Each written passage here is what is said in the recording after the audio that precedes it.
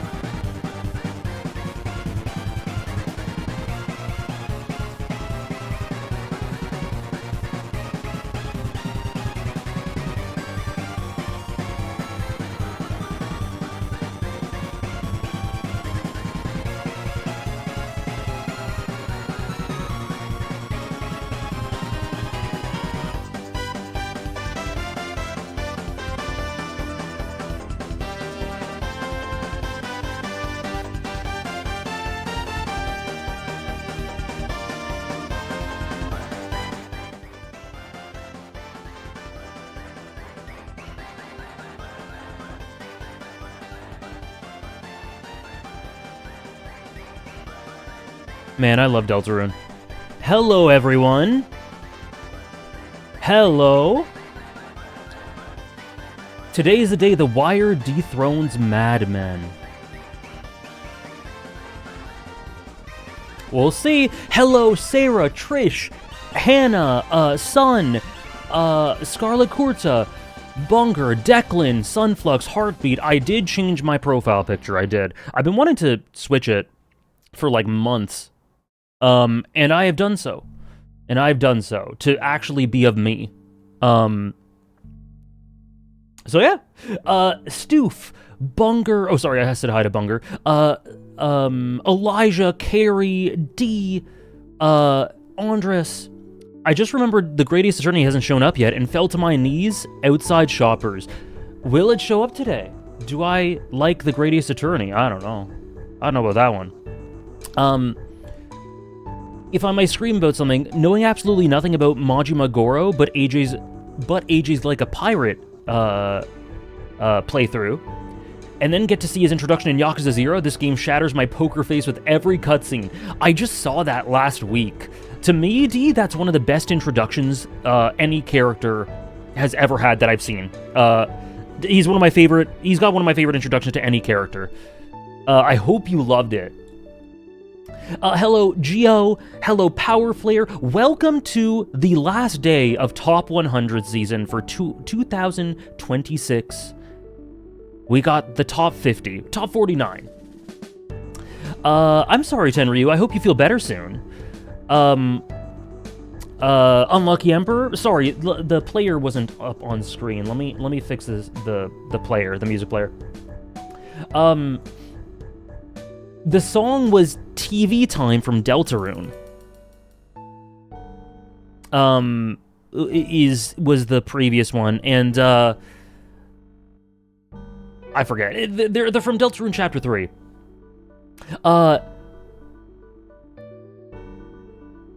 Love seeing the screen here after the Paper Mario video. Yeah, I talked about the origin of it in my Paper Mario video. Hello, Senor.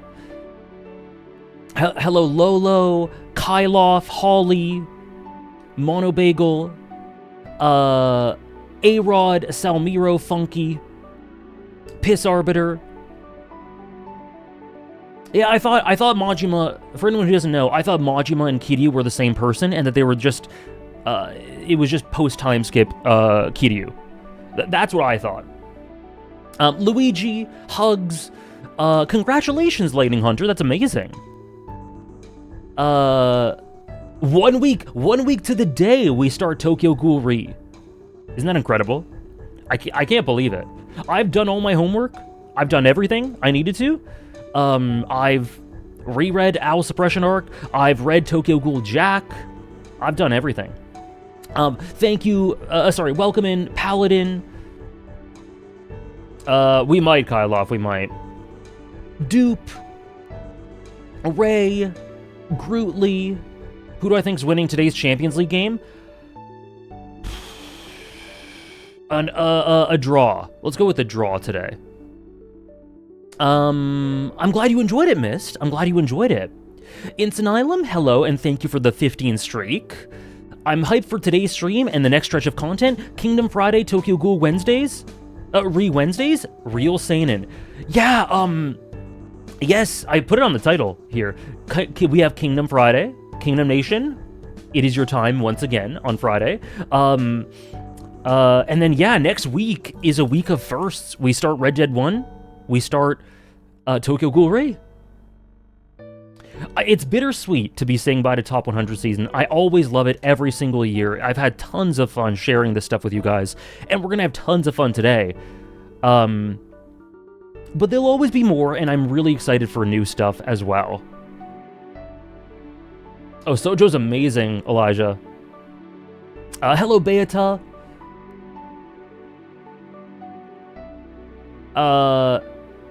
I started an episode of Andor.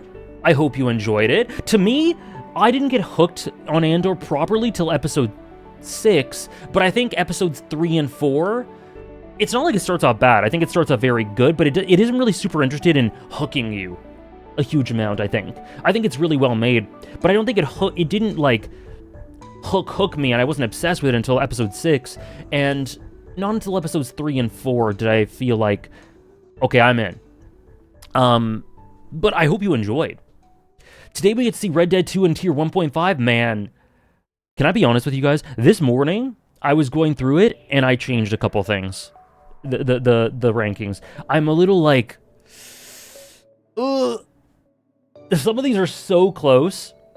The top 10, honestly, the whole top 50 has never been closer. It's crazy.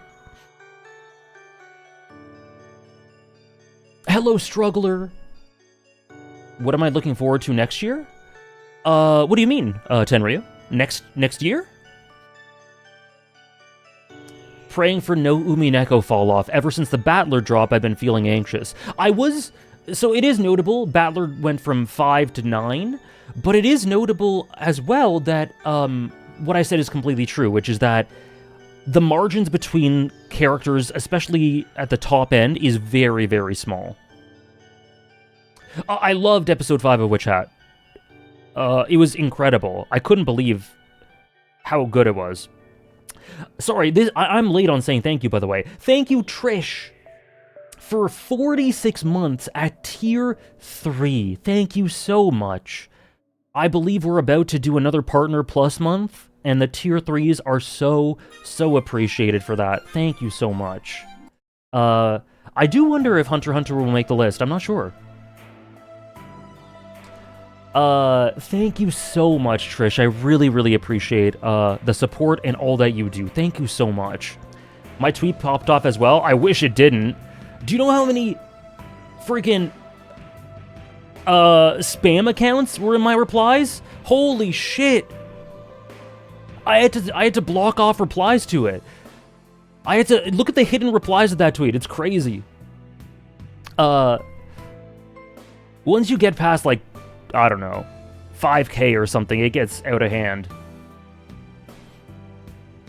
My only prediction is that Bleach will be over Naruto and One Piece this season. Mon is great early, but Mon we don't see until episode 4, I believe.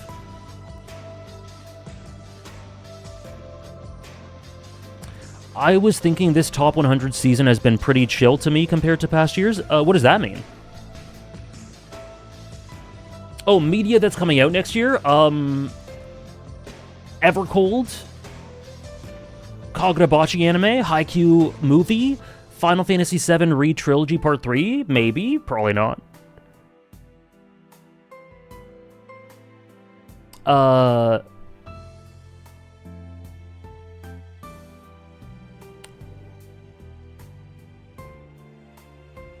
Yeah, the use of music when Kifri opens up the clouds. Holy shit. Also, hello, Moonless. I don't know if I said hi. Hello, Moonless. You think Expedition 33 will be the same tier as Cyberpunk and Nier?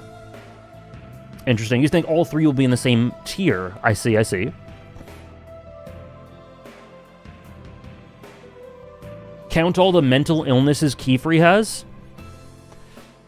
That was funny. Some of the quotes are good. Evercold about to save me and 14? I hope so. I hope so. Hello, Thomas. Which character am I most excited for in Tokyo Ghoul Re? Asks Sunny. Sota and Arima. Sota and Arima. And Sasaki. Sasaki. Do I have any interest in Liar Game? No, I don't think so. After Innocent, do you plan on starting another off-stream manga series? Yeah, like, I'm always reading manga off-stream. Akane Banashi, Blue Period, Blue Lock, some more that I'd be able to think of if I didn't get very little sleep. Guys, Hannah saved this stream because I got so little sleep. I slept miserably. But Hannah started Beyblade, the first episode of Beyblade this morning, and I locked in. And I went and watched, and it woke me up. It cleared my skin. It cleared everything. Hello, Bruno. Hello, hello. Hello, Goose. Is Red Dead gonna make an appearance? Stick around and find out. Which Beyblade? The first anime series, whatever it was, whatever it's called.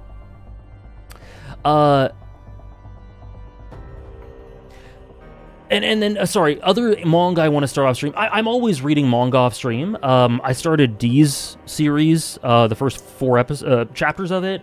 I want to get into other manga down the line too. I don't know if Chojin X will be on or off stream. I'm not sure. There's How Dewey Relationship, Shiodi Experience, other stuff that I want to read that'll be off stream. So yeah, I'm always wanting to read stuff off stream. Soon enough I'll get into more.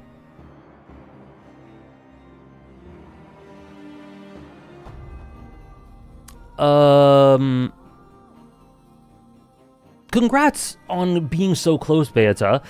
Was it stressful for you to finish college, or did I have fun? No, it was stressful. I won't get super into it, but the end of college/university for me was a lot of very, very intense exams. Practical exams, theoretical exams. I was not having fun at all. It was miserable. It was horrible. Hello, Gunsharaz. That put me to sleep? No, it woke me up. It woke me up. Me starting Beyblade and the intro music kicking in and just hearing a scream from the kitchen from AJ? Yup.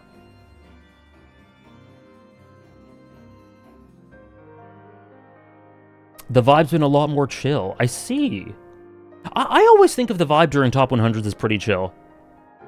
But I don't know, maybe not. Thank you, Super Blaster, for the 4 months with Prime. Thank you very much. Thank you very, very much. Sorry, Ray, I don't tend to share what I studied. Sorry about that. Do I miss academia? I miss parts of it, but, like, by and large, no. No, Moonless. I also, in the past couple days, I started Knights of the Old Republic. That game is pretty damn janky, but I'm having a lot of fun.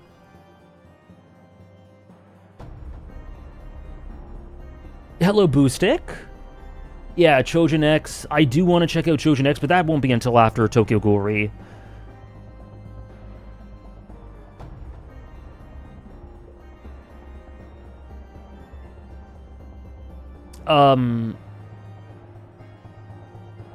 The Great Ace Attorney music saved me during exam season some years ago now. Oh my god. If I had played the Great Ace Attorney before exams, it would have saved me too.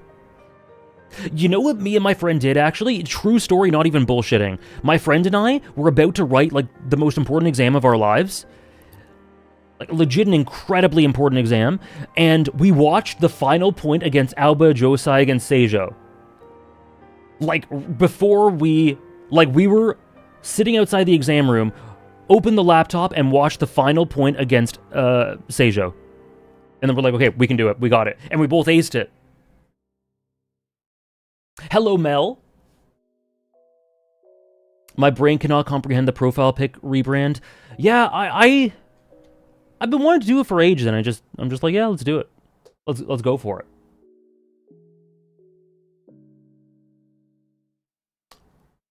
Based off vibes, do you think Pandora Hearts would be an off-stream series? I have no idea about Pandora Hearts. I have no clue. Probably. It would probably be a off-stream. I was making Spider-Man and Tomodachi Life. No worries. You're just on time, Pepino, and that's a very worthy cause.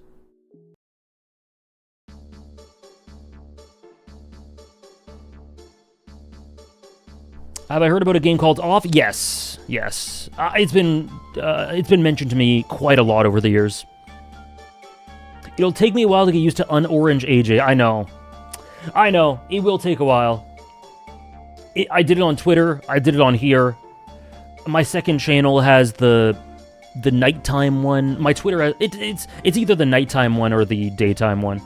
Yeah, I did it everywhere. I've been wanting to do it for ages. Hey, Roshanas. Yeah, I was in academia for way too long. I was post-high school for 7 years. My god, by the end of it, oh.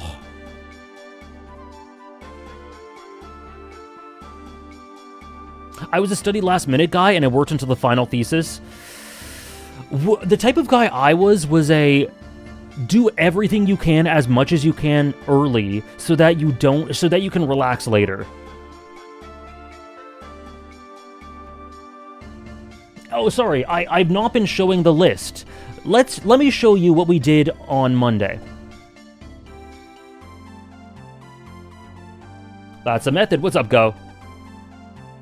thank you for the 10 streak, Pepino.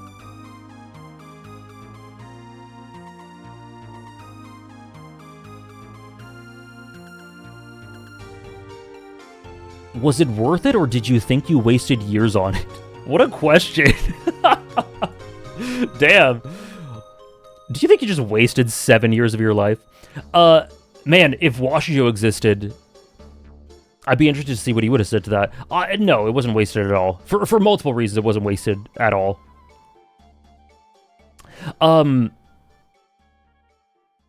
School was too easy. That does actually cause issues. It really does. Oh, not this song. Something actually, let me just scroll up a little bit. Ichiban wasted 18, he did. Well, it helped. Hey, Downpour. I saw the universe telling me something about Chojin X tweet and was like, yes, and passed by it not knowing it's you, but then I made the connection when I saw the server icon and had to rush back to interact. Yeah, I imagine there's going to be a bunch of people that, I can't listen to this, I can't. There's going to be a bunch of people that just don't realize that it's me on Twitter. And that's fine. That's fine, it'll take some getting used to. Aw, banger. Yeah, I feel that, Lolo. I know friends who did that. I always say I'm that kind of guy, but end up since doing a lot of shit last minute. I actually did do everything I could early.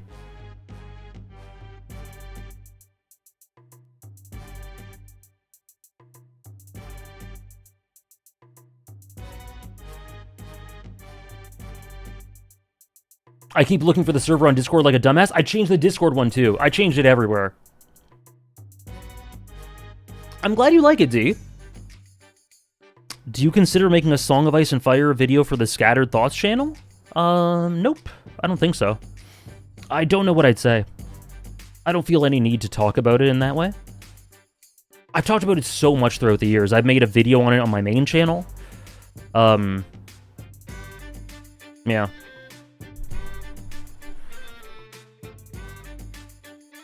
Yeah, I've been seeing a lot of people have been sharing their top 100s in the Discord, which has been really cool to see. I've seen antagonists, protagonists, fiction, people just copying the format of my lists. It's been really fun.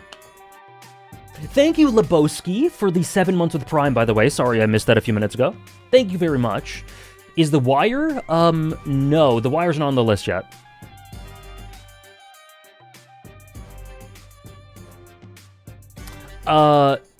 I just started it recently and we'll probably finish season 1 tonight. I saw you, or so I think Hannah told me maybe, Downpour? Maybe next year, Hannah. I had to cut it off. I cut it off on, right before. But don't think I wasn't thinking about that. I've actually finished some things in the last couple days where, I've been thinking about some changes already for the ranking. Witch Hat Atelier? Witch Hat Atelier has me going, Coco? Fiction in general? And I finished Interview with the Vampire, and there's a character in... There's actually 2 characters in there that could feature in these lists. And in fiction in general. I took a look at who's on your antag list from it, and I'm very interested. I have so much to say about The Wire. I actually talked about The Wire for 2 hours on my second channel.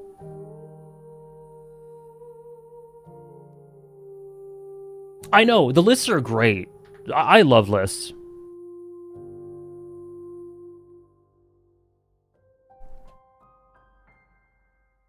Hello, Sugma. Hello, Krypton.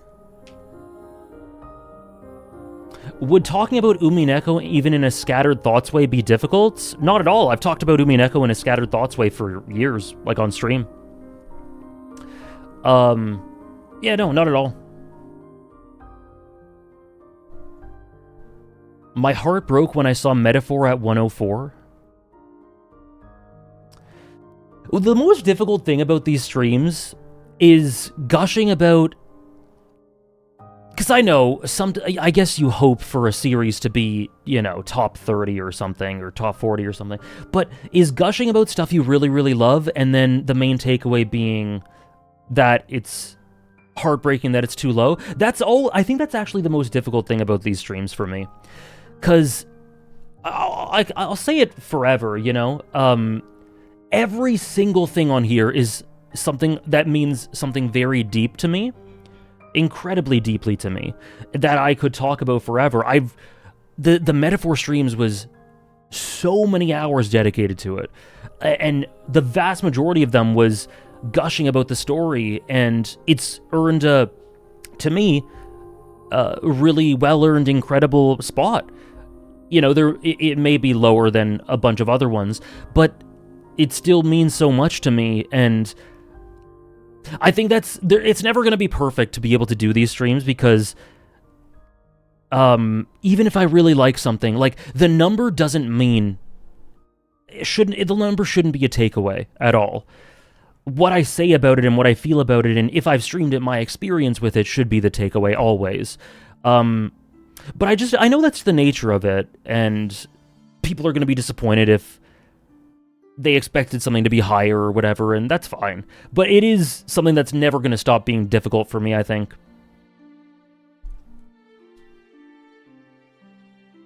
Do I enjoy hip-hop? Sure, yeah. Lestat is my favorite character in Interview with the Vampire, but he isn't the protag for me. I haven't seen the 90s one, no.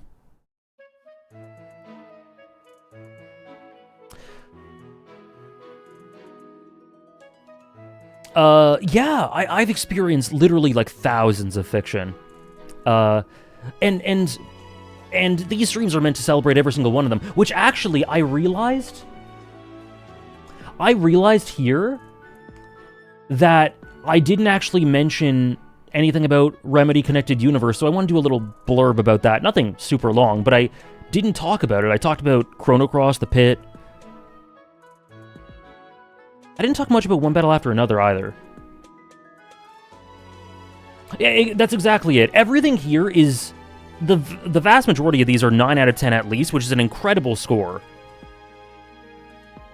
I know, Bea, but, like, it's... You know what I mean about it being heartbreaking? It's just an interesting thing that's always gonna, like, be difficult for me, I guess. But I'm glad you guys understand. Sorry, Beata.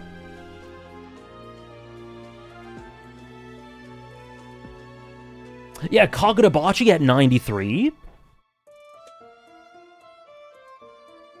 As Lestat will be Season 3's protag, would you contribute all his earlier stuff? Yes, I would. If by the end of it, I think of him as a protagonist and I want to put him on, I would include all the other stuff, yeah. If everyone in the world were forced to submit a top 100, would you rather have half the world have nearly the exact same top 100 as you, or have nothing in your top 100 be in anyone else's?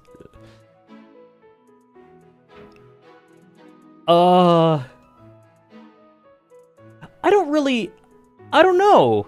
Because the thing is, I don't really care if people share the same favorites as me or not. But what I do care about is being able to talk with people about stories I love. You know what I mean? So if I can't discuss, like, Hunter x Hunter with someone, that would be heartbreaking. And everyone's just like, yeah, it was fine. Yeah, Gon's alright.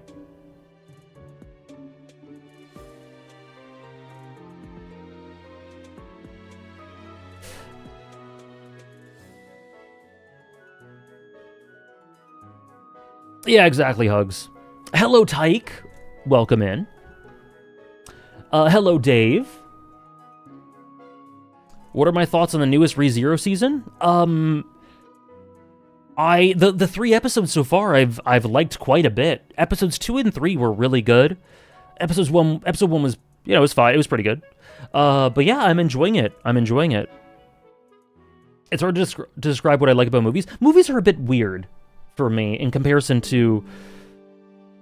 They're harder for me to explain why I love them in a deeper way, because with a lot of movies, the emotional attachment isn't as much, just due to the nature of films sometimes. Not to say I don't feel that way about movies. I feel that way about Social Network, Fellowship of the Ring, Prisoner of Azkaban, stuff like that. But, like, for example, it's easier for me to talk about my experience and why I love something like, I don't know, Pokemon Legends Arceus than... What's a movie here? The Truman Show, you know?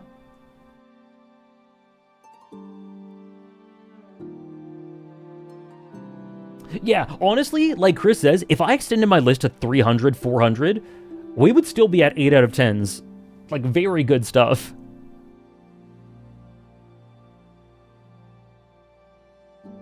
True, Hannah. What if you can still do that, but no one likes Hunter x Hunter? That would genuinely be difficult, I think. Greg.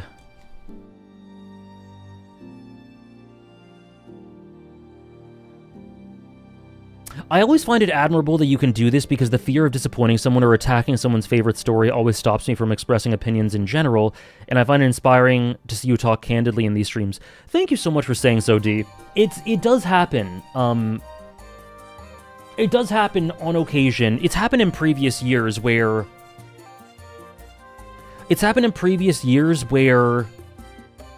I list, what happened? I put, like, last year or the year before, I put One Piece below Naruto, and someone just typed in chat, oh, okay, yeah, fuck you. I'm gone. See ya. Like, never watching your content again.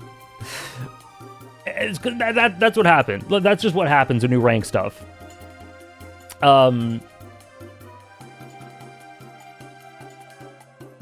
It was last year? Something like that happens often. No matter how you rank stuff, people are going to be upset. That was last year. When you put Yuji above Luffy on top a few years back? I forgot I did that, yeah. But now they're really close.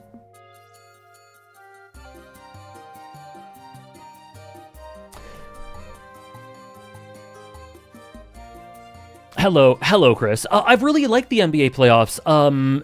Last night was the worst day for NBA playoffs, though. The games are 2 out of 3 blowouts. The Philly Celtics game was good. Do you prefer people who give Chimera Ant a 2 out of 10 or those who give it a 7 out of 10? In all honesty, I don't really care, but for the sake of what Chimera Ant means to me and what I love about, like, really expressive, abstract, bold art, 2 out of 10. I think that's really fun to have people who genuinely really hate big creative works. Yeah, if I was watching someone else's top 100 list, I would hope that there's a lot of disagreements or stuff that I haven't seen.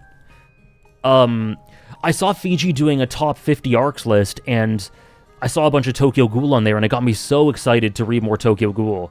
Hajime no Ippo as well.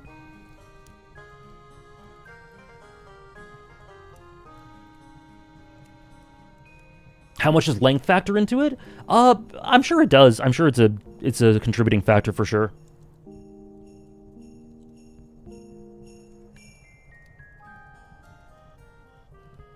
I know.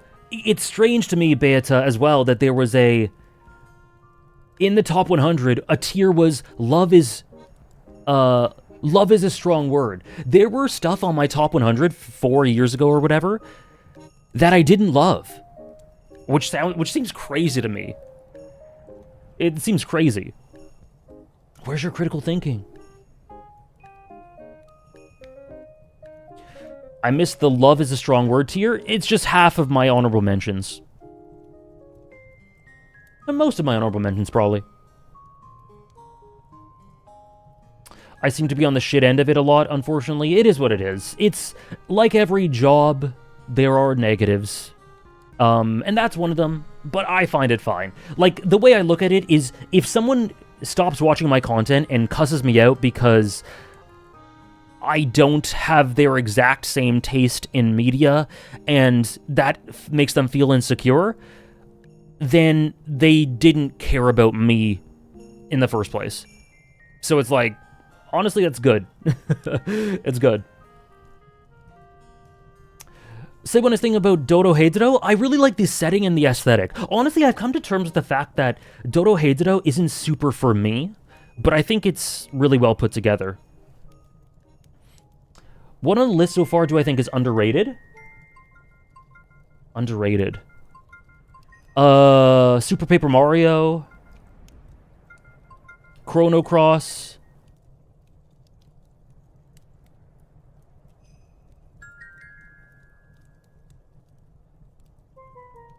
Maybe Supernatural. Honestly, maybe Pirates of the Caribbean. Maybe Yu-Gi-Oh! And Digimon. SSSS Dynazenon. Yeah, stuff like that.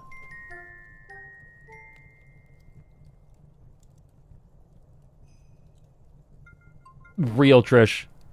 That's more than enough. Hajime no Ippo has been incredibly AJ core lately. I just need 1,000 chapters.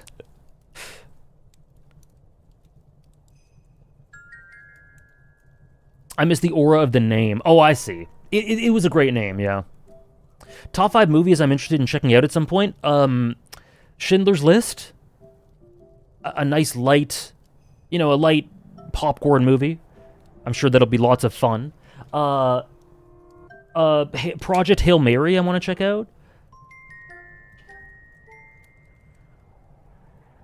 Are there stories which you didn't really connect with but you think are amazing on a writing standpoint?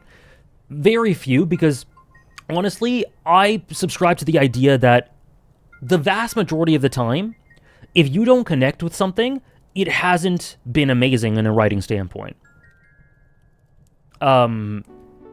Because if I think of the stories that I don't connect with, but I really respect for one reason or another, I can usually pinpoint something about them that isn't done great, and I think I can criticize it.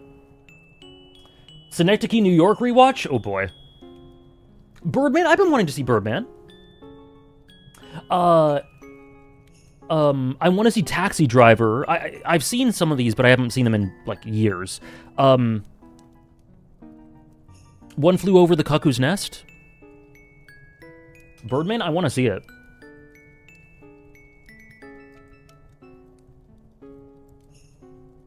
Hello, Finn.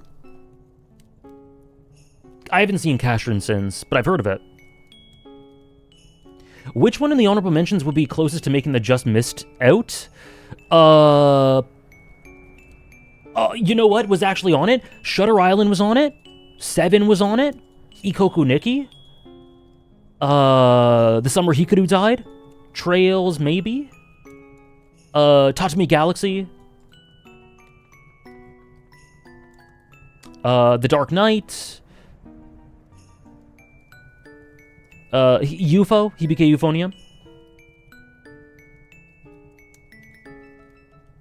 So yeah, you can point out any given story that I didn't connect with, and I'll say I didn't connect with it, but I'm sure I'd be able to give a reason why it's a flaw, rather than it just being not for me. Because lately in the last few years, I've really subscribed to the idea that if you don't connect with something, if it doesn't appeal to you emotionally, or you don't connect with it for whatever reason, that's something you can probably identify as a problem with the story.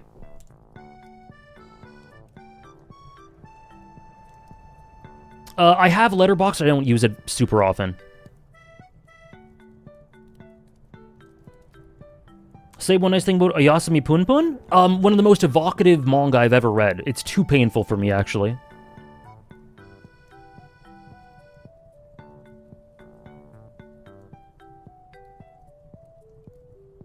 Even when I criticize something, I still feel like it might be good writing for others, and I usually chalk it to a personal issue. Sometimes it is. Sometimes there's subjects that you're just not into.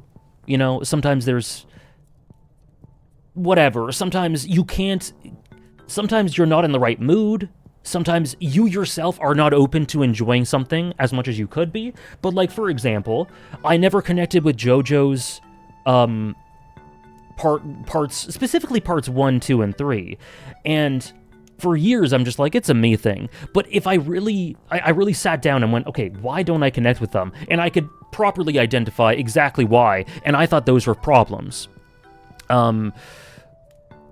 Same with something like Cowboy Bebop. Really respected. I think it's very good, but I don't think it's a favorite, and that's not due to a lack of brilliant stuff in it. It's due to me having problems with the structure of the story, and them being able to, the story being able to make things consistently fresh and interesting at times. But yeah, that's the thing. Sometimes it is you, or sometimes it's both, and that's why it's good to re-experience stuff.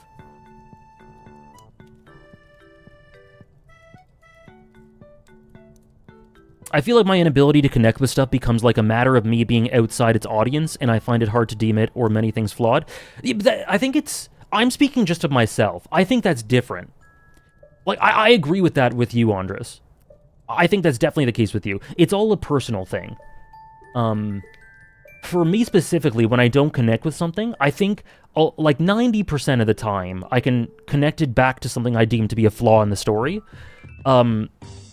Even if I can't articulate it very well.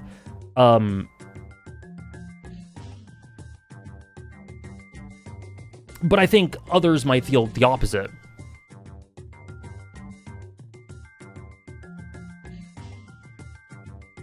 Top 5 stories you'd like to love more? Legend of the Galactic Heroes. Welcome back, Elijah.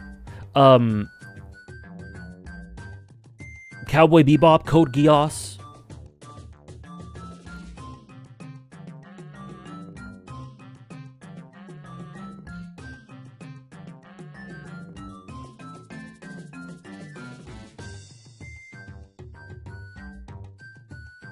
ReZero? Yeah, ReZero. Specifically, like, Season 3.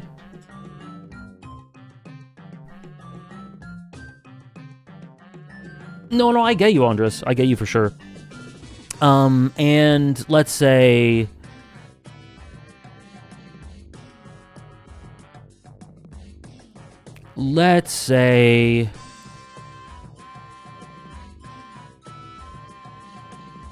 the original Trigun. Shiki, no. Shiki, I think if I rewatched it, it could become a favorite. The Boys. Okay, so sorry, really quickly. I wanted to say Remedy Connected Universe. I've been on this page for like 20 minutes. Remedy Connected Universe, to me, we just finished our journey through Alan Wake 2, and I sincerely, dearly, thoroughly enjoyed it. I thoroughly enjoyed it. I think it's an immense creative vision. I think it's basically the perfect sequel, Alan Wake 2. The core of this is primarily Alan Wake 2. I think the characters are great, very efficient. I think it does incredible things with the presentation of the story and the use of different mediums within the medium. It's genuinely incredibly atmospheric. It's one of the most visually appealing games I've ever seen, but it all works cohesively. It brings into the fold other parts of the universe that I might not have thought would have been contributory. And it does it in such a great way. And it's so bold, and it's so brimming with a love for stories that gets across really well. It doesn't feel pretentious as it might have. And it's all around a fantastic experience. So I just wanted to say that really quick. And One Battle After Another, to me, is just pure thrill, pure engagement, and phenomenal editing, incredible score that feels like that movie. It's a long movie, and it goes by in the blink of an eye. It's incredible how engaging One Battle After Another is. Great performances everywhere. Really funny as well. Anyways, I just wanted to say those two things. Anyway, let's catch up with where we were, because this is where we left off. Leo performance. Orb did not fall off, no.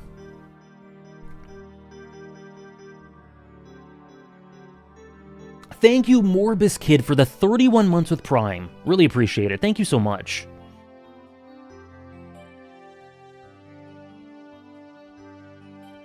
I'd love Code Geass more if it didn't have horrible promotional art. You're holding promotional art against it? If that's all it is... If that's all it is, I think you should give it a rewatch or something. No, I get it too. I get it too. But, like... If you really want to enjoy Code Geass more, like, if you need to unlock it... I don't know, I think if you lock in, you can get past that. I believe. Like, if you love everything about the story... If you love everything about the story, but, like, the promo art turns you off, then I think you can do it. If you have genuine problems with the story, in addition to that, then yeah, that's a bit different. Monogatari promo art? Is the Monogatari promo art not good? I don't even remember Monogatari promo art outside of, like, second season. No, Code Geass, though, it does have really bad promo art, Code Geass. It has one where Lelouch is, like, fondling... never mind. Okay, you know, let's... Hello, Chris. Has a bad fandom ever turned you off from checking out a series before? Yes. Not these days, because I think... I realize that is an attitude that stops me from enjoying as much great stories as I can, as many great stories as I can, but I definitely used to feel that way. It's just a very specific thing. I've seen some stuff where it's a bit too upskirty style. I see. Okay. I think that's worse than finishing the sentence. Okay, well, there's some art where Lelouch is, like, literally groping his mother. Which doesn't, like, it's not even an embodiment of the series. Unless I just forgot something crazy from Code Geass.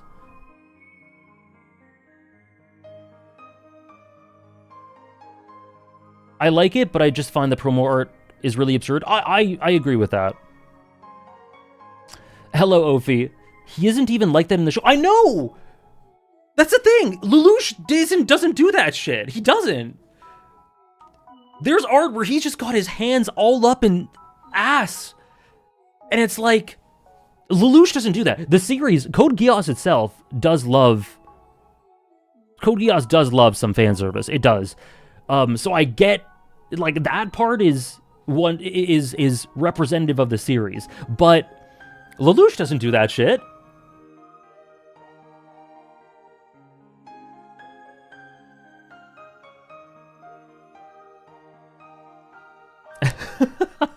I feel that, Hannah. I get that. Lelouch literally might not have any sexual desire.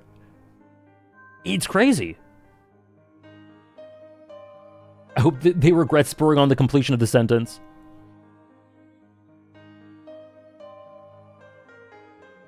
I know, it is funny. Hello, gaming. It's the second search result? Oh my god. I don't want to show it on stream, but I mean, you can find it, I'm sure. That wasn't fan art? No, it's legit. Is it not? I think that's legit. Please correct me if I'm wrong, but I'm almost certain that's real art. It is legit, yeah. Hello, Strange. A true official art that shows what the series is about would be like him groping a Pizza Hut slice. Yes, true. Or him, like, holding a cat. Do you think someone that saw... Okay, so you know what? Actually, I'm turning around. Maybe you guys were cooking. I'm turning around. Maybe getting filtered by promotional art is valid. No, I was saying it was valid before, but you know what I mean. Him groping Suzaku, true. Hello, RC. There are other arts with his half-sisters, too. There are, that is true. Do you think someone saw that promo art and got interested in Code Geass because of it, only to be disappointed it's not actually in the series? Yes, 100%. 100%. Am I doing the top arcs for this year, too? Not now. I'll be doing it around the same time, probably winter or so. Because I just did them in November, December. So, it would be too quick.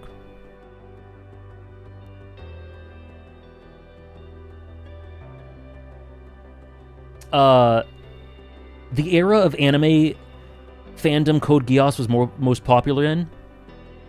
Oh, was it? I'm not tapped in.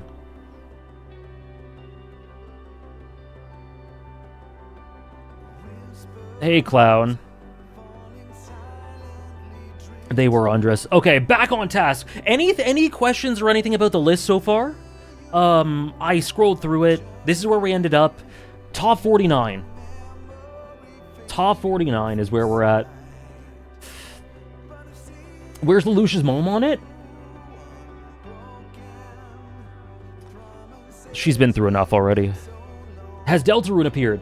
Okay, so here's the thing. Hannah had an amazing... I'm sorry, Trish, I'm changing it. Hannah had an amazing idea, which was, you know the bets we do? For anyone who wasn't here on Monday, the idea was for the bets to do 2 series and be like, okay, 56 and 57, Undertale and Deltarune, which do you think is higher? And then the higher one is not actually 56. It's just higher than that. I did that with Undertale and Deltarune. I said, okay, one's 56, one's 57, which is higher. People voted for Deltarune primarily.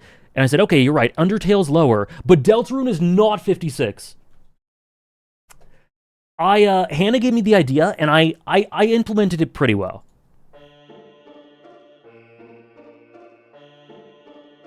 Better Call Saul better be top 3.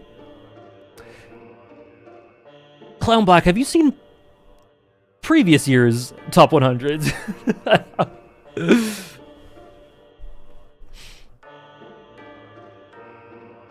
What other anime do you think has bad promo art, but the anime itself is pretty good? Okay, this isn't anime, but Umineko's volume cover for Volume 8 is horrific. My god, it's horrific. I don't know what they were thinking.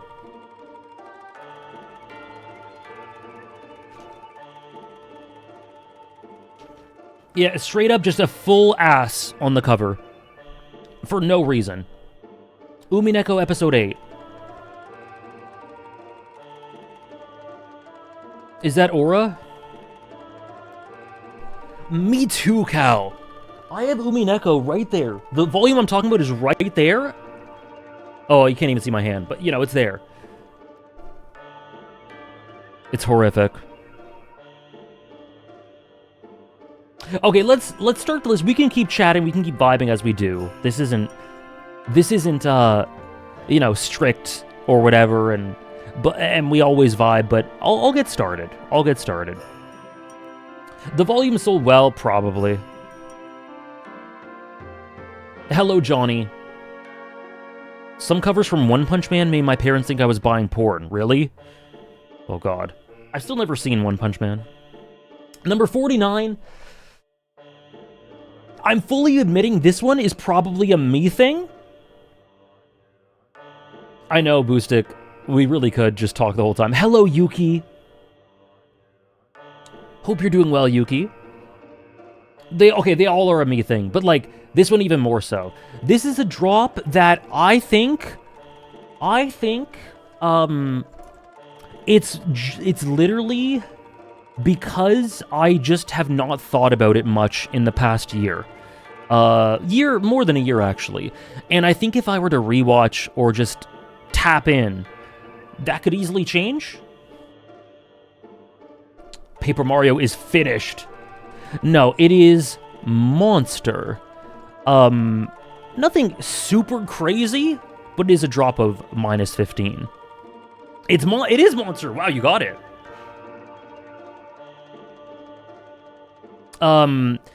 Yeah, I just, for whatever reason, it's not been on the mind as much for the past 18 months or so.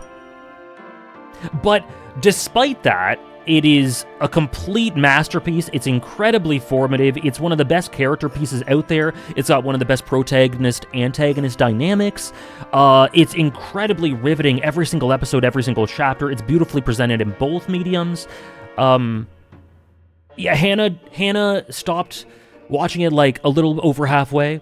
Never forget the taste of sugar. It's got some of the best use of sort of minor characters. Yeah, Ruinheim's one of the best arcs I've ever seen.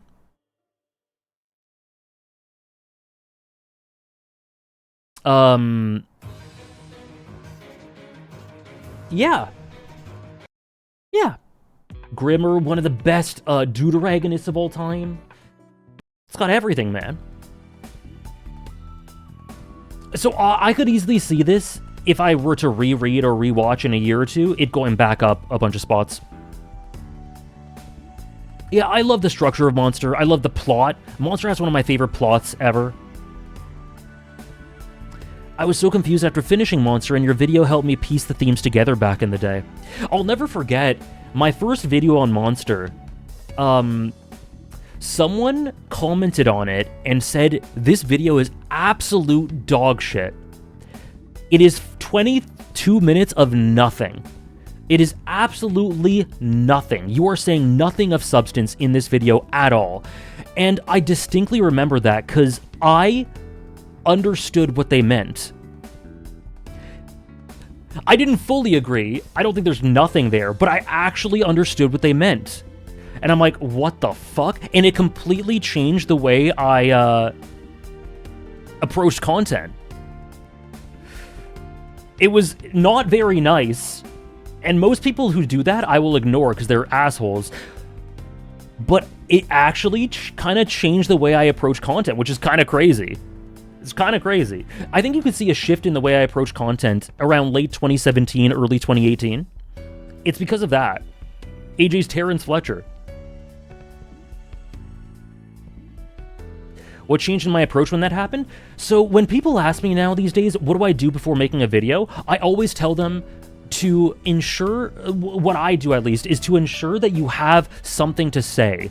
Ensure that there's something interesting, compelling, engaging, abstract, that really caught your attention, that you want to make a point about, and then make that the core. I make that the core, unless it's like a 9-hour video and I talk about everything.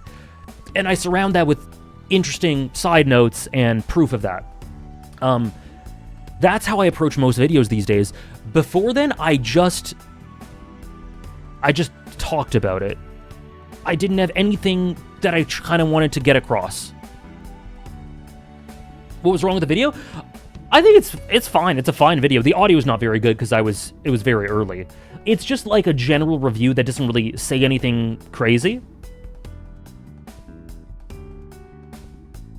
It changed me, that comment. Legit 4.5 out of 5. Yeah, it was more review style, I think. I did much more general reviews prior to that. My Terrence Fletcher. Honestly, great call from the haters. Yeah, so fun fact about my monster stuff. But that's why I think if you look at my Johan Tenma video compared to my first monster video, I think it's night and day. I think the Johan Tenma video is way better. We need a new review of one of your videos from that same person. I don't even remember who it was. My early Fate Zero videos, those are pretty good, actually. But mainly because I did have a point with those. I have no idea if the comment's still there. No clue.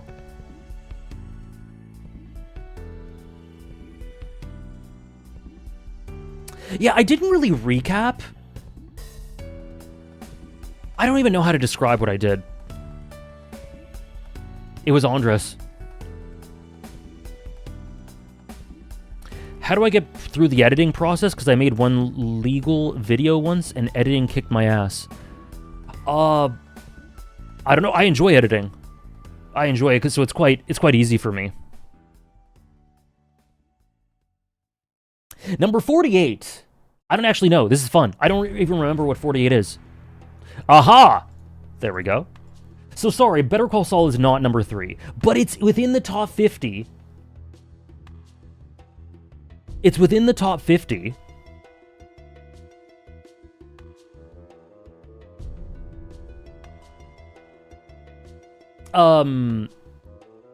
It's within the top 50. It's a very strong showing. A -5 is more or less standard for the top 50. One of my favorite TV shows in general. I like Breaking Bad a bit more than Better Call Saul, but both are masterful. Some of my favorite characters ever. Walter White is like a life-defining character for me. The Methverse.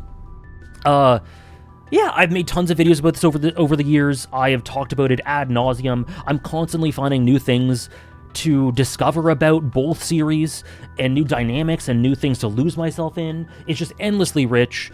Last year it had a drop. It had a notable drop from it being like legit top 10, 15 material to I love it incredibly strongly, but not quite to that level. And this year I feel about the same as I did last year. How do I feel about people who hate on Skylar?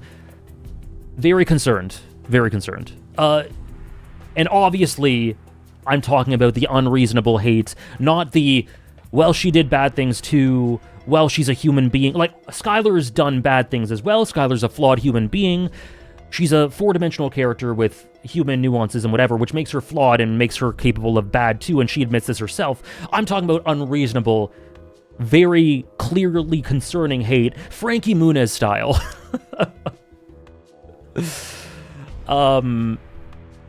Granite State, yeah, the phone call is incredible. Granite State and Ozymandias are constantly back and forth. Yeah, I don't hate fictional characters. I just don't do it. But if I were to, I think it's very strange to hate Skylar more than Walt. And also what's weird is, like, Walter Jr. gets hate. Walter Jr., this 15, 16-year-old child, gets weird hate. Top 5 Breaking Bad memes? I'm sorry I can't answer that on principle. I don't... I don't enjoy them. I don't enjoy them. I don't enjoy Breaking Bad memes. I'll give you one. I'll give you one.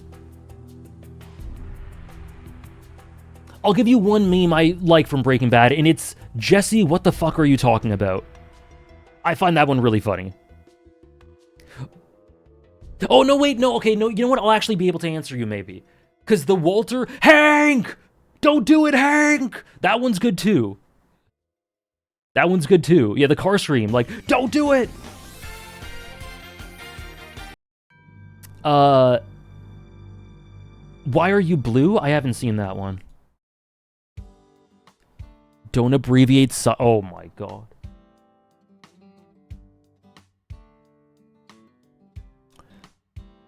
I'm struggling to think of other ones I really like. I Won. Say My Name. Those ones I'm not as big a fan of. Oh, Someone Cooked Here. I like that one too. Someone Cooked Here. That's a good one. I don't know if the Pizza on the Roof one's a meme. He Can't Keep Getting Away with This. That one's pretty good. It's funny, I disagree with this on principle, but there are actually some good ones. The ones I don't like is Walt falling to the floor. I don't like that one. In Ozymandias. I don't know.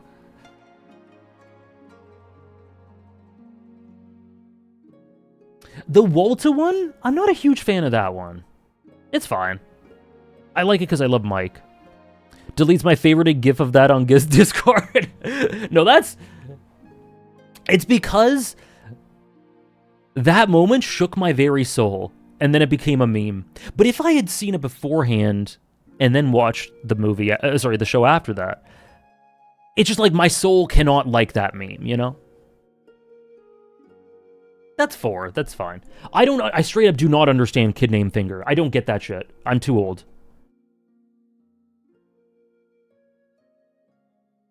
Number 47.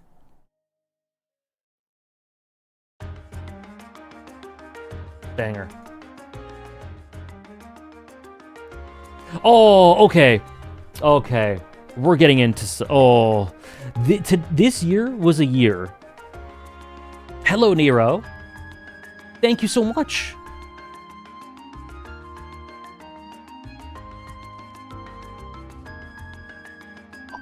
Trish, I've never seen that one.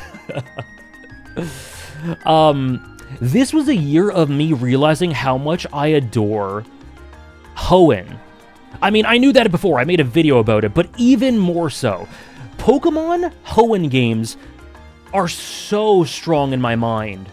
Good God, do I love Pokemon Ruby, Sapphire, Emerald, Omega Ruby, Alpha Sapphire. I love Hoenn. I love the ambience. I love the atmosphere. I love the towns. I love the thematics. I love the story of it. I love everything about Generation 3. I adore it. It's the perfect adventure. It's incredibly nostalgic and formative. It holds up to this day in both versions. I really like Omega Ruby and Alpha Sapphire. It's just top to bottom, just peak Pokemon. It's not my favorite Pokemon game. It's my second favorite at this point, or region, whatever you want to call it. It's so good. My God, I love it so much. Hello, Geen. Fortree City, Lava Ridge Town, Pacific Log, Satopolis, the music. Oh my God, everything about it. It is ingrained in my soul. And I realized that this year, because I'm like, maybe Pokemon's one that drops, like, maybe Pokemon Ruby, Sapphire, Emerald, maybe it drops 5-6 spots. Honestly, it was closer to Rising. I think Hoenn has the best vibe and aesthetic in Pokemon. I agree. What's my favorite aspect of the Pokemon games? Setting. That's why the 4 videos I made on it is about the setting and the thematics associated with the setting and the NPC dialogue and the environmental storytelling and how it all mixes together. It's by far my favorite thing about Pokemon games. I'm glad, Sunflux. Thank you, Roshanos. Groudon or Kyogre? Groudon. Yeah, the vibe of Hoenn is...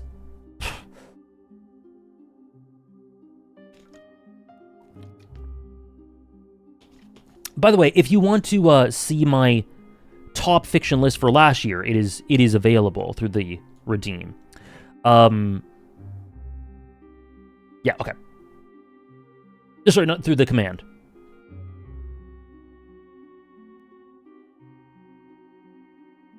Searching for Reggies, diving. Oh man, it was so magical. Do these games have great characters?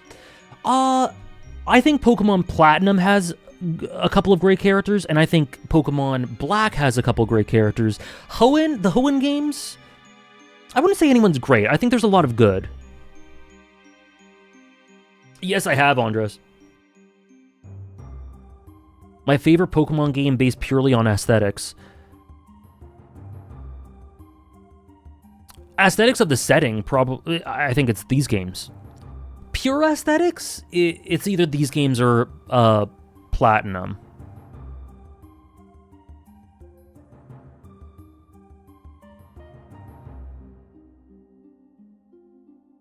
Yeah, my God, so good. Top 5 favorite Pokemon? Haunter, Espeon, Umbreon, Absol,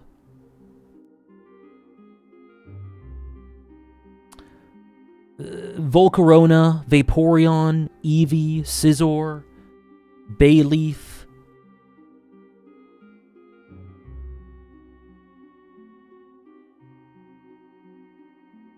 That's, that was like 9, right? I have like, my top 30 is a mess. Infernape I really love. Piplup. Altaria.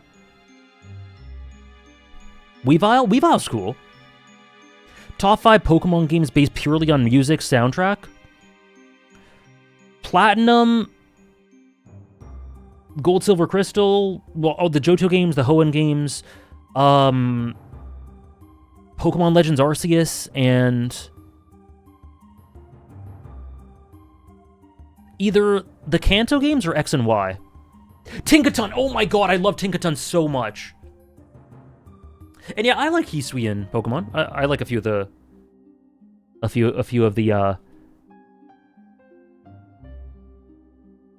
new forms. Tinkaton is so cute. Holy shit, I love Tinkaton. Zoro is really cool. Tinkaton actually might have inspired my girl dad leanings now. Like, holy shit. It's so cute. Could I see a black and white Rise someday? Sure. Curludge. Hilda. I like the Pokemon Coliseum and XD games as well. Pokemon Champions? I'm not too interested, no. I think mostly because I don't have the time. Kenpachi had a Tinkaton and a Garchomp? That's why he's the best. That's why he's the best. Dragapult? Oh, I remember. I had to think about who that was. Dragapult's pretty cool.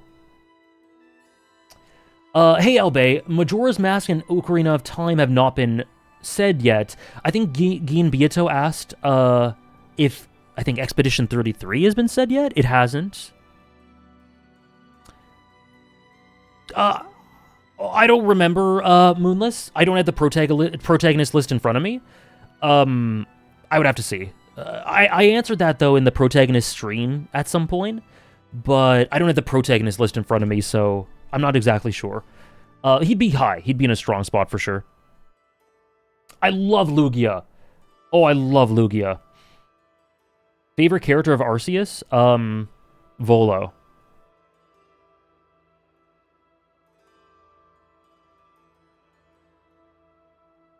How long does it take you to put a list like this together? I feel like I would never be able to come up with one and be satisfied, as it would be hard to choose. No. Very valid, because I go through that. The way I do it, Kat, is I finish this list, so I'm going to give you guys a top 100 by the end of today. And that's my list. April, spring 2026, boom, set in stone. The document's out there. It's done. I don't touch it. Then I take the list, copy and paste it in another document, and I revisit it every few weeks. If I finish a new game that gives me new characters to love, I just go, okay, add this character. If I rewatch a show and love it more, I go, okay, maybe I should rise this one. I go through it, and it's a fluid list that changes every few weeks as I experience more things or do new things. So I don't just wait a year and then do it. That would be impossible, I think. Or it would be really hard. I do it little by little. Pokemon Emmett Selk would catch if he was a trainer? Why am I just thinking of Hannah's character when I think of this? Hannah's Warrior of Light.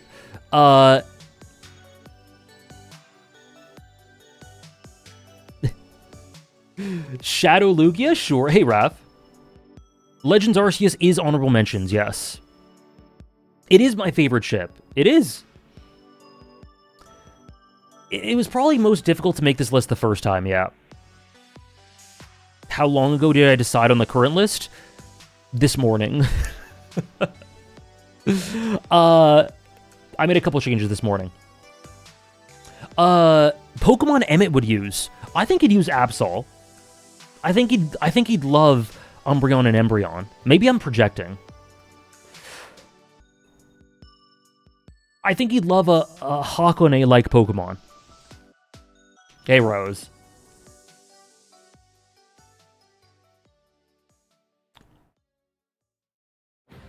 I think he'd like Tinkaton. Or like Blossom or something.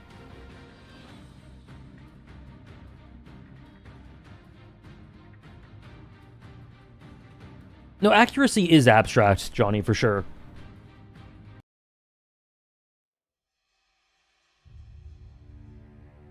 No, it isn't. It isn't, Hannah. Number 46. Oh, God. This is just games that... This is just a series of games that I just have so much love for. Speaking of... Vulpix? True. Oh, why are they another color? Because they're in a different tier, Kirar. This whole tier is this purple color, but these black ones are ones that I'm just revealed today. Say one nice thing about Freebass? What's Freebass? Oh, Phoebus. One of my favorite ways of evolving a Pokemon, son. Yeah, it's one of the most creative, awesome ways of evolving a Pokemon, I think.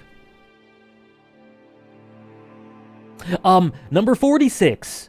I don't know if you guys saw, I put out a video about Paper Mario on my second channel yesterday. This is the ultimate video game adventure. It's got everything. It's the perfect sequel gameplay-wise. It's tons of fun to play. The presentation, it's difficult to find a better aesthetic out there. It's beautiful, especially in the remake. The soundtrack's incredible. The structure of the chapters is unbelievable. It builds on the Mario history and lore and mythos from the first game. The setting is to die for. The characters really pop. It gets really dark. It gets incredibly dark. It gets, like, grim, incredibly grim. This game has got everything. Everything. It's the perfect adventure. I adore it. Or Paper Mario maxing. Yeah, I always go back to it.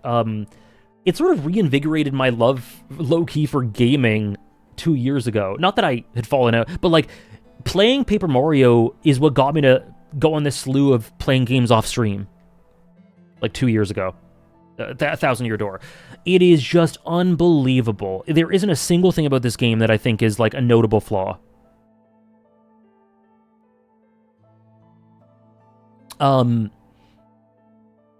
Anyways, I made a video about Paper Mario yesterday on my second channel. Who's your favorite Paper Mario villain? Bowser or Count Black? Or Dimentio? Yeah, it is. Every chapter is a new story. It's a new arc. It's a new short story within the theater production, kind of like what Hugs is alluding to. It is brilliant, man. It is brilliant. I love it so much. Into the top 45. Okay, this one's weird. This one's weird. I had to do something quirky this year. Oh yeah, I played Mario and Luigi. I had to do something weird this year. Do you guys remember the series? It's one of my least favorite things about Super Paper Mario is that shift, I guess, Time Lord. Not that it shifted, but that it was so feeble in comparison, I think. Ray, you are on one today. So let me just... In past years, I didn't know... I wasn't able to put Metal Gear together as a series, Metal Gear Solid together as a series. But I think this year I was finally able to think of, even though the games are so different from one another, to think of it as... Oh, the quirky wasn't a clue, sorry, Hannah. That was good, though. To think of it as one series, I think I've finally been able to do that, not because I was trying, but it just came naturally. So last year, Metal Gear Solid 2 was number 48. Metal Gear Solid 3 was 33. It just, the series as a whole evened out to 45. They are closer in the rankings, yeah. They are closer in the rankings. Bro is almost done? Nope. We got 44 left. We're going to be here for a while, Tyke. No worries. We'll be here for hours. Metal Gear Solid 4 could make it rise. 5 could make it rise. Oh, yeah, we've done 5 entries, yeah. Sorry, yeah, we didn't start at 100. Metal Gear Solid 4, I have high hopes.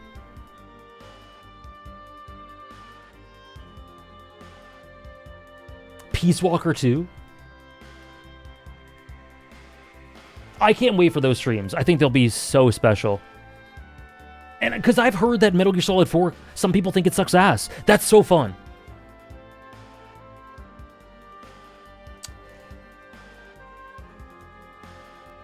Yeah, it does work out like that sometimes, Ray.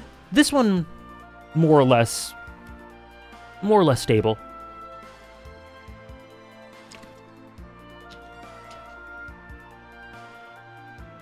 It's not a fall, Tyke. -5 isn't a fall. Number 44. A series that I think by default is... Really, Trish?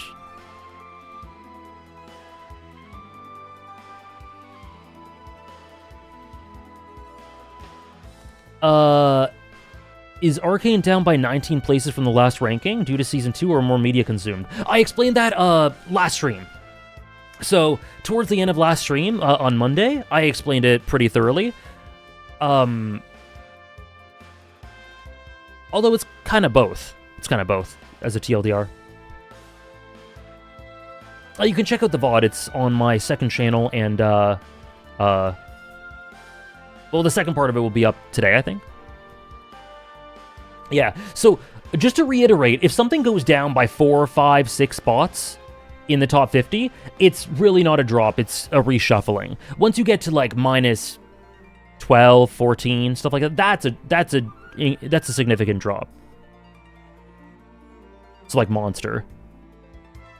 Or Arcane. Hello, Mandarina. Peak Kojima shenanigans. Interesting. Interesting. Number 44, I believe, is my favorite film. Yeah, I think it is. Or maybe outside of End of Ava.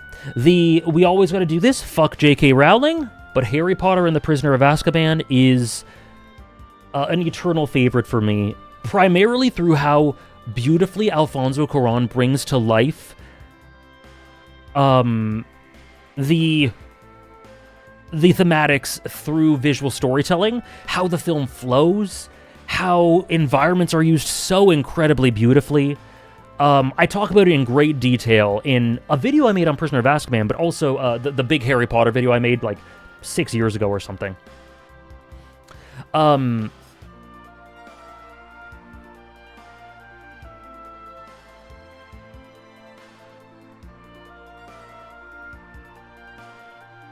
Can't wait to see Trails in the top 10. It was honorable mentions. And yeah, this film is just a creative masterwork. I remember being very disappointed that Alfonso Cuarón didn't stay on for the rest of the films after doing this one. But it kind of being a flash in the pan sort of thing adds to its weight a little bit for me.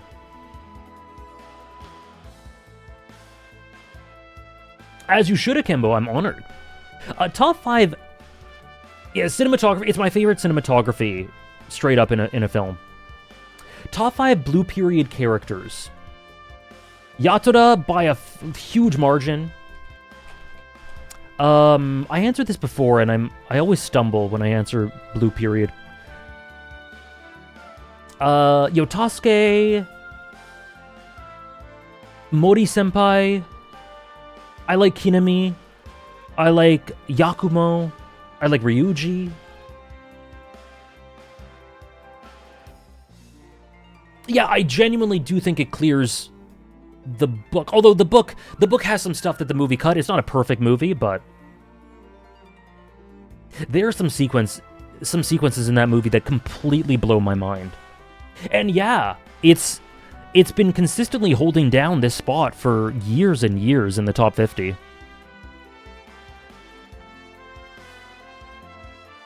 Okay. It's getting kind of serious.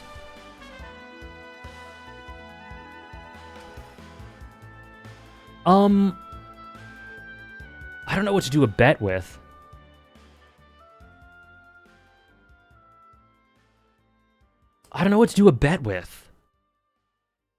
Again, remember, I do want to say this. If it's -5 or 6 or so at this point, it is pretty much stable. My love for it has not changed in any significant way. If it's less than that, then there's maybe something worth noting. If it's more than that, like if it's like -8, 9, 10, that's where it starts getting into something that's notable. If it gets to -4, -3, -2, -1, that's actually borderline an improvement.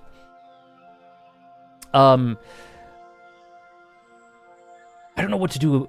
Okay. Number 43. The Legend of Zelda, Ocarina of Time, and Majora's Mask. To me, an eternal story. Oh, you're right. No, you're right, Raph. I forgot about that. I forgot about that. Oh, I will do that, actually. I'll do that down the line. I think,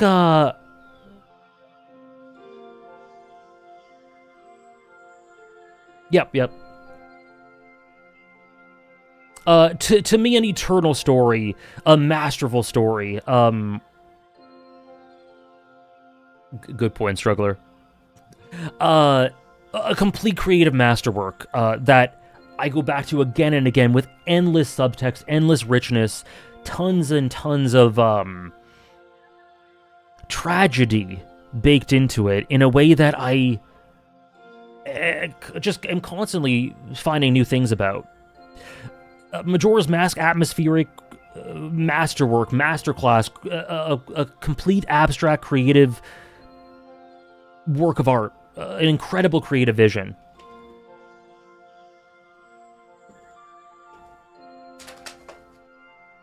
I don't know. I'm not sure, Declan.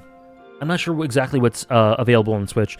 Yeah, I've heard the Ocarina of Time remake rumors. I hope they're not true.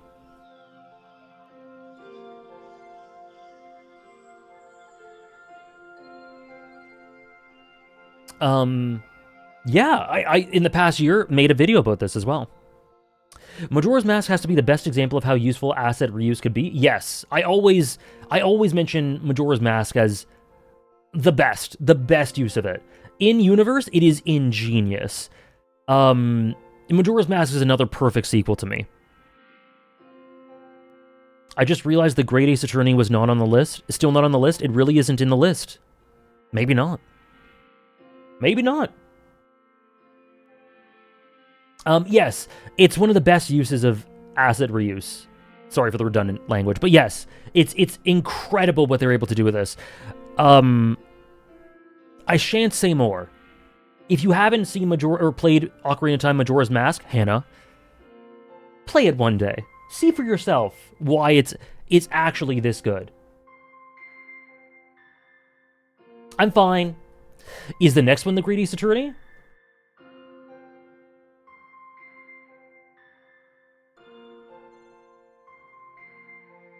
No. The next one is for real.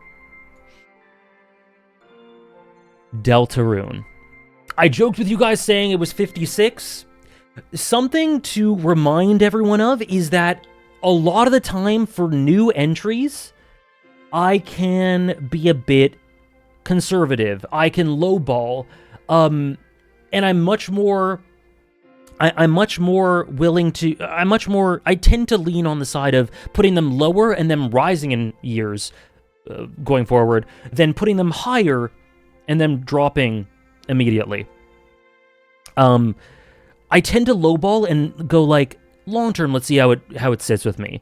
But I say with complete and utter sincerity when I say that Deltarune is one of the small collection of games, 4 or 5 games, that feel like they could measure up to Endwalker to me in the future. Endwalker 14 in general. Falling in love with Deltarune this year through the streams, thank you again, mods, for all your help, was incredible. They're some of my favorite streams I've ever done. Those night streams were so cozy, so fun, so mind-blowing. I lost so much sleep. They were unbelievable. Deltarune is such an abstract, incredible creative work that does so much that it honestly stresses me out sometimes. Thinking about Deltarune and all that it does and all that Toby's currently doing, in the process of doing, he is making video game history. As we speak, through this game, I'm telling you. I have so much confidence that this will completely become one of the best video games. It, straight up kind of is right now already. One of the best video games ever. But, like, with finality, once we get payoff. I am absolutely streaming the rest of Deltarune. Every single chapter we get, I'm streaming the rest of it. I cannot say enough good about this game. I'm so emotionally connected to the characters of it. I was shocked at how much I felt for the characters, specifically in Chapter 4. But Chapter 3 is an absolutely ingenious use of form. It's incredibly meta. It's so fun to play. It does everything. Everything. It's so... it's mind-boggling how good this is. So, believe me when I say, I think this is like the lowest it'll ever be on the list, but I do tend to lowball a bit for new entries. And I also tend to lowball when I need to see payoff. Because we're only, like, what, halfway done? A little over halfway done the story, technically. Yeah, I want all of it to come out so that I can see, like, Hannah play it. I can see other people who've been waiting play it.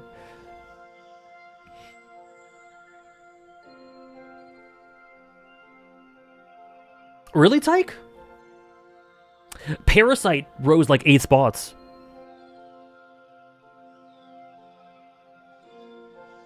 The halfway point has been achieved. And once again, thank you to the mods, because this is a very difficult game to mod. This is actually a really difficult game to both stream and to mod, and they made it seamless and really, really increased my enjoyment. But yes, Deltarune 42 and Sky is the limit. Completely, utter sincerity, Sky is the total limit. I'm so excited to see where the story goes. I cannot wait. Also, one of the best OSTs ever.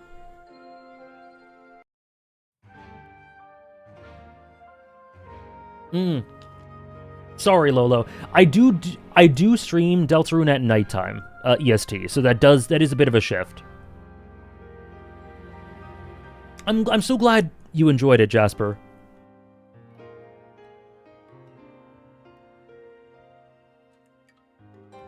Me too, Ophi. I cannot wait. And again, I'm being completely honest when I say I really think this is the lowest it'll be. Chapter 5, at the very least, Chapter 5 will happen before the next ranking. Why at night? Is it for the vibes? Yeah. Yeah. I like doing night streams once in a blue moon. Does he stream the new Deltarune chapters on release? He does. You can just ask me directly, Madwa. Oh, sorry, not on release. I will wait at least a month. I'll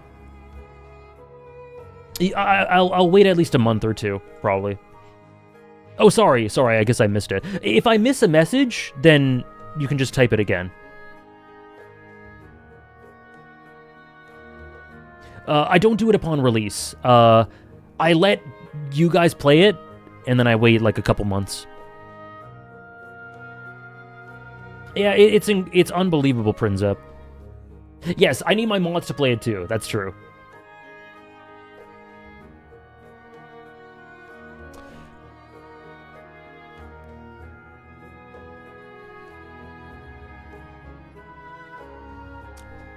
Another peak video game, incredible video game that ages so unbelievably well. I think you'll love it, Ray. Oh, no, my pleasure, Go. You guys helped me to do it yourself. The Great Ace Attorney, you think? Nope. Sekiro, Shadows Die Twice. Sekiro Shadows Die Twice. It ages like absolute fine wine. It is my favorite. If I had to give you a game that's my favorite gameplay, Sekiro. It is masterful in like every way.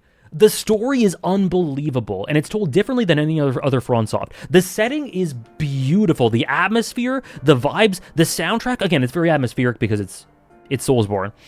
But it's incredible. The combat is what it is. You guys know, it's Sekiro. And the character work is stunning. Everything about it is masterful. I'm telling you, man. Absolutely masterful. Made a video about this one, too.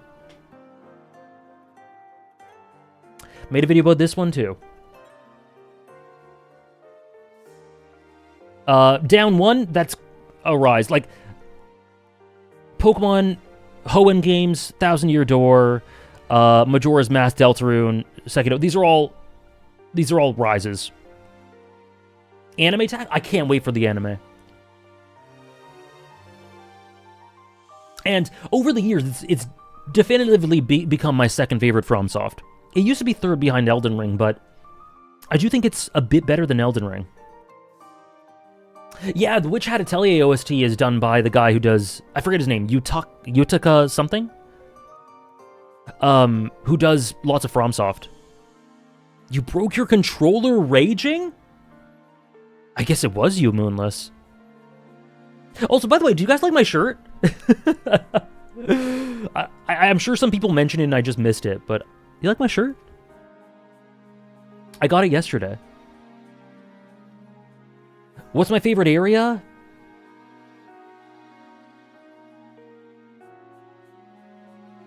I don't know. I love the entire setting. I'm glad you guys like it. It does have a purple sheen. Kiefer shirt. I don't know what my favorite area is. I love the whole thing.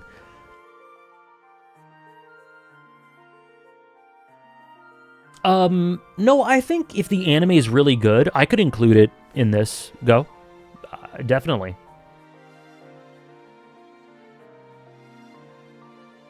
Number 40? I love Fountainhead Palace. I hesitate to say it's my favorite. I love the mountains. I love the temple, where you fight the owl.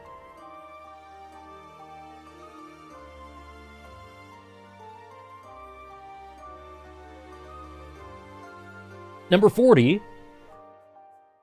Another... Do I love the monkey? No. No. I mean, the boss is pretty good. I had fun with it. Hello, D-Guy. And thank you. Thank you for the 10-month resub. Thank you so much, D-Guy. By the way, I think there might be a discount for gift subs. I realized I hadn't used it for the month, and so I meant to rush it to do it for today. No pressure, of course. I just didn't want to lose it, you know? From Software inspired by Tokyo Ghoul for the owl in Sekiro? Were they? Or are you joking? Because the owl thing.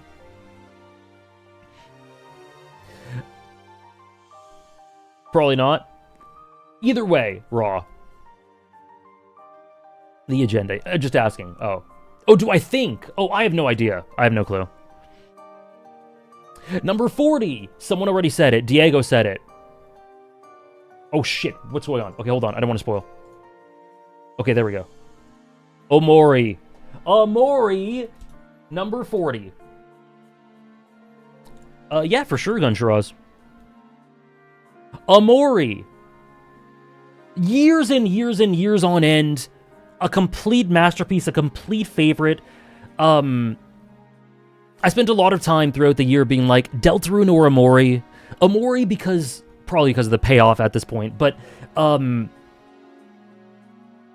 complete masterpiece. The last few hours are one of the most stunning conclusions to a game I've ever played in my life. Incredibly evocative, beautifully presented, genuinely very scary as well, but filled to the brim with,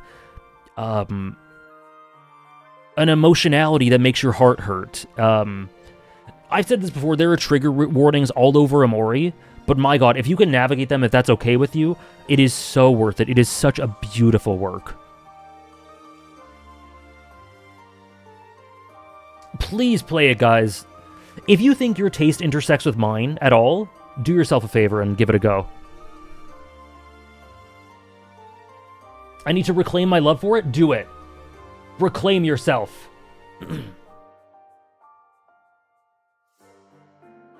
And to be completely honest, I actually need to make a quick edit for the next one. I need to make a quick edit. Sorry about that. Let me just fix that up. Okay. Next up.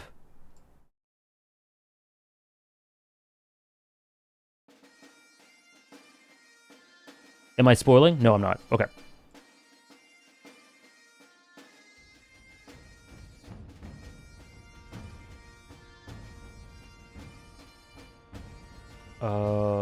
Okay.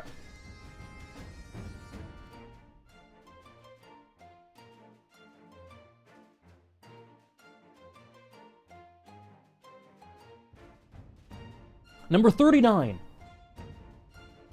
Bet? No.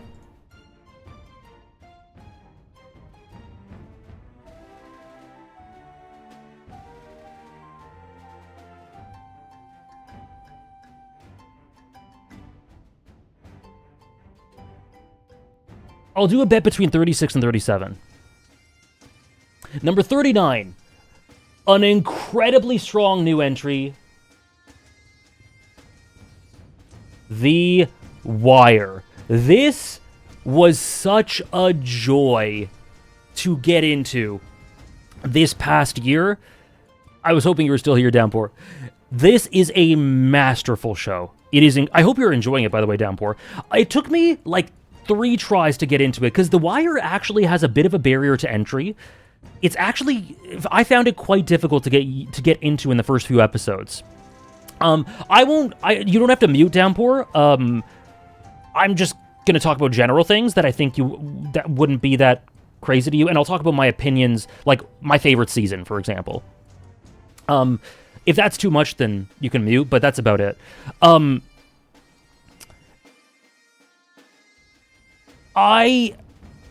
D'Angelo, amazing. So, straight up, it's got one of the best casts in a TV show, full stop. But to me, The Wire is... It's also, speaking of, similar to Andor, it's actually got some of its politics and its ideals and the things it has to say are ones that I ideologically align with incredibly strongly. Which definitely helps, but even if it didn't, it is just, the presentation of this anime is literary. It is so unlike anything I've ever seen. And a great way to describe in what way that is, The Wire does not have a soundtrack. The anime? Sorry, you know what I mean. The Wire does not have a soundtrack. Like, there is no music composed for The Wire. It's completely silent for 99% of it. There's maybe 1 or 2 insert songs. Outside of that, it's completely silent outside of, like, radios in a car or songs in a club. It completely speaks for itself. And it allows the dialogue and the mood and the characters to shine through the actual situations that are constructed and everything that's on display, rather than trying to evoke things in you, because it has that much confidence in what it's trying to say. And I adore that. Adore that element of it. I think that's incredible.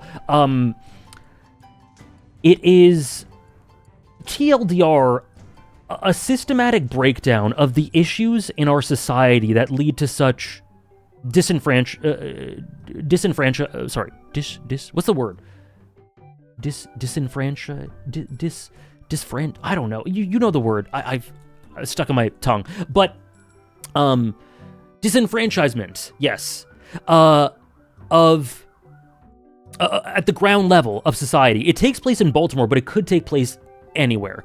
And it shows you the different sides of society. It shows you the law, quote unquote, and the police, and it shows you the gangs, and it goes to the ground level at the average person in the docks and in politics and in news and all this sort of thing, all these perspectives, and they show how top down things are so corrupted, and at times that things can feel hopeless as a result of that corruption. The Wire can get genuinely incredibly brutal and gutting, but it has to for what it needs to say, and I think it has just enough hope for me to not be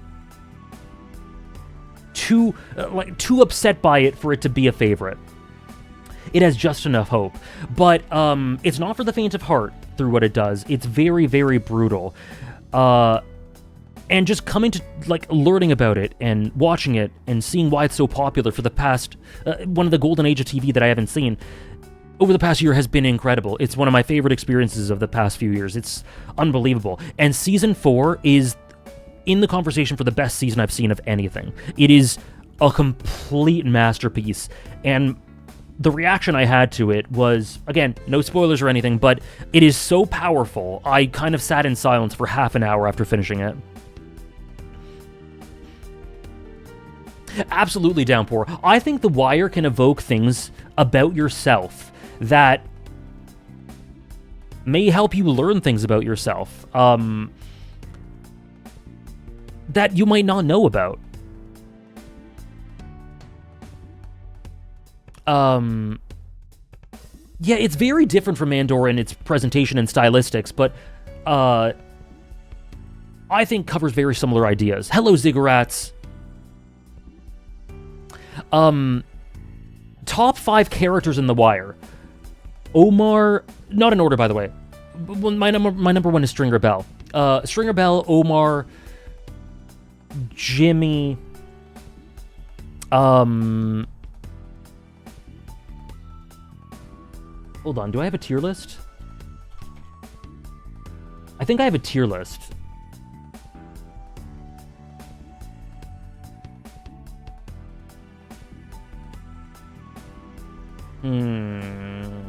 I can't find it. But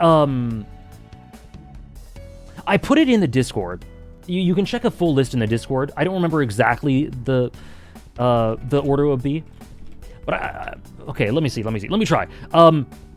Stringer, Omar, that's my 1 and 2.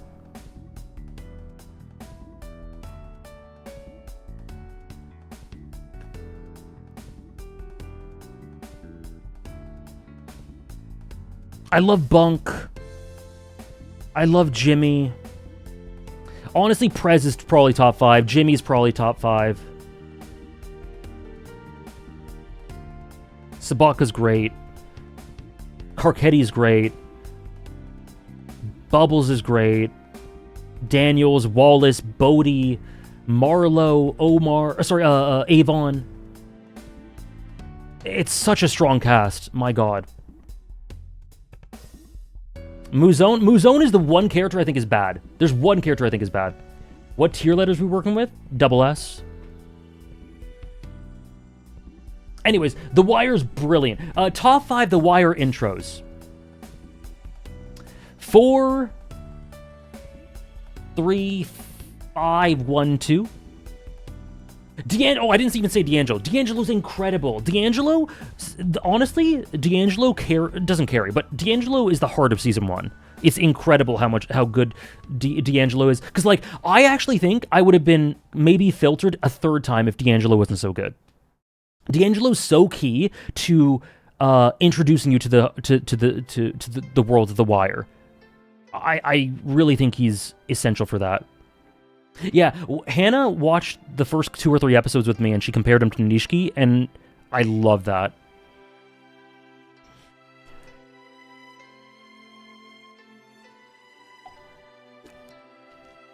And there's so much genius in the writing. It's incredible.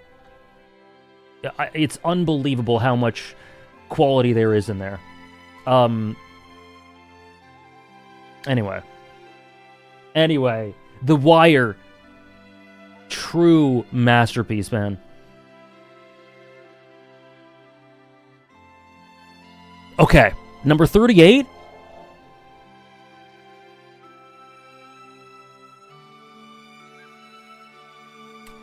Have I seen Dark? Yes. Well, no. I haven't finished Dark. I watched a good amount of episodes and then I dropped it. A little-known series called, which is on the up and up,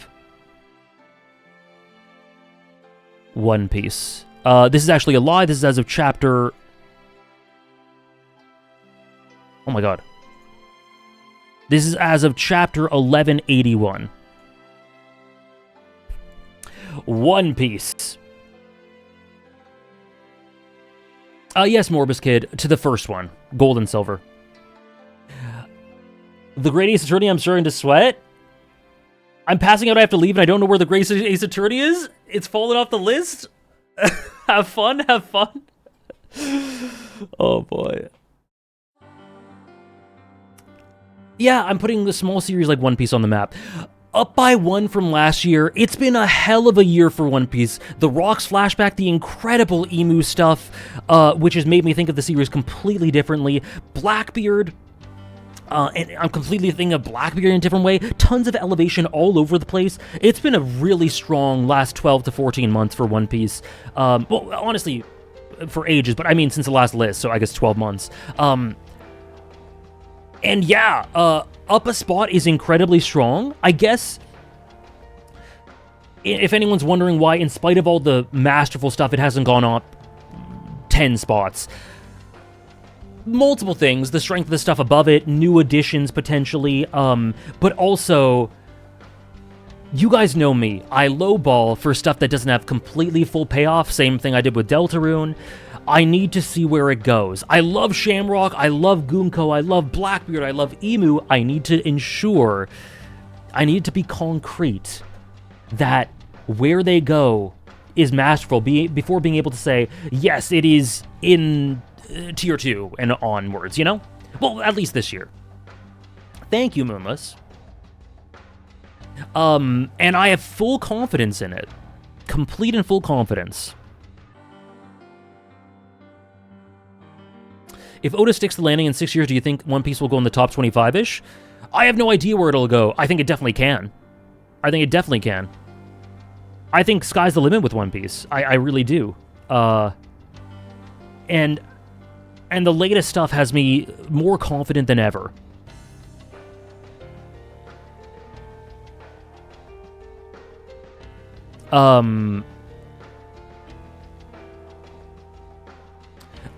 Yeah, I would just give a spoiler alert, Kirar. So if you want to ask something very spoilery, feel free, and I'll just tell anyone who doesn't want big One Piece spoilers to mute and not look at chat for the next minute or two.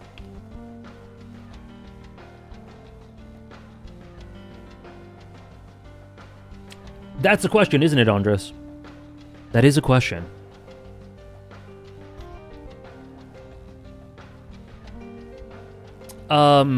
Twitter does do that, yes. That's true, Lolo, that is true. It's funny with One Piece, because the last 3 or 4 chapters, after the 3 or 4 chapters before that, the most unsure I've been about Elbaf's arc was 3 or 4 chapters ago. This is like the most sure I've been about it.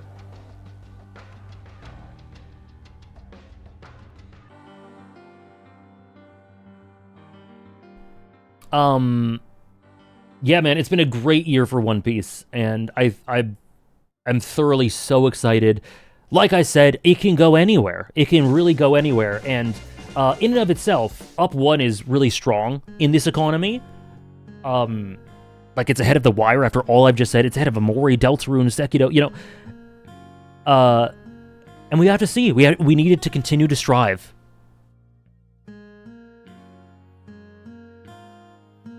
Would the placement be the same if it was a few chapters ago? I think it would be 39. I think it would be 39 a few chapters ago.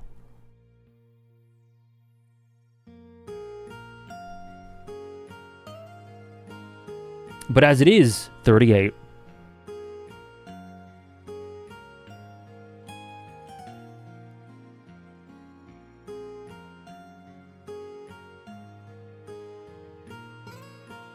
I'm so glad you loved it, Jonathan. I'm so glad.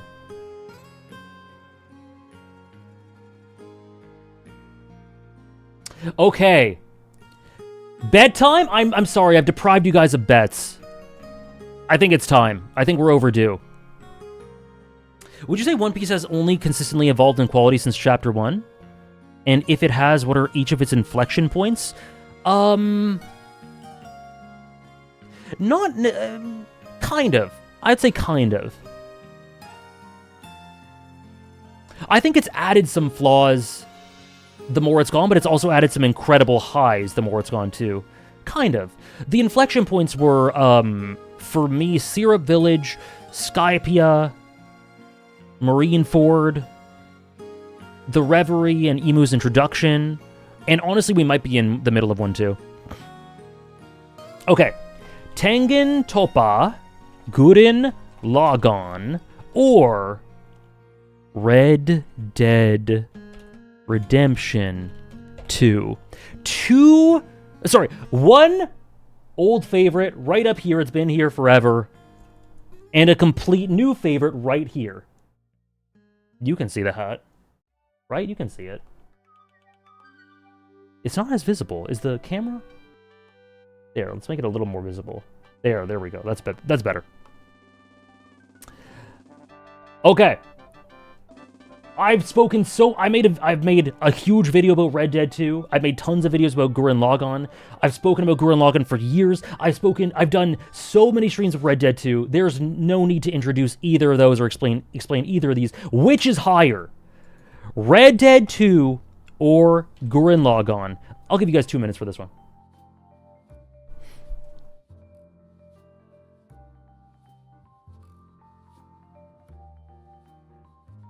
Put the Great Ace Attorney in honorable mentions and put us out of our misery?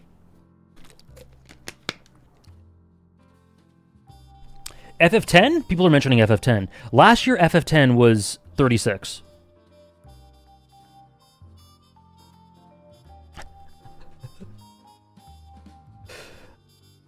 What are the bets looking like? Holy Red Dead! Red Dead's got a lot. Is this what people feel like during this Super Bowl?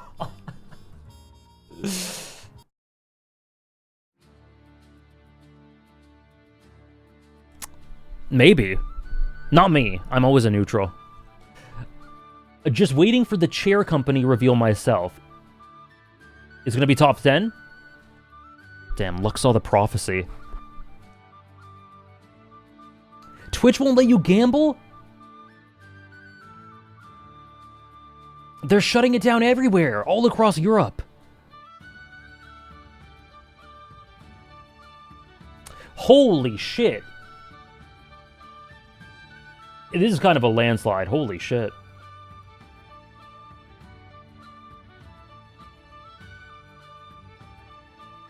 AJ, wait, what was that?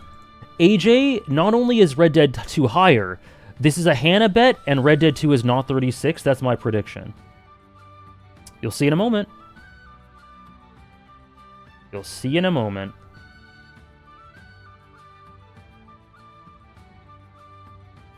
I love that this is called a Hannah bet. Me too. I thought it was which is lower and went all in.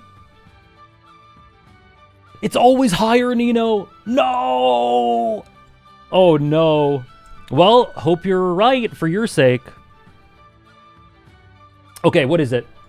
87% say Red Dead 2. The answer is... Yeah, this one was pretty transparent. This one was pretty transparent, but it felt like a good one to do for it.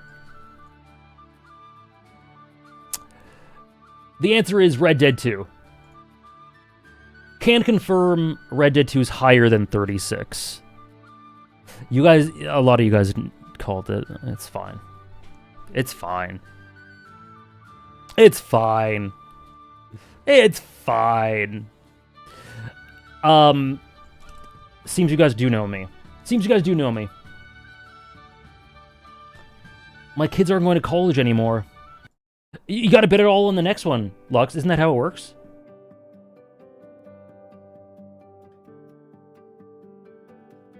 I'm more surprised by the ping pong drop. Again? -5? In and around this tier? Not a drop.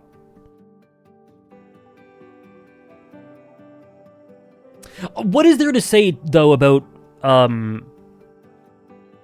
Ping pong is very high. It's incredibly high. It was 31 last year. I guess it dropped a tier. That doesn't mean anything in this specific context. It's just how I rearrange things. I'm way too much in love with Dutch. I hate that man. I don't know what you're talking about. I hate that guy. I rewatched Ping Pong in time for last year's list. Top 5 Ping Pong, the animation characters.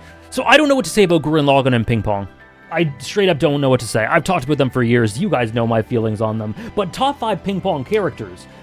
Kong, Peiko, Smile, Dragon, Akuma, or Joe, or Baba.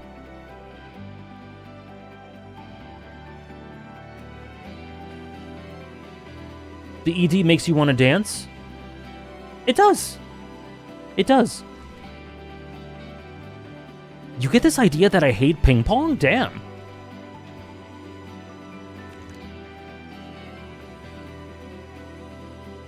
Aishiteruze? I love her. It does. Both of these have 2 of the best OSTs ever. They both do.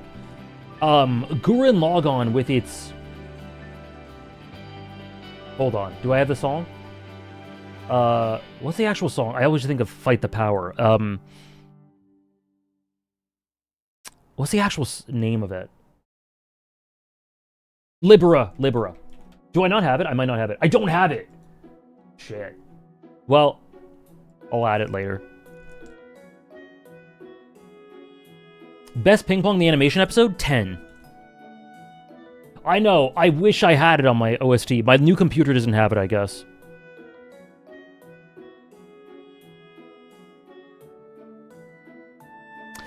Ten is my favorite Ping Pong episode. 6 is my second favorite one. The emotional weight of 6 is masterful. Thank you, Hugs.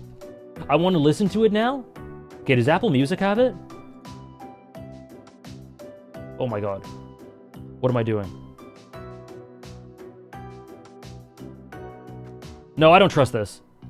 I don't trust this at all. What on earth is going on? What? I don't know what my iTunes just did.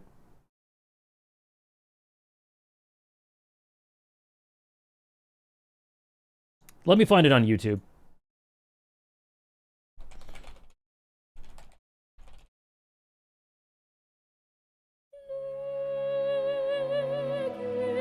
Oh god, are you guys trying to make me put it higher?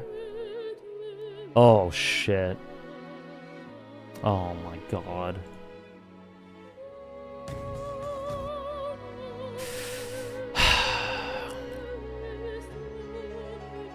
Oh shit.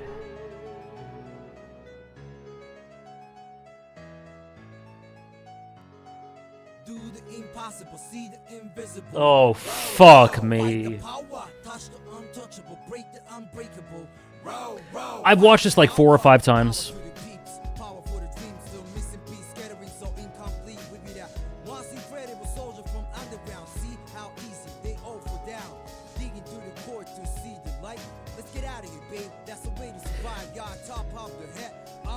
And it was such a sappy dream too.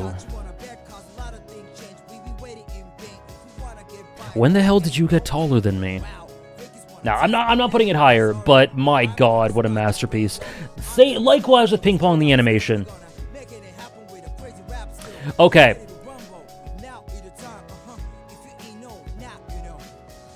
Oh god. They're quite close, Tyke. Quite close. They're pretty close to each other for me. Marty is a grower. Marty Supreme's a grower.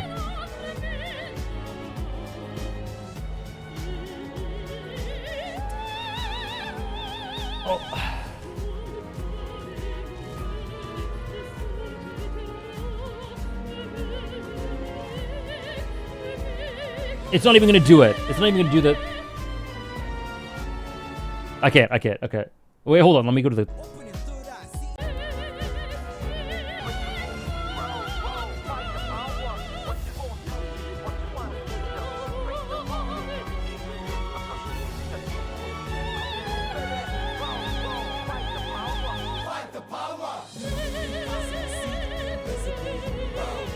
Hi, Tumi.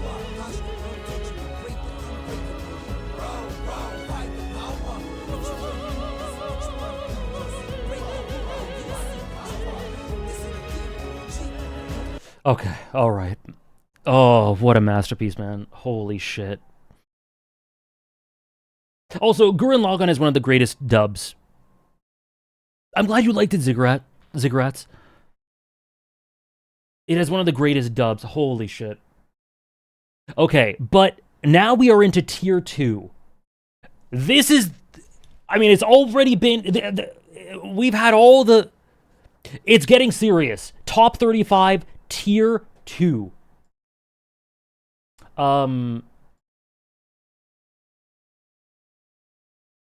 the hell just happened? Oh my god. My iTunes is upset. Okay, okay. Now tier 2. We are beginning number 35. There's going to be a bet between 33 and 34. Number 35, though. Finally, the Great Ace Attorney Chronicles up 43 spots. And don't think that it's done there.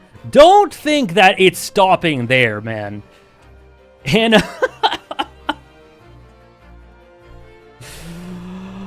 Oh, I don't even know what to say about this. These are some of my favorite streams I've ever done. It's one of the best games I've ever played, in unbelievable dialogue, one of my favorite casts ever, in conversation for the greatest OST of all time, in unbelievable plot, great mysteries, great efficient use of characters, incredibly haunting, one of the funniest games I've played. It's got everything, and it makes my heart swell. It's got absolutely everything. A dissection and examination of the beauty of stories, the beauty of detours, of little adventures. Too true, Hannah. And like I said, I put a ceiling on this for myself. I, for some reason, believe that it couldn't go, like, above 70. Like, I don't know why. In previous years, I'm like, yeah, it's like 75, 80. It's really good, but it's not that good. I don't know why I thought that. I was wrong. It is straight up one of the best games I've ever played, and it's in tier 2, and don't bet against it going higher, honestly. I'm so glad you enjoyed it, Kira.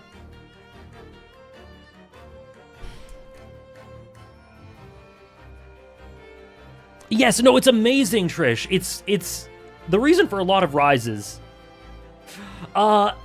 I don't know, man. My heart is so full for this game.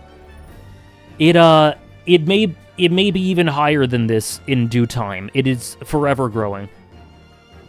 FF8? Don't tempt me. 43.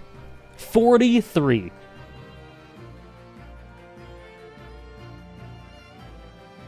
Herlock Sholmes, greatest to ever do it. Susato.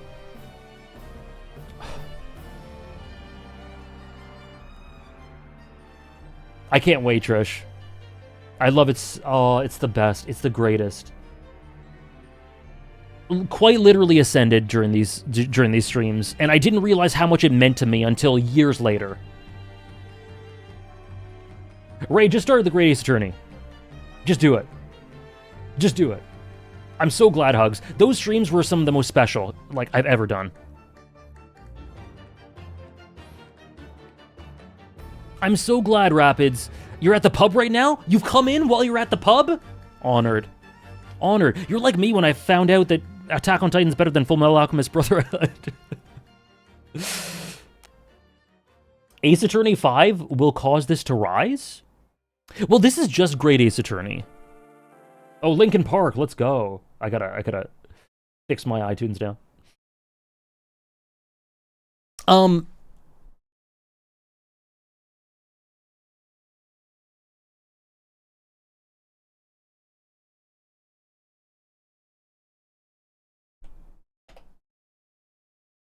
Comparison rise. Through it being bad? Damn. We're doing a bet. As I get my iTunes in order, we're going to do a bet.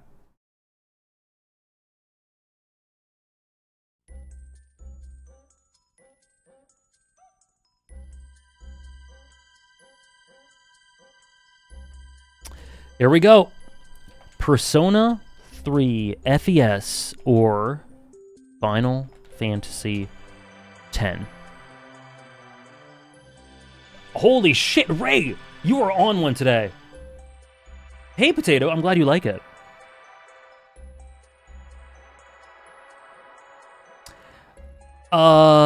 Last year, these two were 35 and 36 after rises. This year, both have risen again.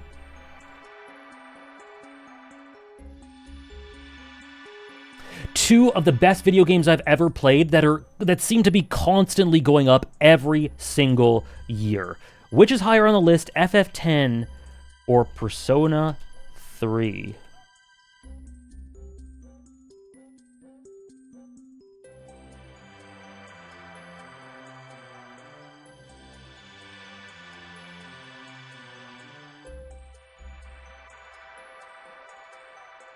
This is an easy lock for you? Yeah?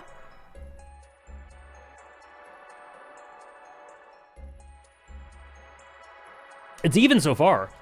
These are two masterpieces. Every year, year after year, especially with FF10, year after year after year, I revisit it and I'm like, it's better than I thought it was. Year after year after year. Same with Persona 3, but FF10, that's been happening for like 10 years straight. It's incredible. Let's see this chart for FF10. Final Fantasy 10. Look at that. It debuted at 68, then it went to 56. Sorry, it debuted at 60, then 56, then 47, then 36. Every year a rise. Look at that.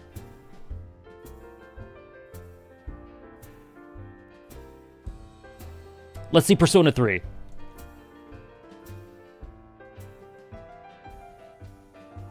Oh, it was only there for 2 years. Really? It's only been there 2 years prior. Damn. Well, it's been rising every year. How much have you re-experienced FF10 since the first placement? The first placement as in this one?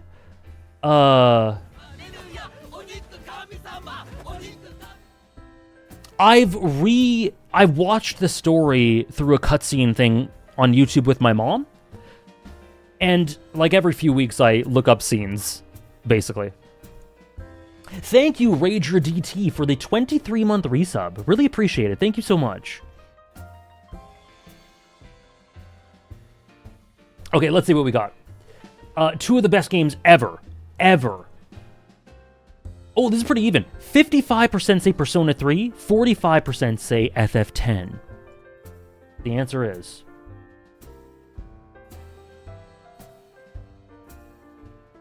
Skull Knight Video, you got it. And a bank, you got it, Moonless. The answer is Persona 3. But all, like, these three, Persona 3, FF10, Greatest Eternal Chronicles, everything above them should be looking over their shoulder, because holy shit, the momentum is incredible. It's incredible. Anyways, but congratulations for those who voted for Persona 3. That's how it shook out this year.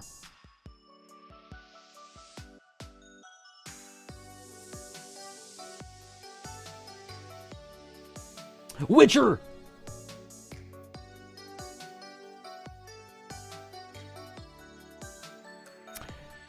Number 31. Yes, Downpour, I was just showing the chart. So look at this. Look at the chart for FF10. Number 60, number 56, number 47, number 36, and then number 34.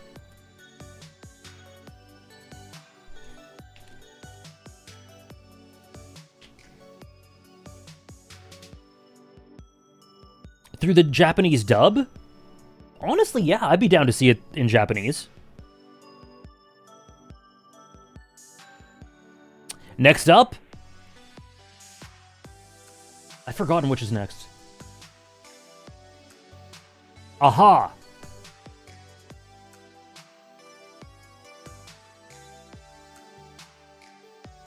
Is really good in Japanese? I don't doubt it.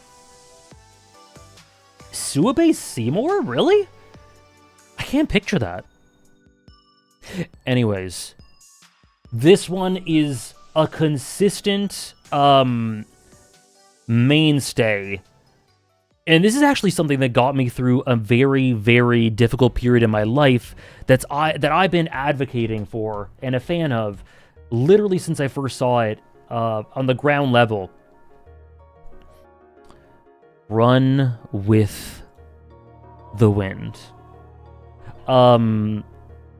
Yeah, I feel this anime in every fiber of my atom of my soul. Running as you. The moment with Yukihiko. Do you like running? You know what? It's one higher than this. No, I don't know if it... I'll keep it here. I'll keep it here. It could easily be 31. I'll keep it here for now. Yeah. One of the most emotional stories for me.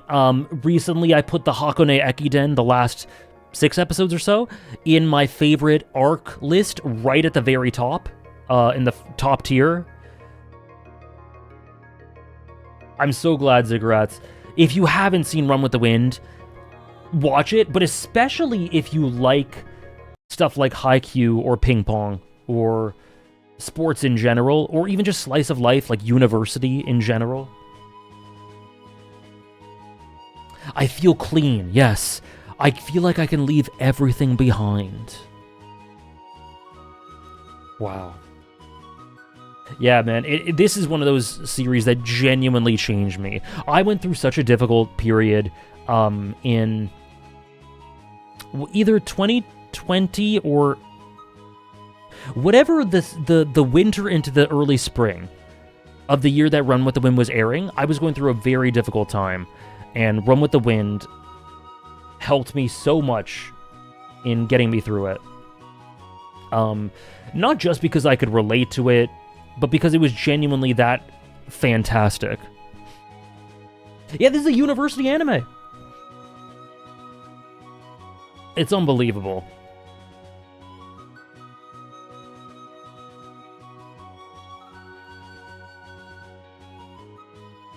Oh, that's amazing, Trish. Yeah, for me, I loved it from the first episode, but it can be one that grows on people. Some people do need a few episodes, and who have grown to love it, like Trish. Some are entranced from the start. I believe this is another one I showed my mom, that she liked it, but she started loving it 4 or 5 episodes in. Yeah, it was... Run with the Wind came at the perfect time, I think.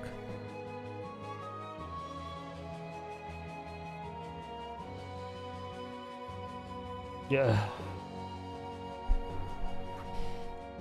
Yeah, these stories, they just stir my soul.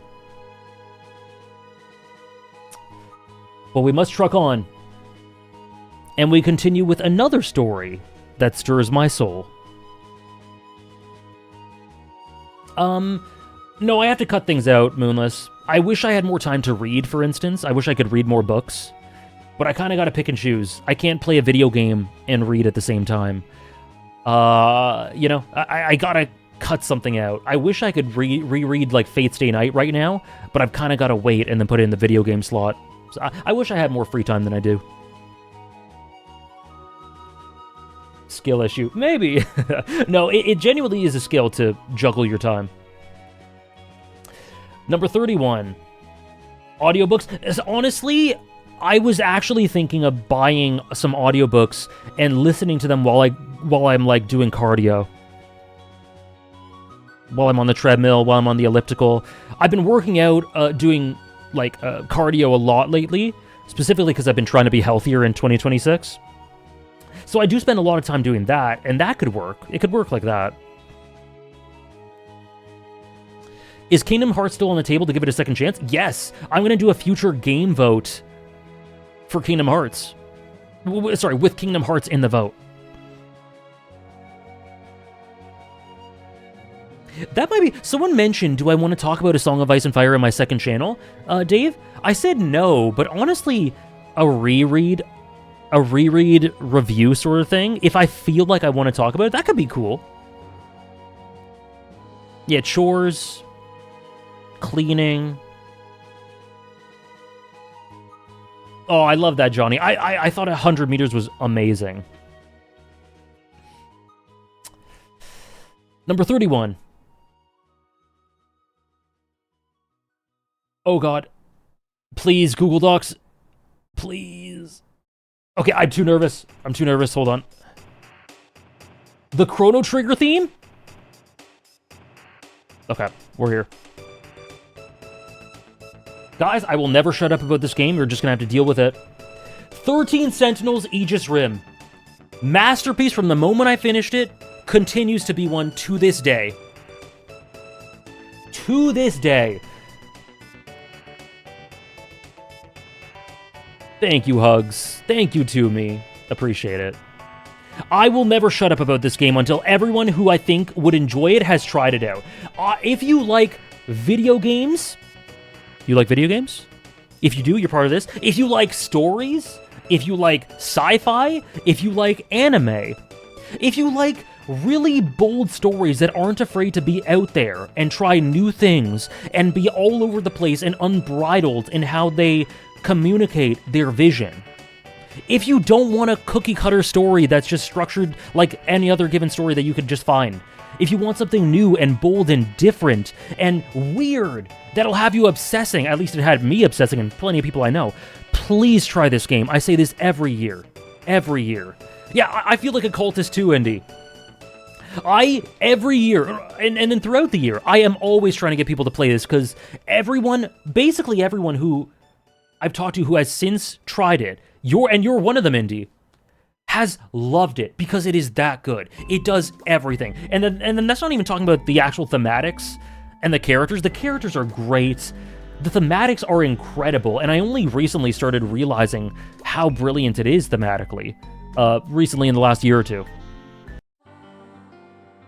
But it isn't the easiest game to play because I think it's only on Switch and PS4.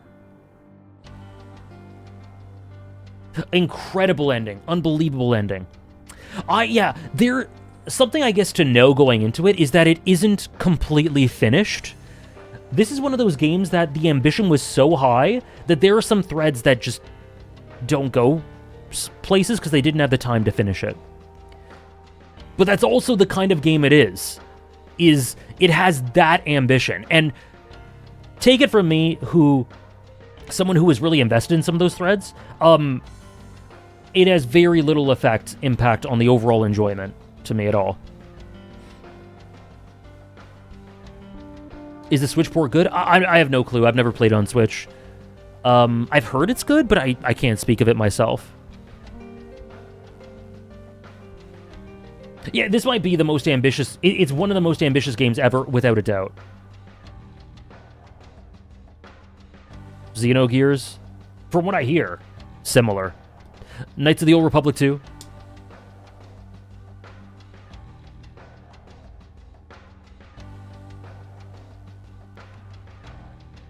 Even then, if it wasn't mentioned, I never have thought of it as being incomplete. It doesn't feel incomplete at all. There are just some plot threads that you wonder where they're going to go, and they don't really go somewhere, because the dev time wasn't... They were crunched. They didn't have enough time for the ambition. But, like, it doesn't feel incomplete at all. What's the strongest aspect of 13 Sentinels? It's hard because everything is so strong, but I would say one of two things. The presentation, so the audio-visual presentation, it's got one of the best dubs I've ever heard, English dubs, but also the Japanese voices are incredible. The OST is unbelievable, and the visuals, it might be the best-looking game. It's up there with the best-looking games I've ever played. So the aesthetics, the presentation is unbelievable. But I think if I had to say a number one, it would be the structure.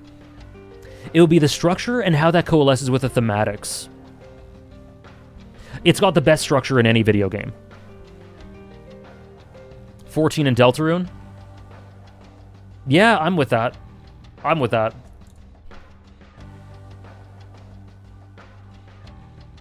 So if you want an interestingly structured game, if you've been looking for an interesting structure, you can't get better than this. I'm telling you, you can't get better. I played the first 10 to 12 hours of Xenogears. I had to stop. I don't really remember why I stopped, but I had to stop. Yeah, it's got one of the best plots. It's got everything. The gameplay, some people don't really... Oh, this song. Some people don't really like the gameplay that much. And it's definitely, you're not playing this game for the gameplay, you're playing it for the story. But I found it satisfying enough. I have poured... this is the only game I've taken notes for some games. This is the only game I've ever played that had me fill a notebook with notes, theorizing. And I wasn't streaming. I hadn't started streaming yet. I wasn't making a video on it. There was no reason for me to do this. There was no performative reason for me to do it, other than being obsessed with it.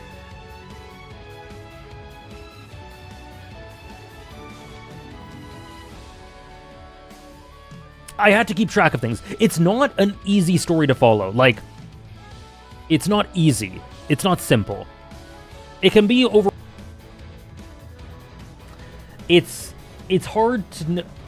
Outside of me saying these elements are great, it's hard to express what's so great about it. But just trust me.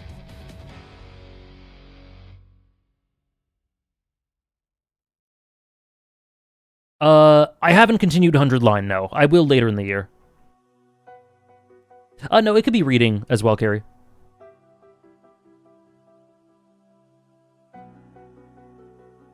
Oh, cool, Elbe. I will make a note to check it out, thank you. You and me both losing our minds over Herlock. Oh... Me just spiraling thinking of the Great Ace Attorney and 13 Sentinels. There's so many people in chat right now that should try out the Great Ace Attorney, and so many people in chat right now that should try out 13 Sentinels. That's all I'll leave you with. Number 30, Black Sails. What's Black Sails' evolution? My third favorite television show of all time, I believe.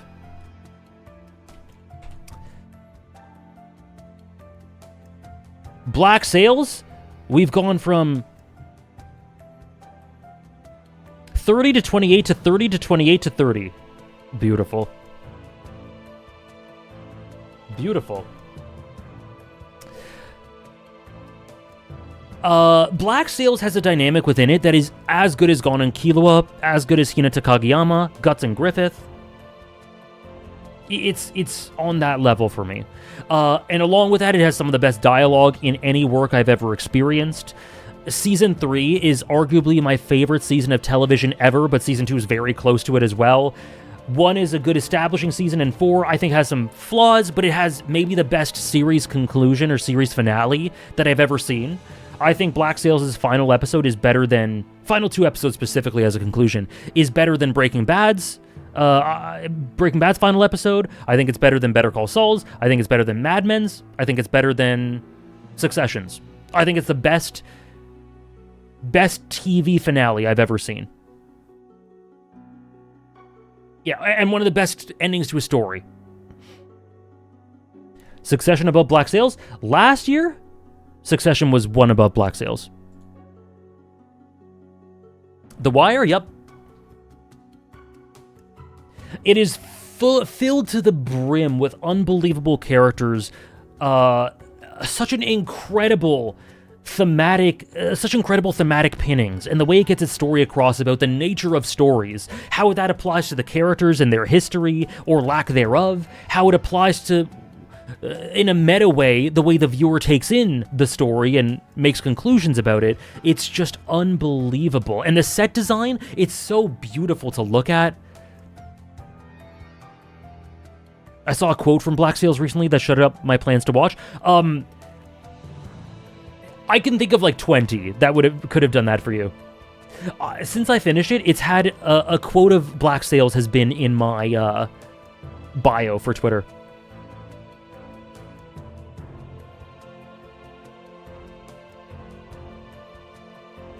Season 2, Episode 5 is unbelievably emotional. It's got some of the best twists.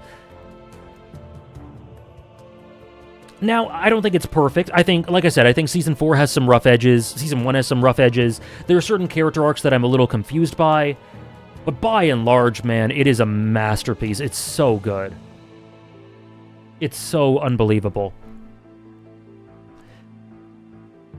And speaking of unbelievable television shows, once again, Succession.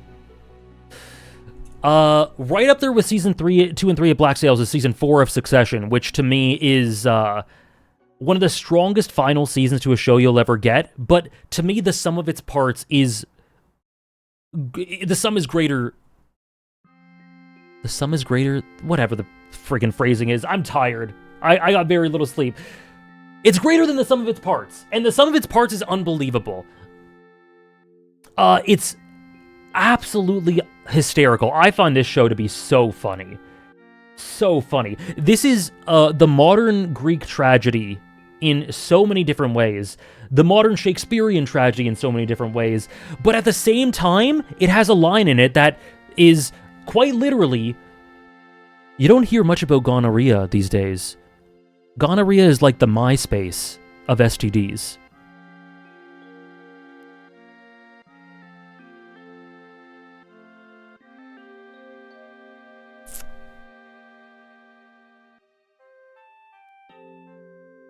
What? Yes. Yes. Thank you for the chicken, Logan. Succession dialogue is absolutely incredible in a way that's completely opposite from why Black Sails is incredible, but it actually has the same strengths. It's incredibly micro-political, sometimes very blunt with it, sometimes more subtle, but it is just hysterical, and it can swing on a dime. It is one of the best shows, or best series, maybe the best story I've ever seen, at swinging from extremes of lightheartedness and humor. Maybe not lightheartedness, because I don't think it's ever super lighthearted. It's always heavy to me. But from humor to genuine tragedy. Succession has given me some of the most painful, tragic, sorry, Tyke. But not sorry. Has given me some of the funniest, some of the biggest laughs I've ever had experiencing a story. But it's also given me some of the most heartbreaking moments I've ever experienced. Thank you, Soul Samurai, for the 45 months.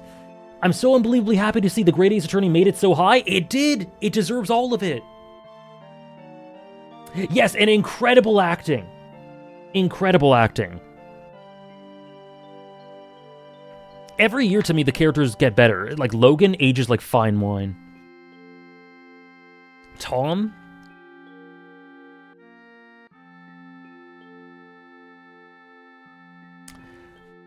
It's a real... I didn't make it up, Downpour. I couldn't make that up.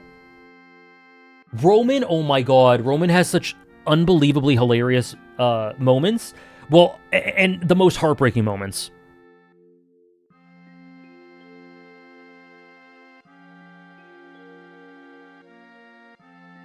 The Tom Shiv scene.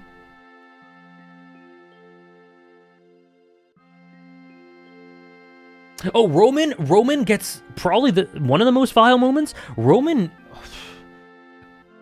all I've got to say is season 4 has, and when I say all-timer, I mean all-timer. 4. Season 4 has 4 all-timer, like 11 out of 10 episodes. Connor's Wedding, America Votes, Church and State, and the finale, which I forget the name of. It's beyond words to me. But every season is incredible to me. I think 1 is the weakest. 2 and 3 are really, really, really good. 4 just solidified its place here for me.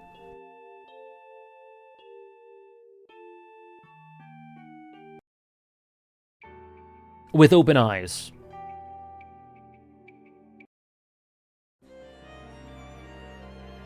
Let me know if The Boys Season 5 is greater than Succession Season 4. Yeah, it's like Euphoria Season 3 greater than The Boys Season 5 greater than Succession Season 4.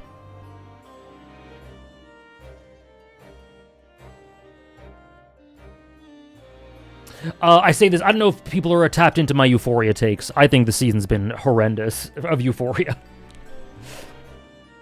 I think it's actually borderline worse than The Boys. Succession's done, yes.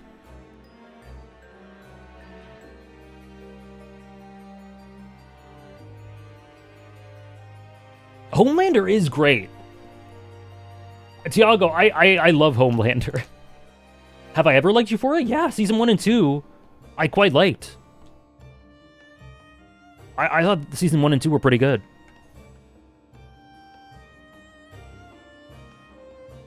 I legit don't know what's going on with Euphoria.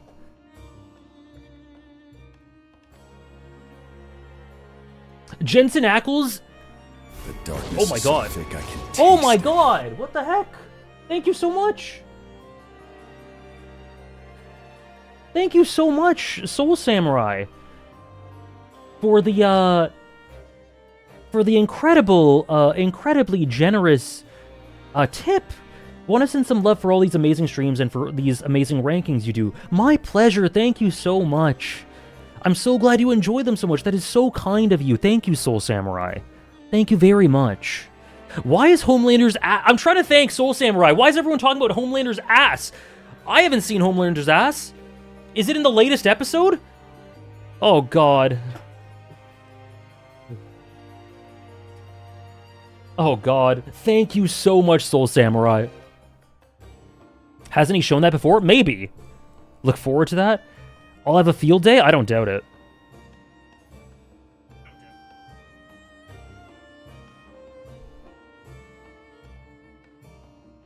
That's America's ass. I don't remember. I've seen so much fucked up shit on The Boys. It all blends together. The Rue special between season 1 and 2 is one of my favorite episodes in anything. That was amazing! Okay, if you want my proper take on Euphoria season 3, it legit, like, it is the most disconnected, strange season of TV I've ever seen. Characters have been completely diluted into caricatures that I don't understand. Sydney Sweeney is very often just being fetishized. A lot of the time, it doesn't seem like the actors are even in the same room with the way they interact with each other.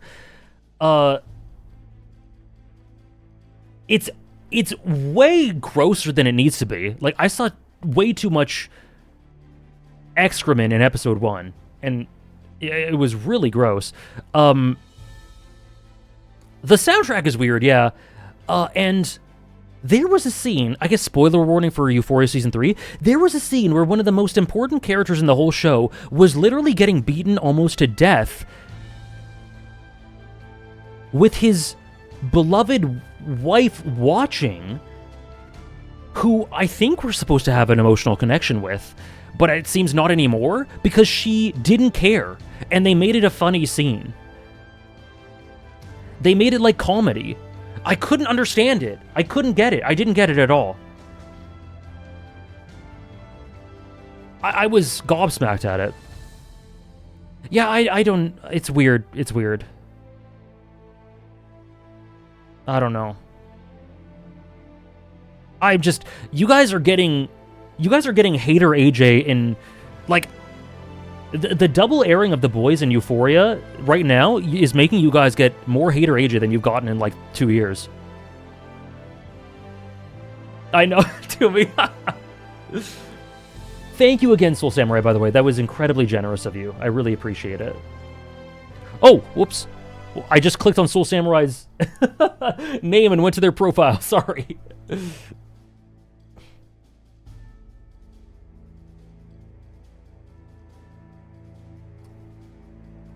Top 10 Abyss Fiction. Top 5 Euphoria characters before Season 3. Nate's dad, Rue, Cassie, and... I forget the guy's name. But the actor died.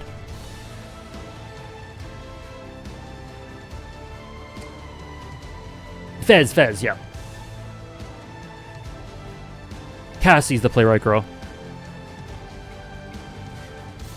Yeah, I don't know, Downpour. I'm not able to critically think about Euphoria because I'm just gobsmacked the entire time I watch it. Seasons 1 and 2, I think, were pretty good. Like, I'll defend those. I mean, I'll defend them as decent seasons of TV. I think they were solid enough. With some great highs. The stream is hyping this show. 5 YouTube videos that should be in your top 100? Well, they're not fiction, so none of them. But there's a video on Andor that came out this past year that was really, really good. And, like, Cassian Andor is everyone. Everyone is Cassian Andor, something like that. Is really good. There's a really good Morena video for Hunter x Hunter that's really well edited. Fiji's video on Aizen. And I don't know. Dispatch, not yet. Do I watch or like Severance? I like Severance. Yeah, Severance is good.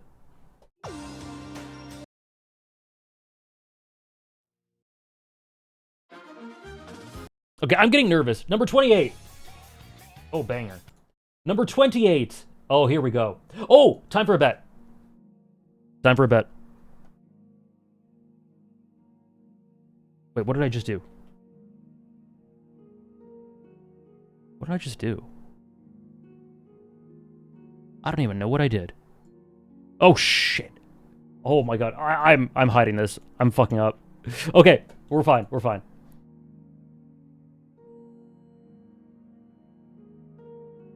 Oh, my God. I'm so scared I'm about to spoil the whole list. We're so close. Okay.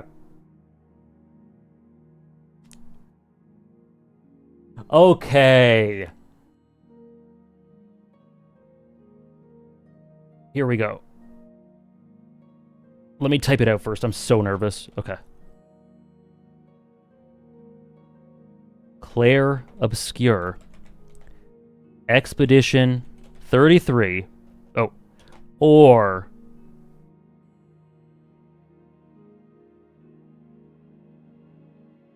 Red Dead Redemption 2.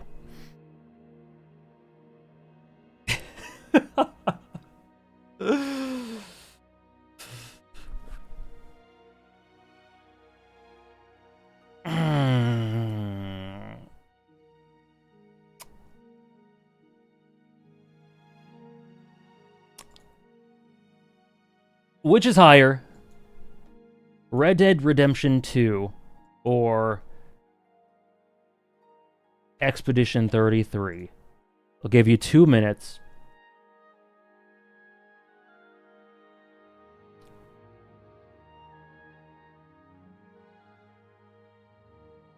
What if it's neither? It's not neither. This is throwing a lot of my predictions out the window? In what way? What did I do? What have I done?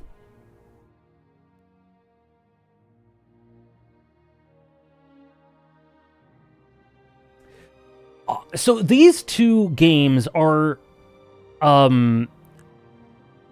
Witcher 3 being higher than both of these. It was an up year for Witcher 3.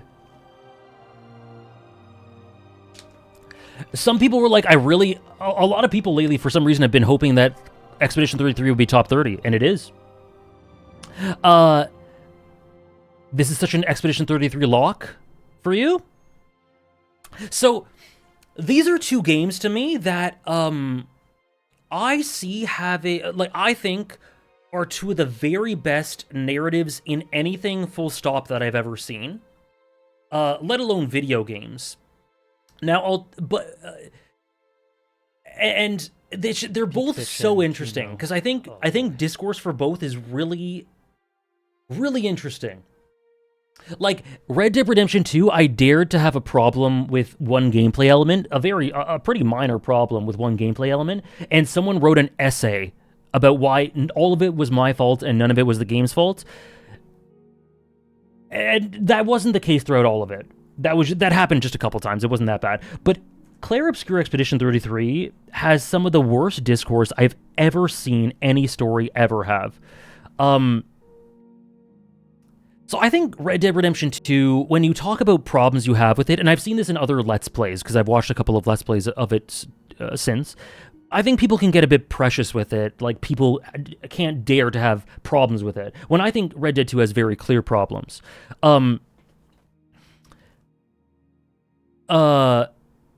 And same with Expedition 33, but the discourse is so obnoxious and tribalistic. I cannot believe it. I really cannot. People stream this game, and people like, it is such a difficult game for people to stream because they are scared that if they have a criticism, they're gonna get genuinely hate mobbed, and that's completely grounded, because that shit does happen. People are so precious about this game, so it's a shame to me that there's a lot of negativity about it in that way, and I think there's a lot of I think disingenuous downplaying of it as well, since it won Game of the Year too. And I think it deserved it. I think it's a masterpiece. But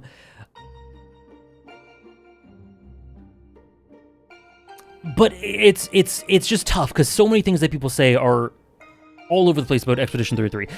There's dual endings, right? Both of which I personally view as horrific endings. Horrific endings that of which your choice is very interesting because I think it reflects the certain things that you instinctually value in that moment. But if you pick an ending, people will put you in a box and say, they will put you in a box and say you adhere to certain ideologies that straight up do not apply. It's crazy. It's unbelievable to me, the way people talk about it. If you like a character, you automatically hate another. Like, it's so reductive and gross and disgusting. It's so hard. I don't know if maybe it's calmed down in recent times, but a few months after it came out, it became incredibly difficult to find good faith discussion on it. You're a terrible person. It's just as bad? That's really too bad.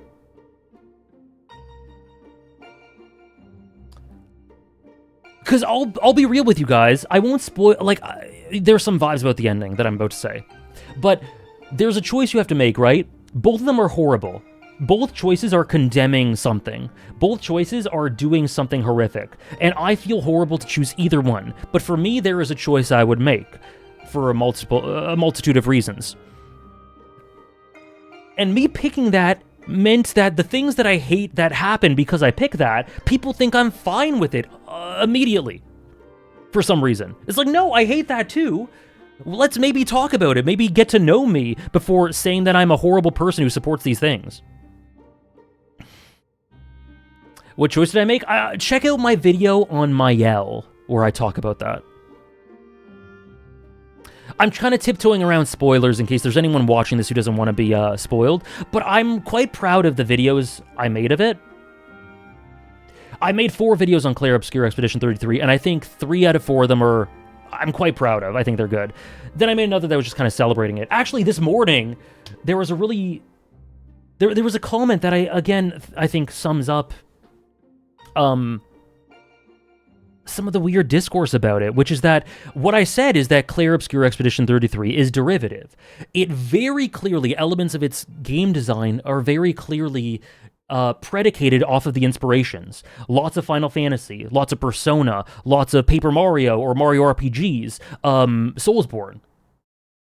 From what I hear, Devil May Cry. Like, it's very clearly... And the devs have said as much, it's derivative, and it does so many things with these inspirations to give itself its own identity. It's very much its own thing, but you can tell where it came from. And I got a comment this morning that's just like, it's terribly insulting to call Clair Obscur Expedition 33 derivative. Which is just... To me, that idea is insulting to the video game genre and the inspirations it came from. And it's just not true. Like, it's not inherently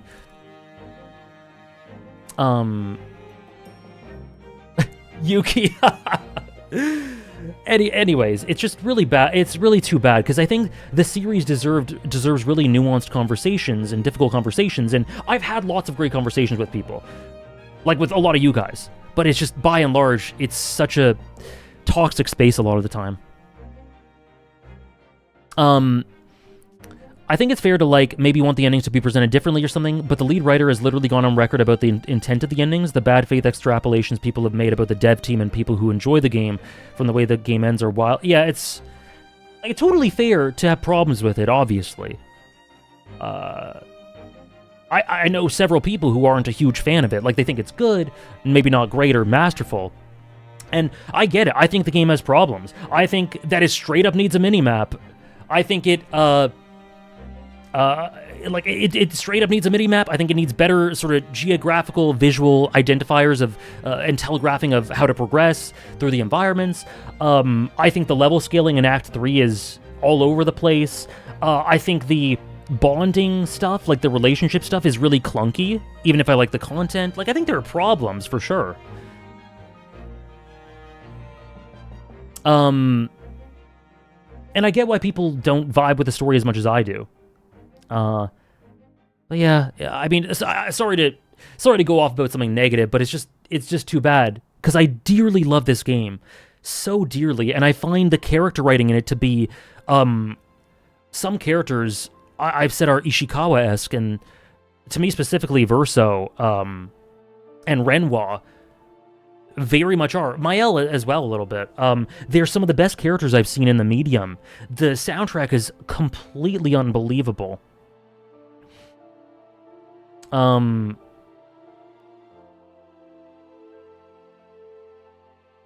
It's fine, Unlucky Emperor. I don't really feel strongly one way or another.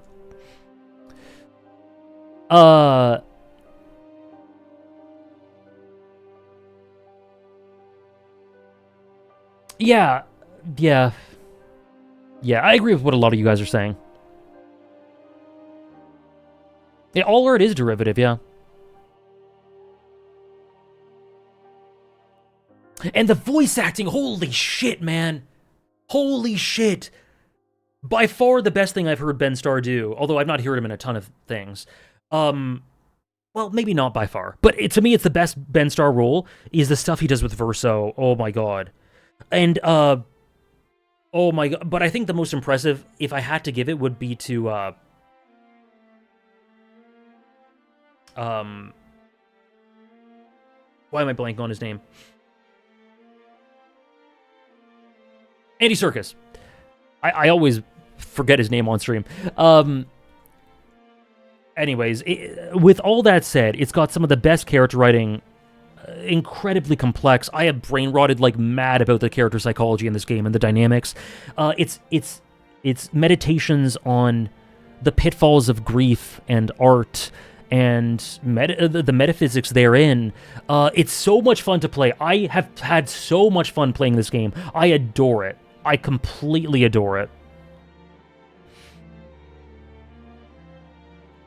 I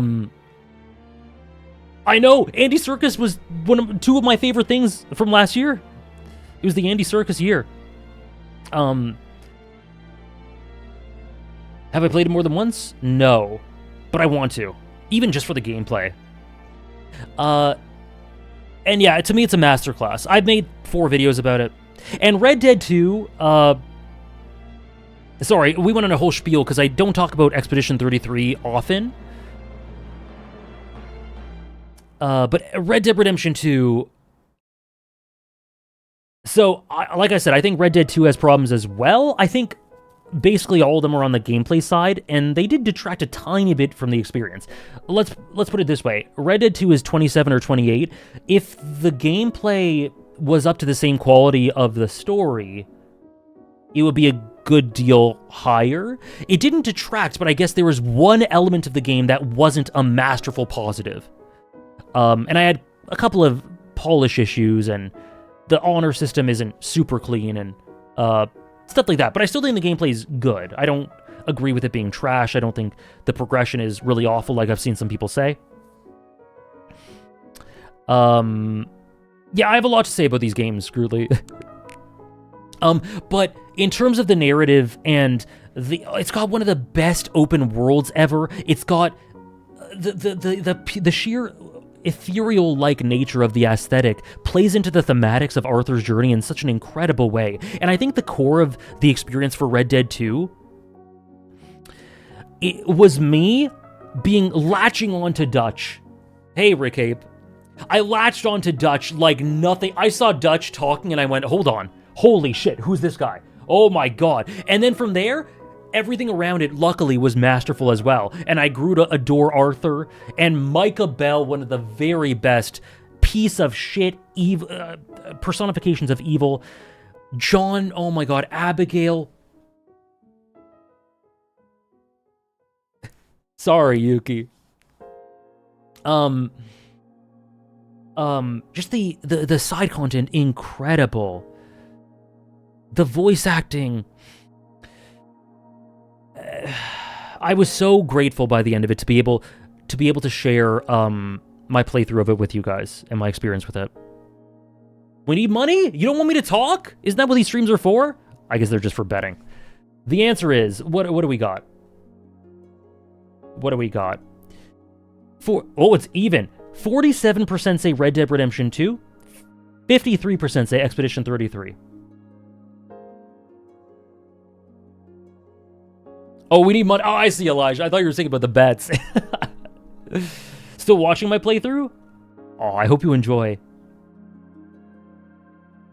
And yeah, the stuff with that, Miss Ahmed, it tackles some incredibly sensitive subject matter with such tact. I was shocked. Oh, thank you so much, Simba. I really appreciate it. And, yeah, I made a video about Red Dead 2 as well, which I think I'm quite proud of. Anyway, the answer is Red Dead 2. And, like I said,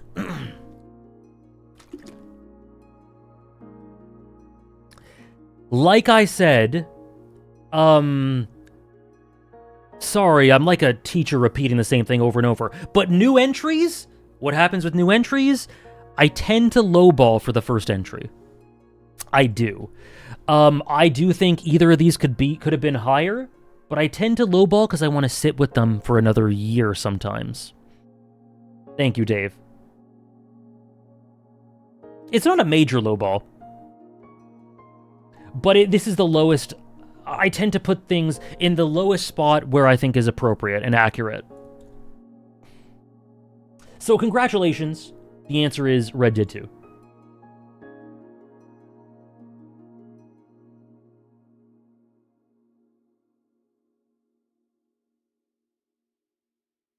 Near being above Red Dead 2 makes you so happy this year? Unless it just dropped out. I know. I mean, this is tier 2. This is favorite video, like, up to some of the best video games I've ever played material. Both Red Reclaimer. I haven't played the extra content for Expedition 33. That's okay too? You're too sweet, D. Number 26. Did I consider Red Dead 2's place on this list while playing it, or have you only decided after finishing the whole thing? I try not to think about... As much as I am obsessed with rankings, I try not to obsess over them and think of them before the story. So no. All I did was while playing Red Dead 2 is I made sure that I, like, just put a note, this is going to be top 100. Like, very quickly, I'm like, this is going to be in top 100. And then when I finished it, I decided where it went. But I don't think of the rankings first, because then I can actually... I feel like that might actually put me in the trap of thinking of rankings and stuff before enjoyment, which is what people accuse me of doing, which I don't do. But, like, some people say that people who rank a lot are always obsessing, what's my top 7 fiction, what's my top 15 character, whatever, rather than actually enjoying the story.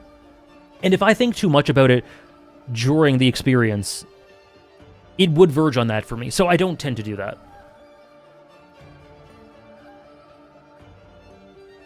Yeah, Great Ace Attorney, 43 spots. Yeah, lots of people were pretty accurate with this one. That's okay, Ray. I think it's easy to correct. Maybe not easy, but I think you'll be able to correct it. A Lamp Master. Number 26. It was really tough. It was tough between 27 and 28, but once I realized Red Dead 2 is ahead of Expedition 33, Witcher 3 or Red Dead 2? This is an up year for Witcher 3. I don't really know what it is, because Red Dead 2 to me, it's such an interesting comparison. I think they both have... I think for both of them, it's clear the draw isn't necessarily the gameplay. It's not. It's the story for me. But the thing is, I think Red Dead 2 has the most emotional narrative. I think it has the strongest... I think both are amazing character pieces, but I think Red Dead 2 has... The best characters in Red Dead 2 are better than the best characters in The Witcher 3. I think both settings are unbelievable, but I think The Witcher 3's setting I find a bit more entrancing, I guess. I would say Red Dead 2 is slightly better looking. It's a toss-up. They have very similar strengths and are better than one another in different ways. The way it all shook out is Witcher 3, and honestly, this could be because of my attachment to it across 10 plus years, but Witcher 3 made it this year. Best atmosphere? I don't know. Both of them are incredible atmosphere, some of the best in the medium. So yes, Indy, you were right. Witcher 3 right here.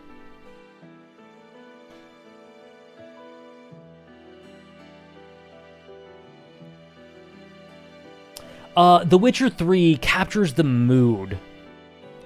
The mood and the atmosphere and the vibes and the ambience like nothing else. The rainy nights, the rainy, windy nights in The Witcher 3, there is nothing like it.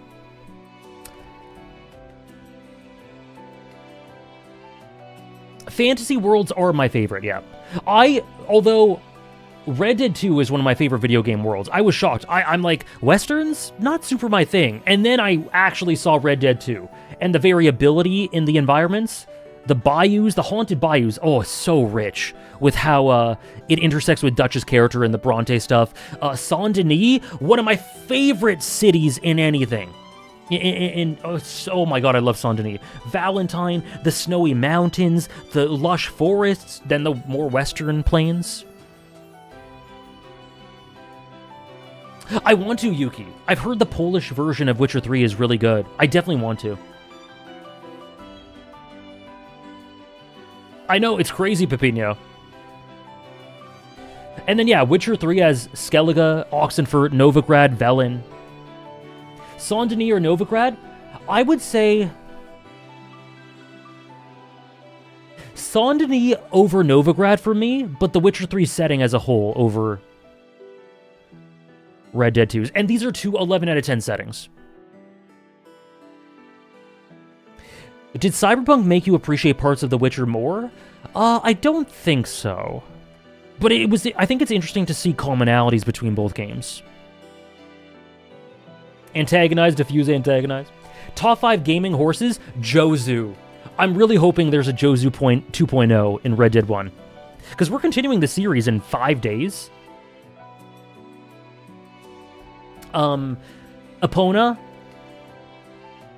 Elden Ring horse, Shadowmere from Skyrim, Torrent, Elden Ring, Shadowmere from Skyrim, Aggro, yes. Yes. Okay. Another bet? You guys down for a bet? This is a classic.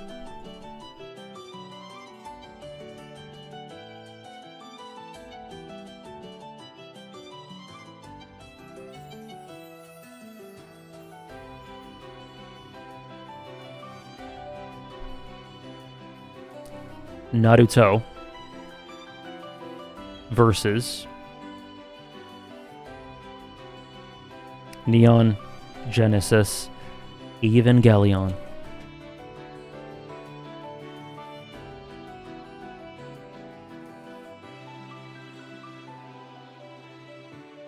Which is higher on the list? Eva or Naruto? Well, I feel like we do this bet. I think we've done... Naruto's been on the list 3 years, and we've done this bet at least 2 out of 3 years now.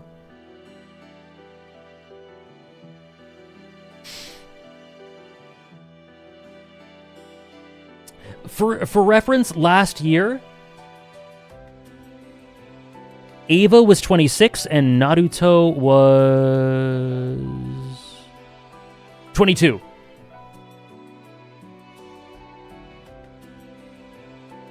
Sorry, I was blind for a second. Bleach? What's Bleach? What's Bleach? The 14 crossover is going to put an end to that for sure. I'm actually hyped about that. That's fun.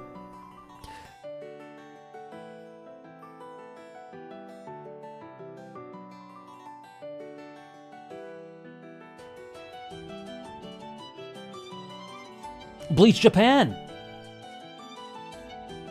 The Asuka special. I still haven't seen it. If there's no anime or manga in brackets for the title, does it mean you take both mediums into account? Usually. I'm not saying... I probably haven't been as... I probably missed one or two, but that's usually the case, yeah.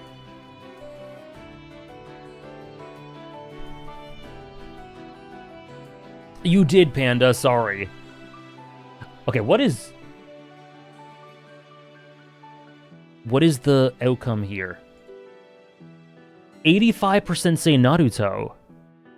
15% say Eva. The best anime versus the best shonen. Interesting. The answer is...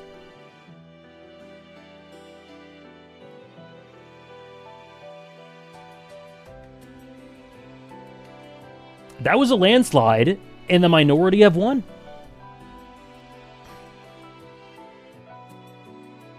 That is a payout.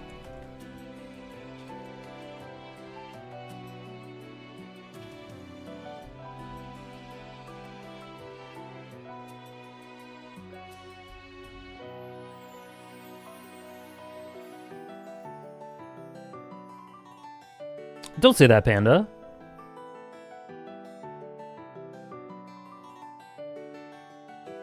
I gotta specify between pandas. I hope you're doing well, Panda Whamma. The pandas gotta stick together. Congrats to the 15%. Top 25 feels pretty good. It's incredibly good. Like, this is... We're at the precipice, man. What do I like about End of Eva's conclusion? Everything. There isn't a single thing about End of Eva that isn't out of this world, unbelievably masterful.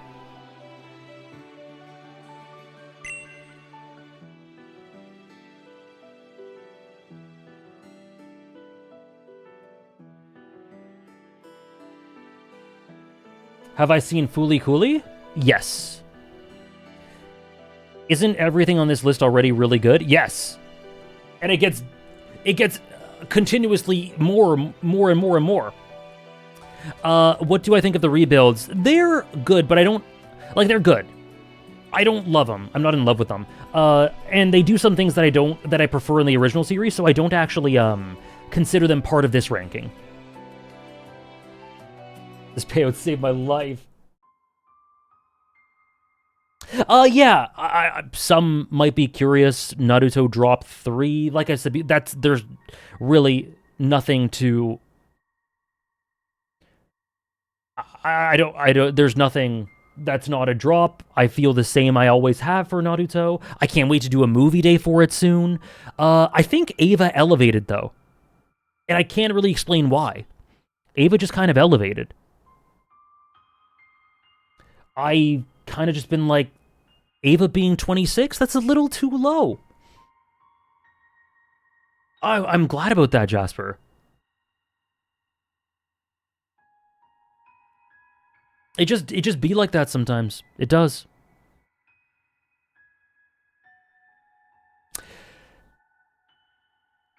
I've forgotten about Naruto. It's only in my top 25 stories of all time. I've only cried about it all the time. I've only made a video about how I literally can't articulate how much I love it because it's too difficult and words fail me. It's so funny. I put out a video this year this a few months ago about how I don't know how to talk about Naruto because it's so unbelievable that words kind of fail me and I feel like they would be reductive in some cases. And that's why I don't really plan on making videos about Naruto. I put a video out about that, ironically. And someone didn't watch the video and immediately commented, man, I'm loving seeing people realize that Naruto is really overrated. And I'm like, you have not seen the video. I said the exact opposite of that. And then someone else said, yeah, you know what? I totally get what you mean about, I totally get what you mean about just dismissing Naruto's problems and them not bothering you. There's no problem if the Naruto's big problems and flaws don't bother you that much. No one's obligated to think that those flaws, like, affect their experience. And I'm like, hold up. Where are these flaws? I have not acknowledged any of these flaws that you're talking. What are we talking about? Like, it's just like, no, it's totally fine to irrationally love stuff, even if you acknowledge that it has huge problems. No. Naruto does not have huge problems. No. I disagree with that. And again, if you think Naruto has huge problems, totally fair. I don't, though, and I just love the idea that the only reason I could find it hard to articulate why I love Naruto and why I love Naruto is because I ignore its huge flaws. No, I just straight up disagree that these huge flaws, you know? I do have problems with Naruto, but I have shockingly few problems with Naruto. I think some of the character utilization, thank you, Dave, some of the utilization of the characters can be a bit off in the second half of the series. I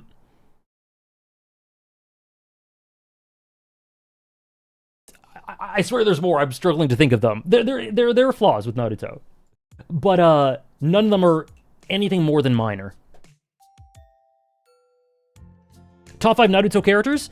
Naruto, Sasuke, Itachi, Obito, Kakashi? But it could also be Jiraiya. It could low-key be Shikamaru.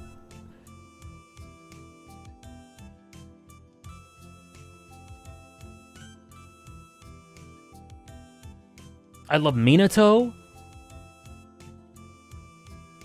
I'm glad that you, despite thinking it bad, can still enjoy it.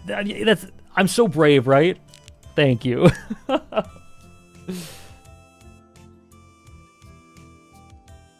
Would you say you have issues with Eva? I have small issues with Eva.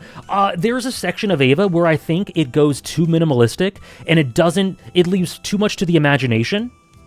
There's an episode, I think episode 21, that's an amazing episode. It's an amazing, like, exposition dump in episode form that's incredible. I love the episode, but I think it skims a bit too much. Where did The Wire land?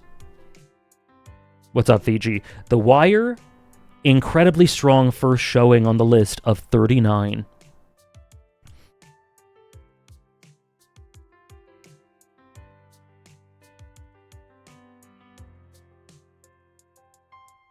By the way, sorry, Pepino, I missed your thing because I was ranting. Thank you for the 65 bits. You're too smart for me, AJ. I guess I'm a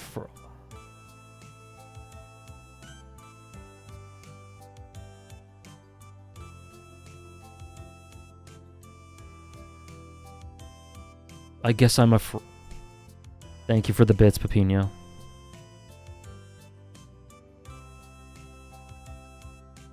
Oh, another flaw is, what's her name? Cotton is an awful character. Yeah, maybe it was good I missed that one.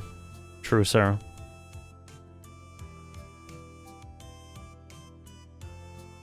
Yeah, as long as you admit that it's ass. That's legit what people say. Listen, it's okay to love ass as long as you admit that it's ass. There's nothing wrong with that, and I think it's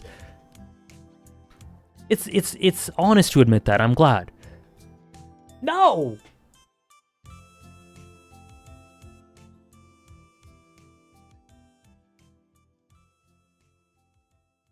Cotton's the best? I'm glad you love her. I don't. I think she's the worst character in Naruto, probably. Oh my god, this song. Attack on Titan. Number 23. In the same exact spot as last year is one of my favorite video game franchises and duologies that D has been mentioning. Nier Replicant and Nier Automata in the same spot.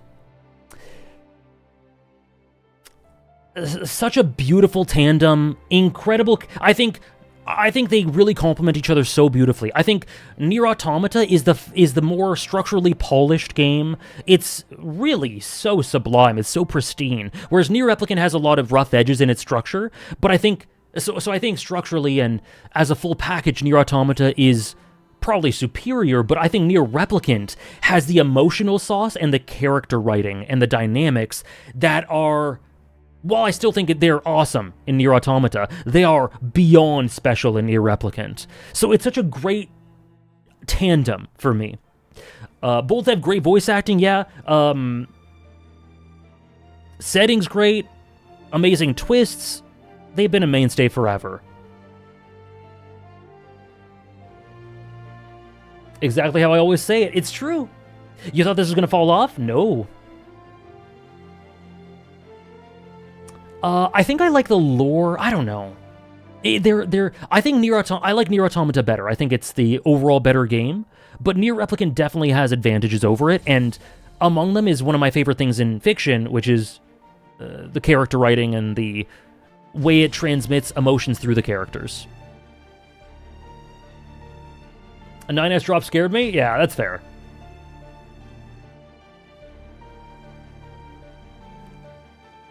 Yeah, I think Replicant does have... Some of the side content isn't as good. Drakengard? I played Drakengard. It was a long time ago, but I played it. It was pretty good. It's like... It almost feels like Replicant was Drakengard 2.0, in that Replicant's a bit more polished of a Drakengard to me. Because I think it has very similar problems to Replicant, and similar strengths too.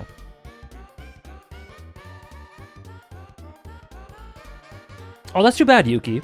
That's okay, though. I mean, it does happen. Sometimes things just don't click. Sometimes you just don't find things as impressive as other people do.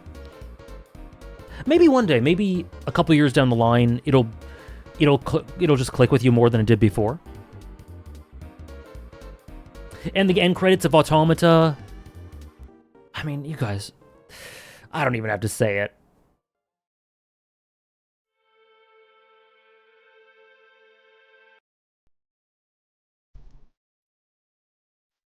Sorry, someone just... added me.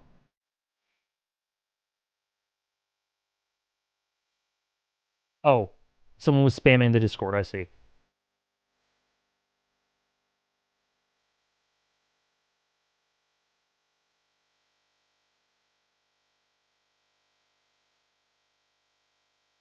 What is the story you have placed highest amongst new entries over the years, and what was its place? You'll see at the end.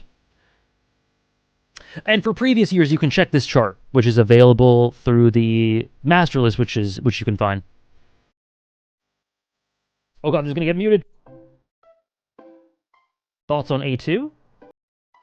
I think she's great. She is in the list. She's an honorable mention. I really like A2 a lot.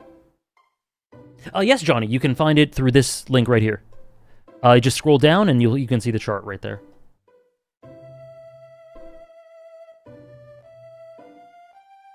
Is Nier Fiji Core?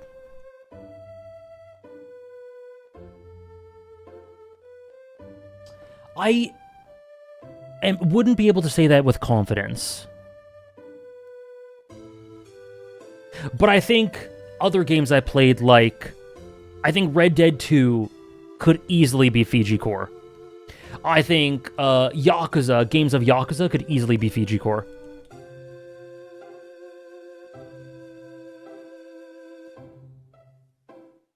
Who made the chart? Handy from our community.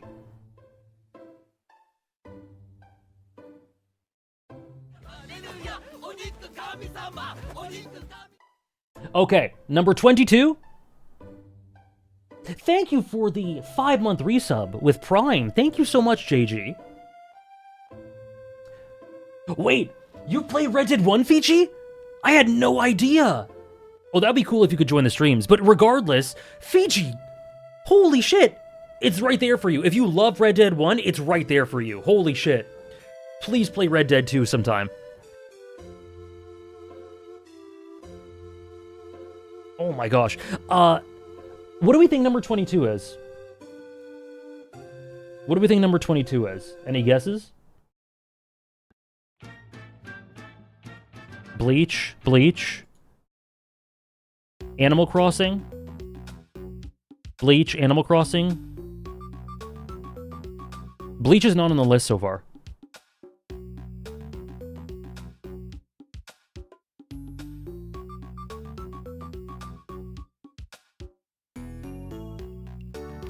Could be Bleach, maybe Bloodborne? Bloodborne or Bleach? Bloodborne? Okay. The answer is a story that has my favorite lore in anything. Bloodborne.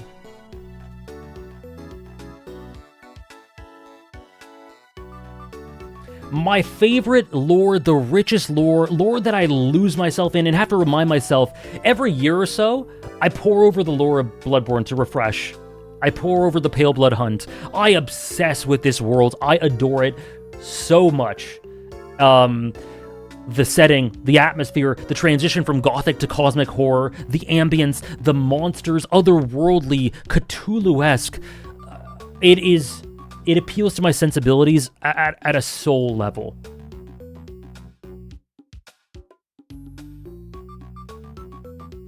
And with that, that's tier 2.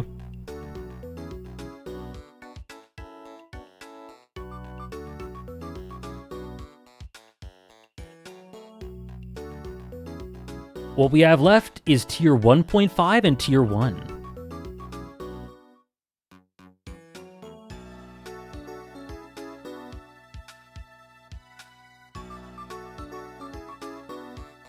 Tier 1.5 and tier 1.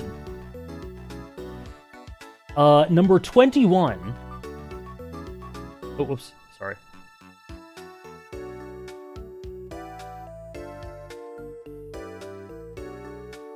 Nier holding strong as it tends to. I just don't want to spoil it. Okay, number 21.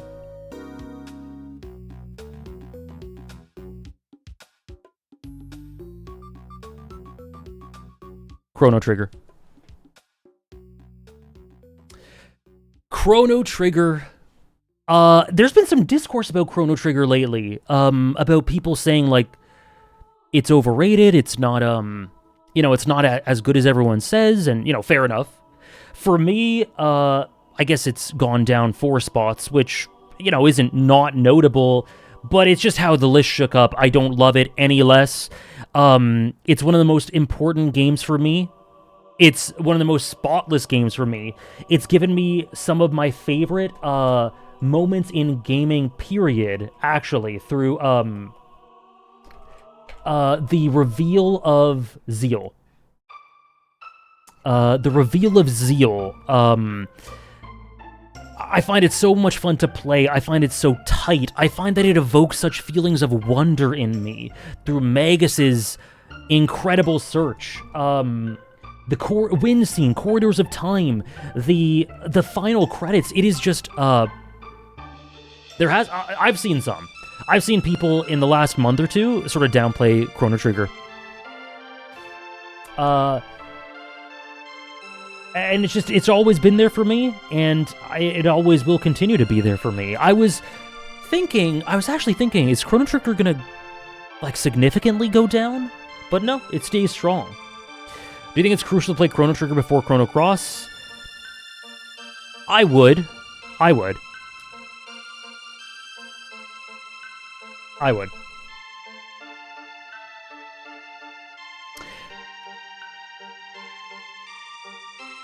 And number 20.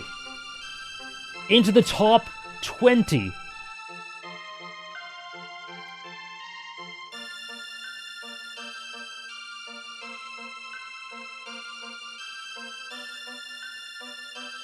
Let's do this one.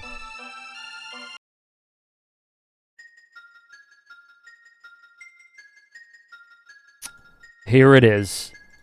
Bleach up 5 spots and up a tier. It was just missed out, Raph. I've been telling you guys, this year has been a Bleach year, and I wasn't lying. The Aizen rise, the Ichigo rise, the Gin rise, the Bleach rise in general. Now, Bleach, for instance, has very distinct problems I can point to. There are sections of Bleach that are not good. There are chapters of Bleach that are not good. But I've just come to terms with the fact that the character writing is so perfectly tailored for me, and not even just that, it's just so unbelievably full of quality. The likes of Aizen and Ichigo and Ichibei and Gin and Shunsui and Unohana and Kenpachi, and this is some unsurpassed character writing. It's some of the stuff I experienced on stream is touching the heavens for me. The Bleach staying power is incredible, and what really seals it for me is Kubo's use of the medium. The way things are presented meta-narratively, metatextually, the way I can reflect, and then with Kubo's also evolution throughout the series, and how Fullbring is so different from Soul Society, and how each arc complements the other and forms this cohesive vision of Ichigo's journey, and how Ichigo and Aizen are so essential for each other's growth, and how Yuha is lacking and bereft of the courage that defines both of them. The subtext, the visual imagery and storytelling, those sorts of things, despite me having problems with it, I have no doubt, Fiji, have such staying power and only grow stronger over time. Bleach, top 5 Bleach dynamics: Ichigo Aizen, Unohana Kenpachi,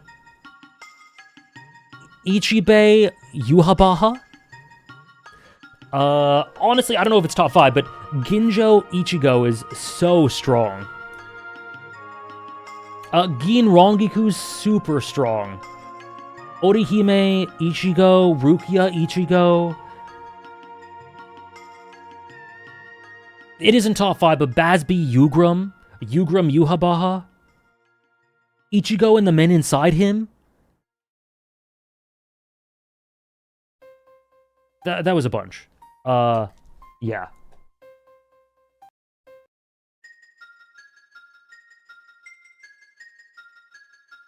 Aizen Yuha? Yeah, how did I say? Aizen Yuha?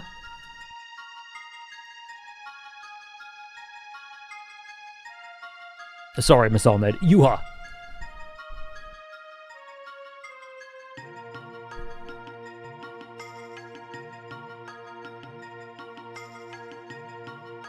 Yeah. Bleach really is that series, man. Have I done any rereading of certain stretches and chapters since finishing? I've reread Turn Back the Pendulum, Deicide.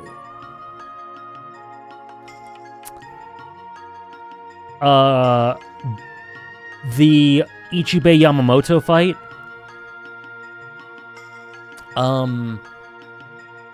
Fullbring. Like the end of Fullbring. There are some stretches I want to reread as well that I haven't done. Yeah, Ichigo Ukiura and Ichigo Grimjo are both very special. Sorry, Ichibei, Yuha Yamamoto. Yuha Yamamoto, sorry. Oh, no, I didn't, Iron. Sorry. Top 5 masterful stories with clear flaws that people get over-defensive about. Expedition 33. I'll say Red Dead 2. It got better after that initial one, but it was really funny. I don't know if the Bleach fandom gets really over defensive about people saying it has flaws, but they definitely get overly like preachy about the stuff it does well. One Piece? Yeah. Yeah. Overly defensive.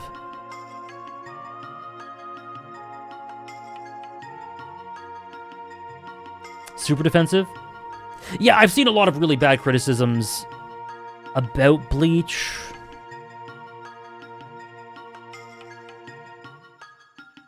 Chainsaw Man? Chainsaw Man's pretty bad from what I saw, yeah. I haven't experienced it myself, luckily. Like, no one's really gotten on my case, but I've seen people get dragged for just saying, I'm not a big fan of Part 2. Like, literally nothing bad at all.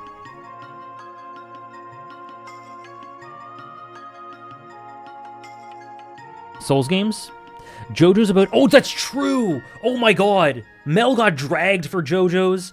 I got dragged, literally, I got dragged, not like horrendously dragged, but like moderately dragged for just telling people my JoJo's ranking.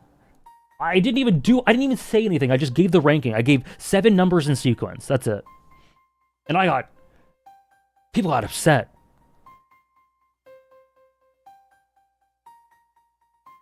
Moderately dragged.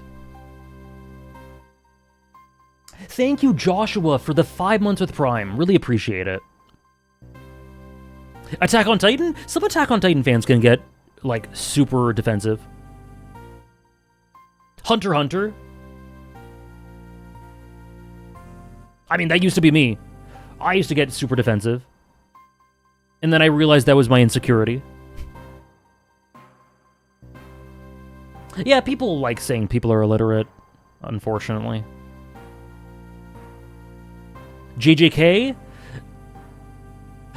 I don't doubt that JJK fans get hyper defensive, but all that dominates what I see about JJK is unfair criticisms of it.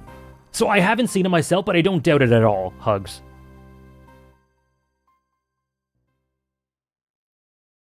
Boruto? Man, I don't know anything about Boruto. I'm sure, like, Boruto is great. I'm just not interested in it. You guys know my take on Boruto. Naruto ended perfectly. I don't want any more, etc. I'm not interested in Boruto. But there is someone who has been ban evading in our Discord server. And they hunt out. They search out. They search out people that criticize Boruto to tell them they're wrong. Sun_Goku, who has been... They've been using birders. They've been ban evading like mad, trying to be on the run for people like that don't like Boruto or criticize Boruto. And this shit is serious. Shit's serious. Hey, Kai.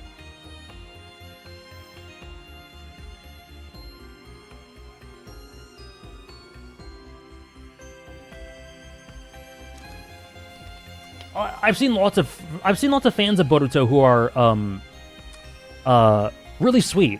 But actually, I got dragged a little bit too. By some Boruto fans because I just am not interested in checking it out. I remember that. That just resurfaced. I just went like, yeah, Naruto ended like perfectly for me. I don't want anything else from the story. It's like fulfilled and whole, and I feel whole, and I don't want any more. And people did not like that. No, I'm sure Boruto's great. But yeah, there's been an infamous person in the Discord server defending it. Get them as a mod when you stream it in 2029. I might need to. Oh, yeah. Yeah. Yeah, someone said... It, like, doesn't make any sense for me to not like elements of JoJo's because Gurren Lagann is the exact same series and has the exact same stylistics as JoJo's, so it doesn't make any sense, and I need to stop pretending like I don't have a bias against JoJo's. So, someone did tell me that. Breaking Bad fans? Really? I haven't seen much of that.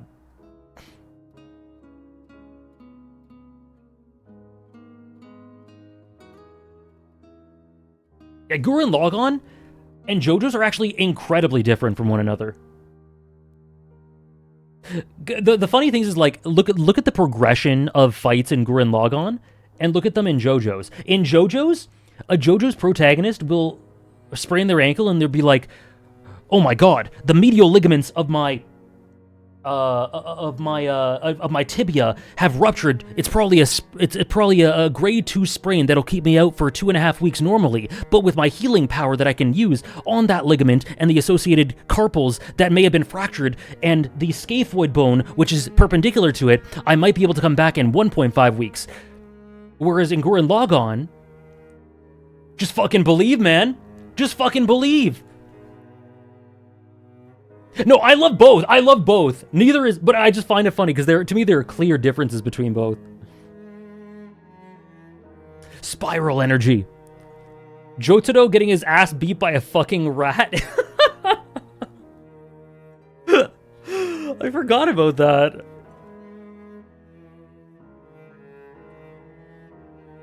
Grit those teeth, baby.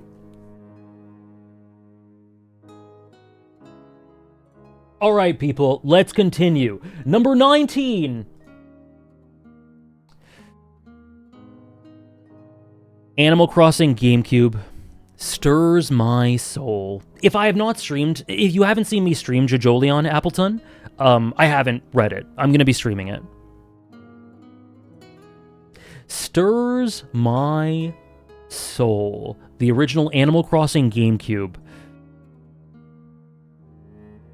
It is me in a nutshell. It encapsulates... there are a few games that encapsulate me and my childhood and the things I find comforting and beautiful about life than Animal Crossing.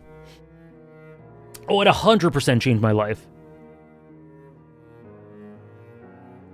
Do you have any particular villagers from the game you love? Yes! Look! Look! Wolfgang! That's my goat! Goldie! Goldie and Wolfgang, my goats! Legoshi? I literally have them next to me. Pee-wee? I like Pee-wee. I have such evocative memories of this game, and I'm talking very emotionally, like, very nostalgically, sentimentally. So don't get me wrong, this is a huge part of this is because it's very nostalgic to me, but I just straight up think it's a masterful game and something, there's stuff about it that I don't think Animal Crossing has replicated since. I think there's been some great games since, but there was nothing like the magic of Animal Crossing GameCube.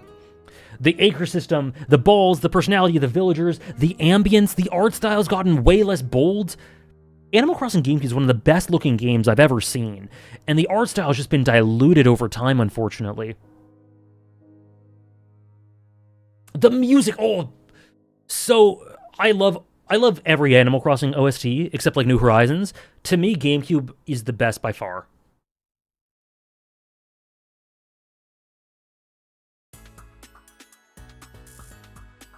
Yeah, Animal Crossing is tons of fun to play today. Lily's the frog, right? I think in my mind I see a pretty frog.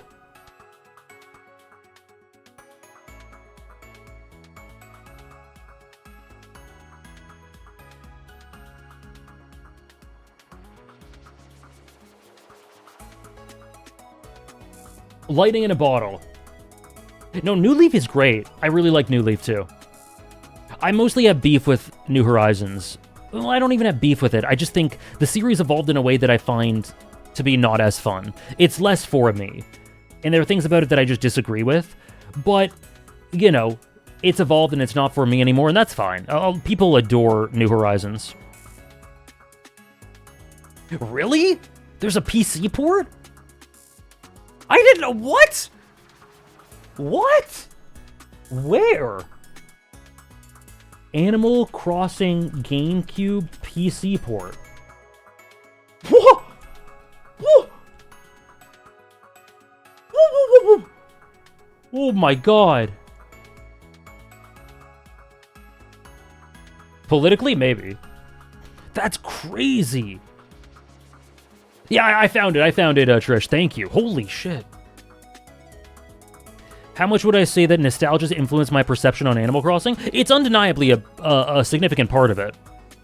Like, if I had never played Animal Crossing and I picked Animal Crossing GameCube when I was 10 years old and I picked it up today, I'm sure I'd still love it. I don't think it would be this high, and I'm going to be upfront about that. Like, does Animal Crossing have a better narrative than Nier Replicant and Automata? Is it a better game than Chrono Trigger or, you know, Red Dead 2? I'm not saying that. Low-key? Okay, you know what? Maybe it does. Maybe it does. All I know is this, this series is inexorably tied to my identity as a person. It really shaped who I am. It gave me so many beautiful memories, and every time I go back to it, it's not that the magic isn't there. It absolutely is still there. I'd love to, Trish. I would love to. But it's going to delay Silver Case more. No. I would love to hop on it on occasion. Has Pokemon Platinum been mentioned? Yup. Pokemon Platinum number 18. Masterpiece. Masterpiece and the best Pokemon game for me. The Hoenn games come close. Johto is magnificent, but to me there's only one answer, and it's Pokemon Platinum. Made a 40-minute video about it. I still am very proud of it. There is a quality in the thematics and the world building and the setting-based storytelling and the ambience and the visuals and the music that just comes together in this mosaic that is indescribable. Indescribable. It's my best? Thank you. What an honor. I think it's one of my best for sure.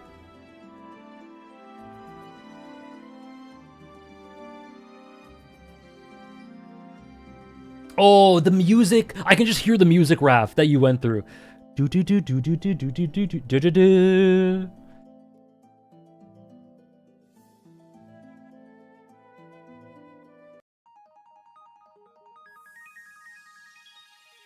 Thank you, Dave. And can I just say that my love of Platinum has somehow been elevated by Pokemon Legends Arceus.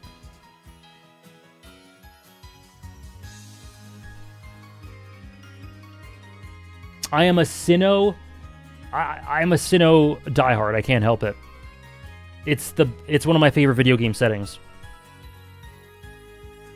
The sprite work in black and white. It is. The sprite work in black and white is unbelievable. Yeah, Legends Arceus has such soul. The Sinnoh duology, yeah. I will admit I'm probably lucky that I played Legends Arceus on a Switch 2, because it ran like almost spotless. And from what I've heard, that isn't the case for everyone. So I'm lucky in that way.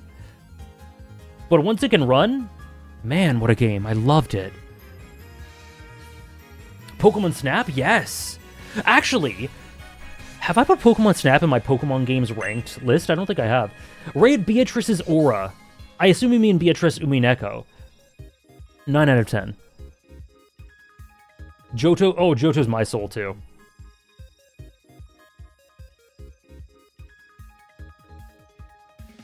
You know, what am I doing here? Why is Pokemon Legends Arceus not a 9 out of 10?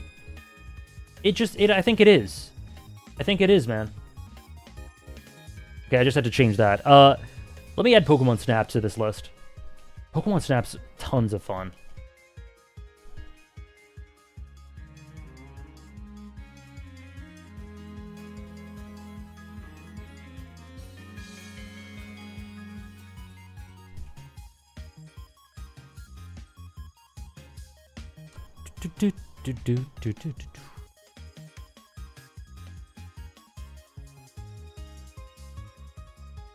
I'll just put it there.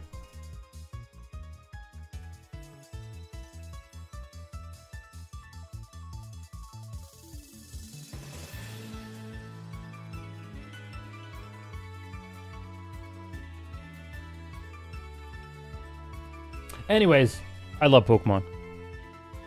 New Pokemon Snap? I have played it, yeah. I liked it.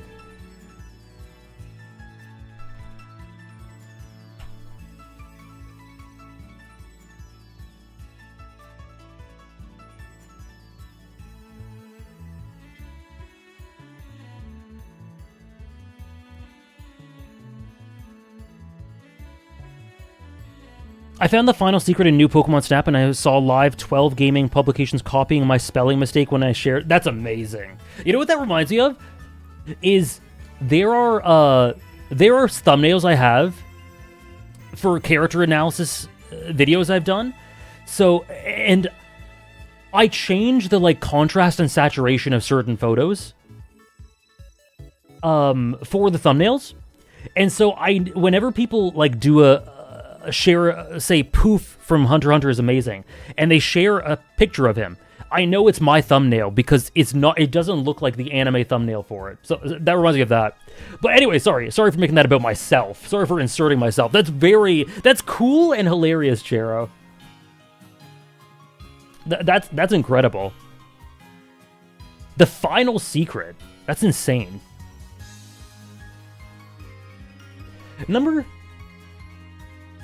How can I make this about myself? Number 17.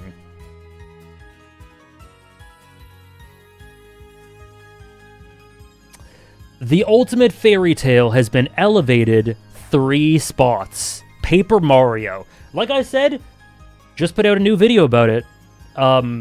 This is my fairy tale. Unbelievably excellent dialogue, incredible atmosphere, amazing ambience and vibes. It has aged incredibly well aesthetically. Adorable characters and endearing interactions and beautiful worlds. And if I had to say there's one game that's the most important to me personally, it is this game.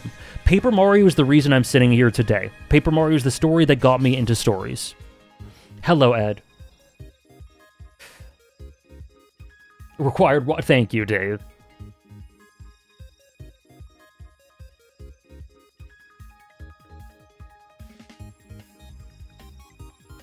I love it so, so dearly. And it's gone up by 3. Fairy tale... No. My favorite vibe besides Final Fantasy IX, it's Shooting Star Summit.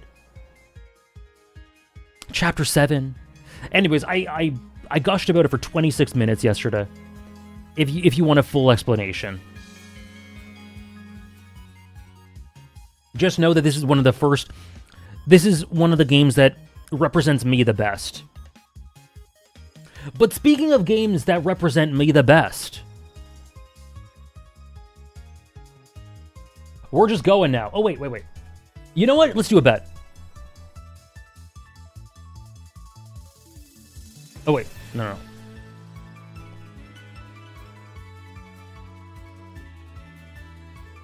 Twilight Princess? Xenoblade Chronicles, or Final Fantasy IX.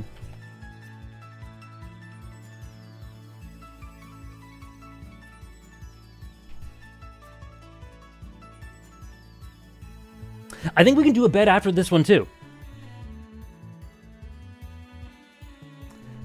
All right.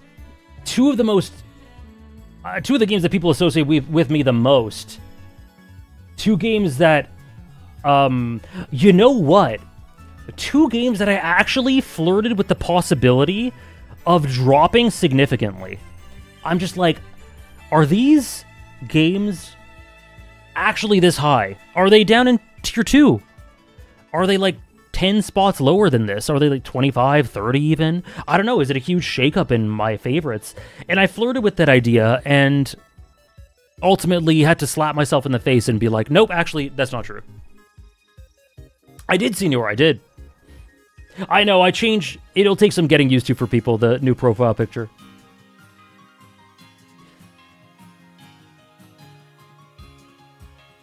Yeah, it's true, D. FF9 has speaking of which, FF9 has some of the best background art straight up. In anything.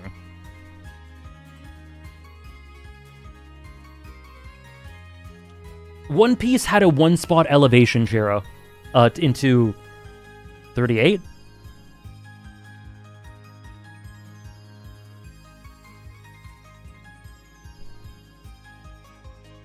Okay, let's see. Whoa! Holy shit! 84% say FF9. 84% say FF9, 16% say Xenoblade. The answer is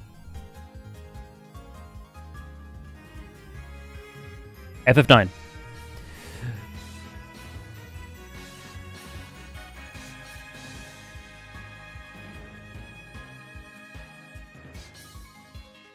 Congrats. Into the top 14.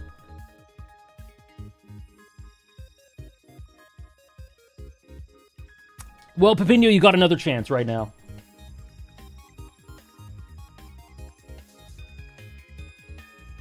Just like last year? FF9... Wait, is it ahead? What was it last year? Yeah, it was just ahead. It was 12 and Xenoblade was 14. Both of these unbelievable masterpieces. I don't know. I just have to put them next to each other and pick one. It's going to be FF9. But FF9 with this incredibly comforting... It is this incredibly comforting mosaic to me with scenes that sincerely strike my soul. One of the most beautiful aesthetics. Like I said, the background art is my favorite in any game. The world is one of my favorite in any game. The thematics of Mist and what that says about warfare and the lore and history is ingenious. The character, it just fires on all cylinders. Masterpiece. The only thing that isn't sublime is the gameplay, I think. And Xenoblade is, I always say, the Attack on Titan of video games. In terms of being just from moment to moment, it is the most exciting plot you could have. It is just so unbelievably exciting. And it starts off as something, and more layers are added, and things are recontextualized, and things are revealed, just like Attack on Titan. That makes the journey completely different from the one we started out as. One of my favorite worlds, just up there with the Great Ace Attorney in terms of my favorite soundtrack. I hope you love it, Jellytack.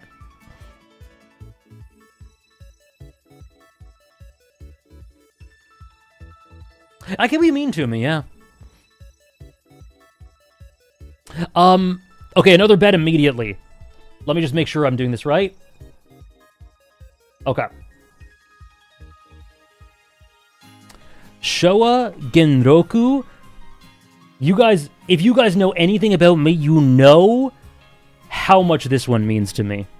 Showa Genroku Rakugo Shinju. Last year it was 15. So it's gone up by 1 or 2. Or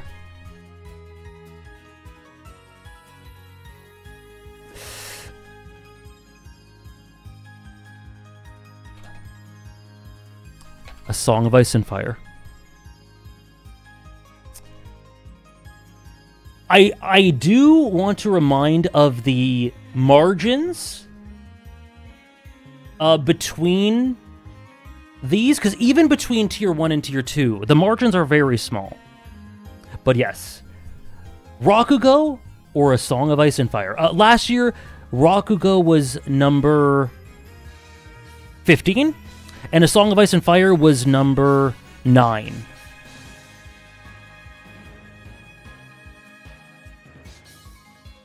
Yes, that's what I thought, D. That's what I thought. Yes, this includes Knights of the Seven Kingdoms, which was awesome. I thoroughly enjoyed Knights of the Seven Kingdoms. So which is higher, Rakugo or Song of Ice and Fire? I'll give you 2 minutes for this one. How high do we go if Winds of Winter comes out as the best book of the series? The Sky.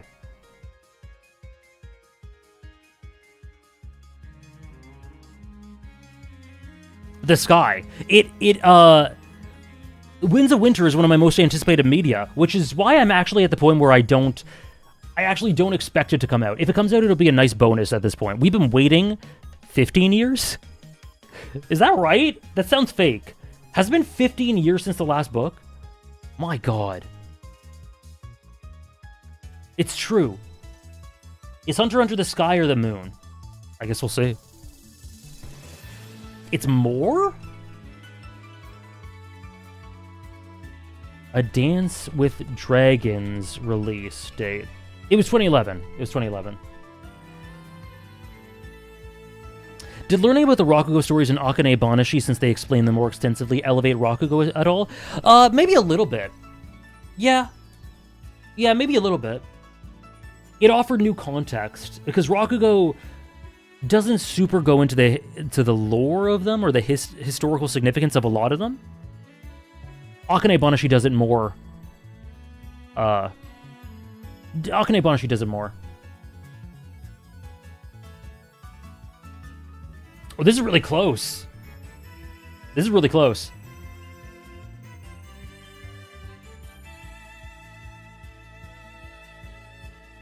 A little bit of time left. 52% say Rakugo. 48 say Song of Ice and Fire. Oh, it's 50-50. Would Yakumo like Akane's performance? I would like to think so. 50-50. Oh my gosh. 51% say Rakugo, 49% say A Song of Ice and Fire. Okay. 1 second.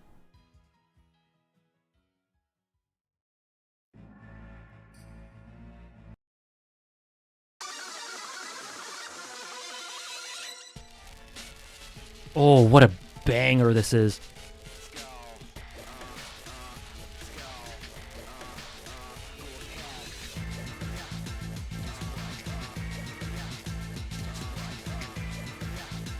Okay. The answer is... Sorry, I had to redo my iTunes.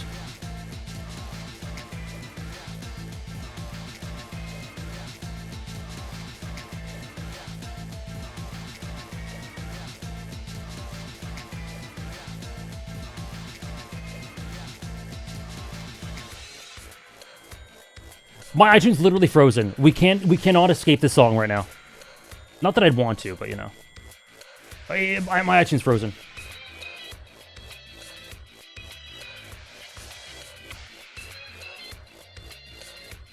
Anyways, the winner is A Song of Ice and Fire. And it was a Hannah bet.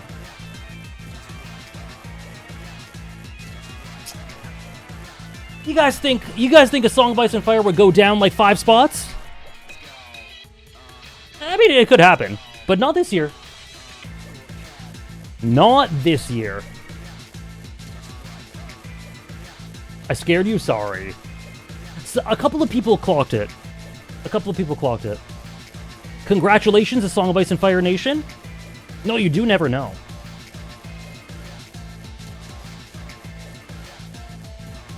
Ooh, that's where they get you, Pepino. But can we just acknowledge the Twilight Princess rise? This is the year I straight up realized, no, it's in the conversation for a top 5 video game. The Legend of Zelda Twilight Princess is everything, straight up everything I look for in a story. It is everything to me, and I'm trying to play the Twilight Princess song, but iTunes is broken. iTunes is broken. It won't let me.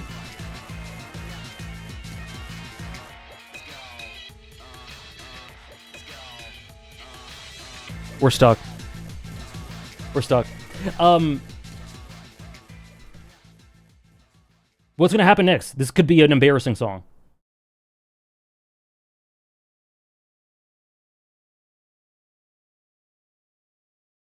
Oh, it's just silent.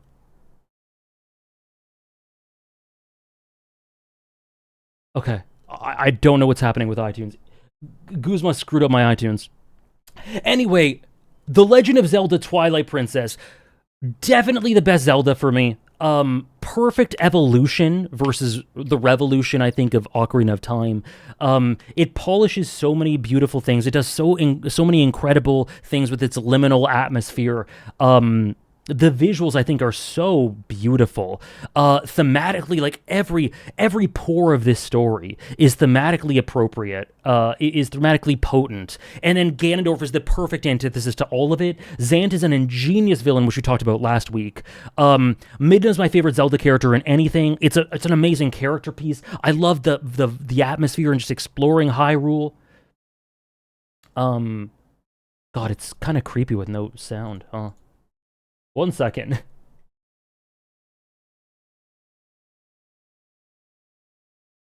iTunes. Okay. I closed iTunes. Now we bring it back.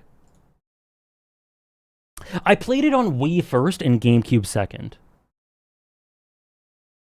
Yeah, Mid is my favorite. Oh, there we are. We're back.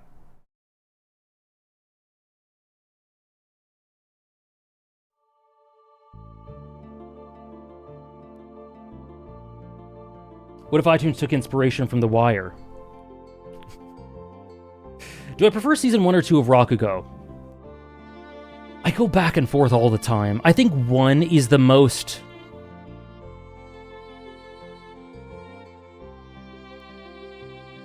Sorry, Tyke.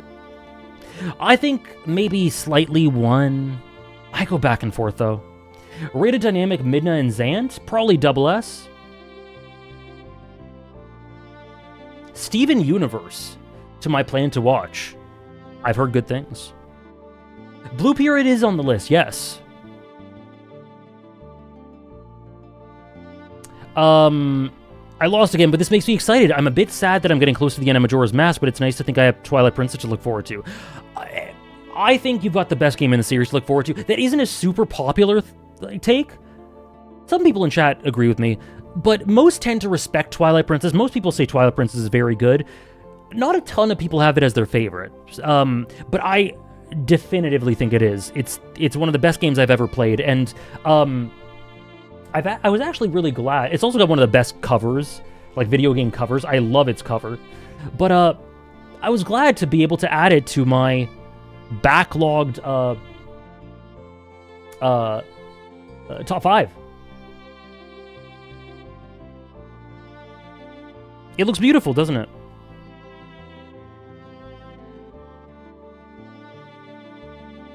Twilight Princess is built like Bleach, yeah.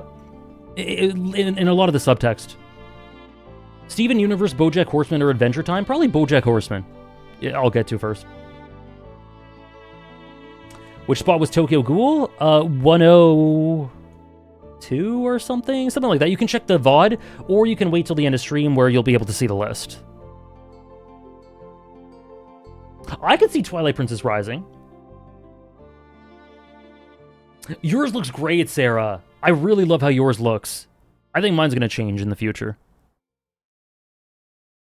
I'm still upset about this Endwalker cover. This looks beautiful, but the other one looked better with my favorites.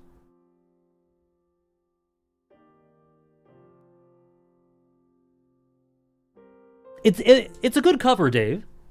It's a good cover. Okay. Oh, top 12.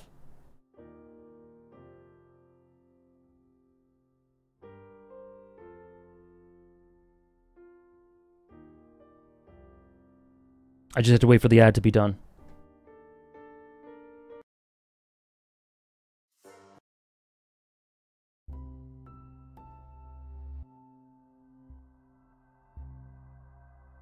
Final Fantasy VII Remake and Rebirth Re-Trilogy, number 12.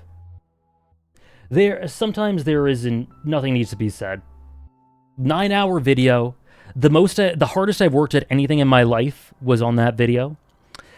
I poured my everything into it, and everything about it is in there.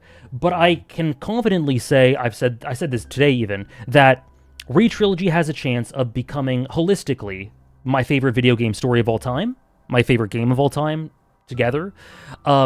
Completely, I have total confidence in that. And I have total confidence that whatever comes next will be incredible. I see a lot of the criticisms for Rebirth and Remake, and I agree with a number of them for Remake. Don't agree with a lot of them for Rebirth. Regardless, neither of them are flawless, but what they do achieve just strikes me so... I don't even know what word to use for it. It strikes me like nothing else, and, oh, just because I removed Umineko because I wanted to just make it pure video games. Scarlet Corta?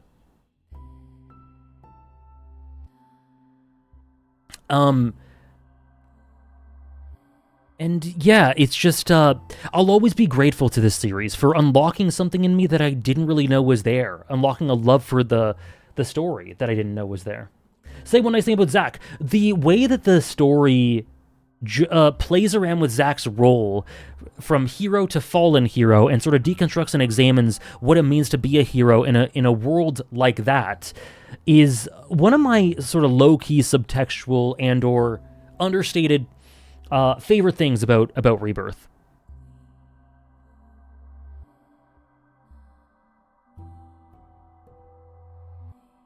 Yeah, there's so many things that Rebirth does that is just so beyond.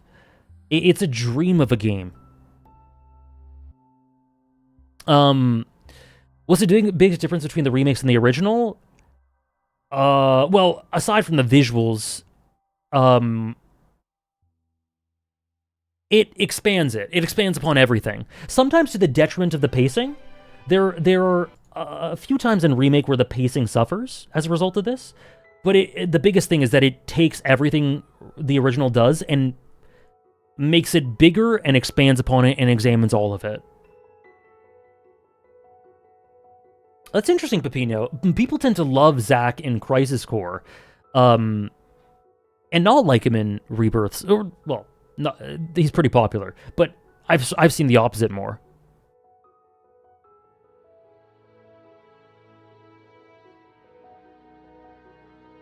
Number 11. Even after seeing my Bleach stream, Syndra? If you did see them, I don't remember. I could be wrong. Number 11. The Rebirth Dethroner. And just on the cusp of heart and soul, but not quite, just off, is one of the most remarkable video games I've ever played. Cyberpunk 2077 and Phantom Liberty, which is the best, not even a question, not even close, the best DLC I've ever played, along with Edge Runners. Cyberpunk 2077. If I had to give you one city or setting that is my favorite in video games, it would be Night City from 2077. And there are 3 characters that are my beating heart in this game, along with an incredibly strong additional cast, of course. Jackie and Takemura, and, it's a great cast. Yorinobu, Myers. But my top 3 in particular can rival the best of the best in anything. It's one of the best looking games as well. The vibe and atmosphere and lighting, and it's some of the best lighting, the quest designs, the way it reflects a mirror on elements of our reality, but mostly just how it tells a story that is devastating and brutal and crushing and makes you want to lose hope, but is so magnetic and inviting and in some ways immersive and comforting regardless of that. It's like, I don't know if you guys know what I mean when I say this. I know, Orion Indie, I cannot even fathom what Orion could do. The thing with Cyberpunk is, it's not for everyone to the extent that it is for me, but if you if Night City gets its hooks into you, it's over for you. You're obsessed. You will never stop thinking about it, and it will only grow. You know what I mean? Night City will not appeal to everyone in the way, and this story will not appeal to everyone in the way it does to me, but if it does, you are screwed. You're screwed. So it's over, man. We're cooked. V's fear of the future and being forgotten is so emotional to me. Yeah, it's a memento. There are so many things that it examines about mortality and death, and it's a memento mori, very much so. It's unbelievably potent and profound in that way, despite the rough and tumble atmosphere and the choom and the rough exterior. At its heart, it is something that is deeply affecting. And if it wasn't, I wouldn't be this high. Never stop fighting.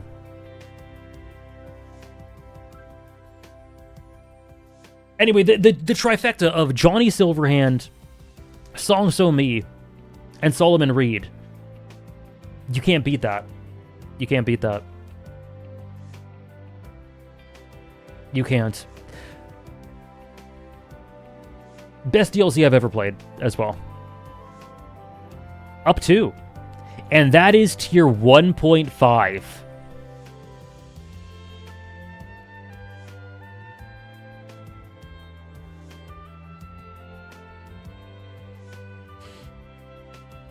We're in the top 10, guys. We're in the top 10. And I think, you know what I think I'm going to do? I'm going to divide them into 5 and 5, and I'm going to have you guys count down with bets. I think that's what I'm going to do. I think that's fun. But before we do that, I'm going to take a quick break. Bathroom break. It's been 4 hours plus. Get a drink of water yourself. And we'll be back very shortly to finish up the Top 100 season of 2026. Yes, and the depth, like Declan says, the depth of the factions and the environments and the politics. There's nothing like it. Okay, be right back. Oh God, what the hell? iTunes, please.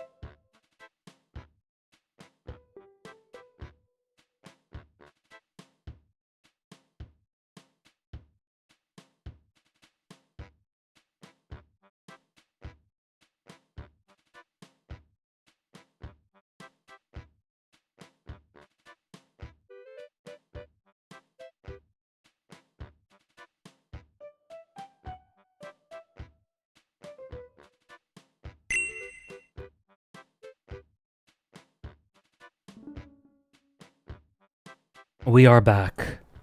To be clear, Wolfman, I put the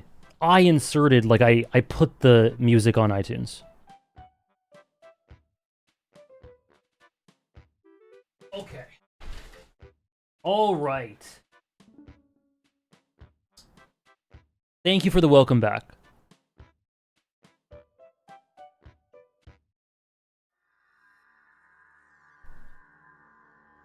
I'm a little scared. I'm a little scared.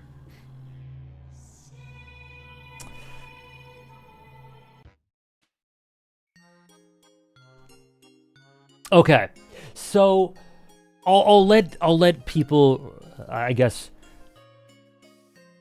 acclimatize and come back. Channel points are in big danger here. Okay, so just a reminder. Tier 1, top 10, and this is going to be 10 bets. You guys are going to be counting down. So I'm going to give you I'm going to give you 6 to 10. I'm going to give you 6 to 10. Yes. So I'm going to give you 6 to 10, and you're going to bet on which is 10, elimination style. And then you're going to bet on which is 9. And then 8, and then 7, and then 6. Then I'm going to give you the top 5. I better not see Hunter x Hunter there.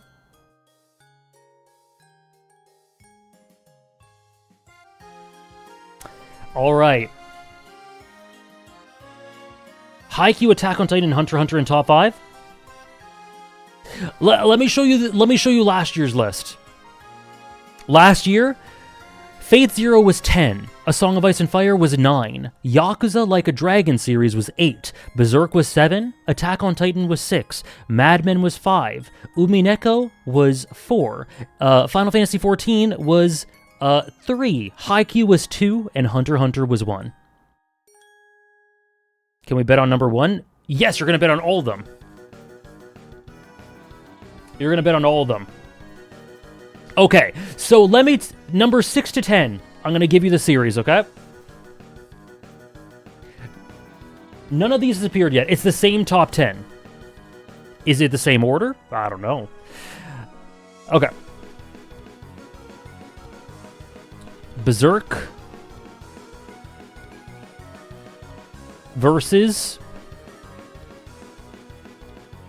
A Song of Ice and Fire versus Fate Zero versus Yakuza / Like a Dragon versus Mad Men.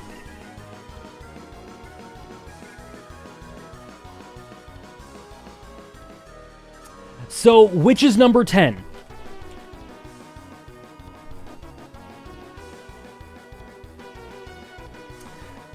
Berserk, A Song of Ice and Fire, Fate Zero, Yakuza, or Mad Men. There's no Hannah bits. I'm not fooling you with this one, I promise. Cross my heart.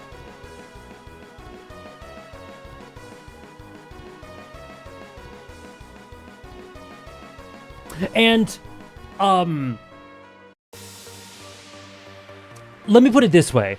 If they were drops or rises, when it comes to tier 1, don't put too much stock into them. I mean, obviously number 1 is my favorite story of all time, you know. But like, even the difference between 1 and 10 is not big at all. If something rises, I don't put too much stock in any changes here, because ultimately I just see the names and I go, okay, that's the order. But like, there's so little separating them. Okay. So again, you're voting for which is number 10, which is the last place out of the top 10.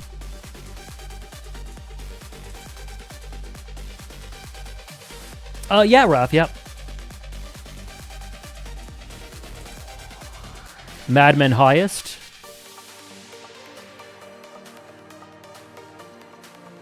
Mad Men 10. The duality of Mad Men. Yeah, I think anything in this, most series in this tier, I've thought about being my top one at some point in my life.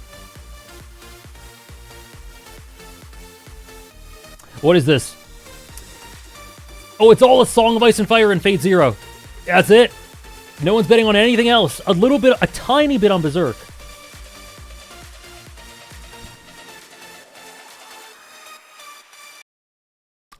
Okay, someone just dropped 100 on Mad Men. Right at the end. The answer is... Oh, this song. Oh. The answer is...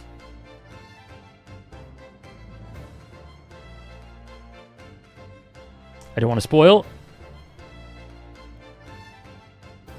So, sorry, let me read out the votes first. 0% said Berserk, but someone put 10 waffles on it. 45% say A Song of Ice and Fire. 55% say Fate Zero. No one voted for Yakuza. 0% Mad Men, but one person put 100 waffles on it. The answer is... Fate Zero. I think Fate Zero has been 10 most years. Fate Zero, by the way, is probably my... Oh, it's been 9, 8, 9, 10, and then 10. Okay. Is my second most influential story I've ever experienced. Congrats to everyone who said Fate Zero. And then there were 9.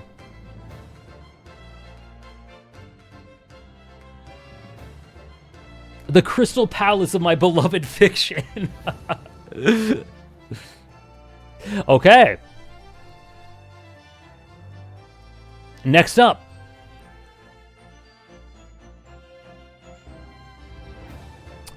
Fate Zero's gone. Which is number 9?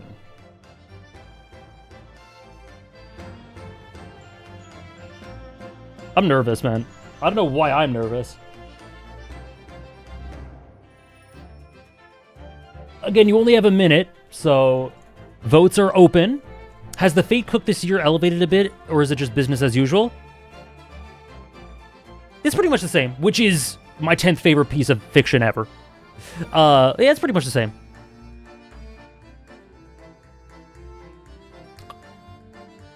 Thought it'd be elevated with Fate Strange Fake? I wouldn't say so. I wouldn't say so.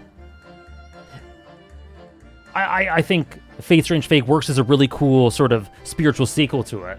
But, yeah, I don't think much elevation.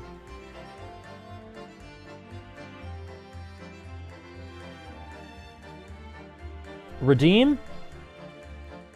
Oh, sorry, Petupon, I did. I'm sorry about that. I missed 2 redeems. Sukadoku and Miyukichi's dynamic, I would give double S, Iron as that. And Yotaro and Yakumo, I would give Heart and Soul. Heart and Soul.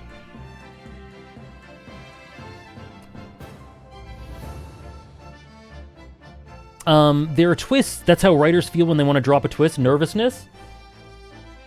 Oh no. Are there? Are you analyzing me? Uh-oh. Okay, what is it at? Someone put 10 waffles on Berserk? 90... Okay, I'll wait until it's done. Wait, what? Wait, did I screw up the vote? Did I screw up the vote? What's going on here? Oh no, I don't know what it was showing me. It was showing me something else. Sorry, Twitch was showing me something wrong. Okay. Holy shit. 0% said Yakuza, but some people put some waffles on it. 1% said Berserk. 3 people put some waffles on it. 5% said Mad Men. 94% said A Song of Ice and Fire. The answer is... crazy. Crazy. Crazy.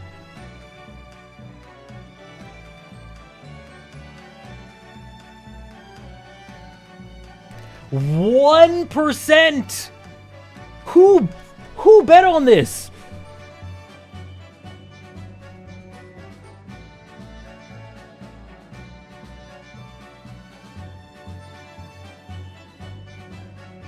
Soul Samurai?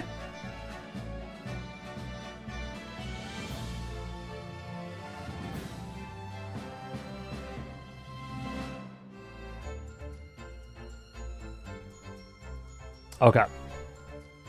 Let me award you. Congratulations to the 1%. This is incredible.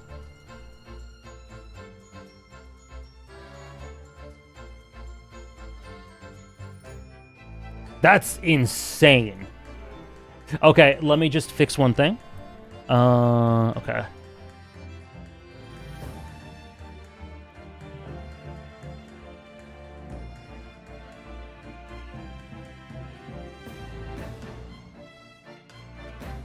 Sorry, I'm doing top secret work right now.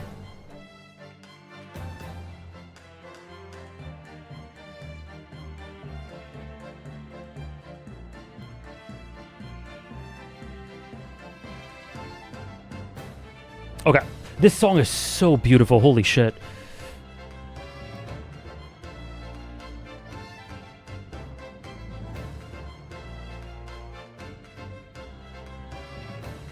Okay.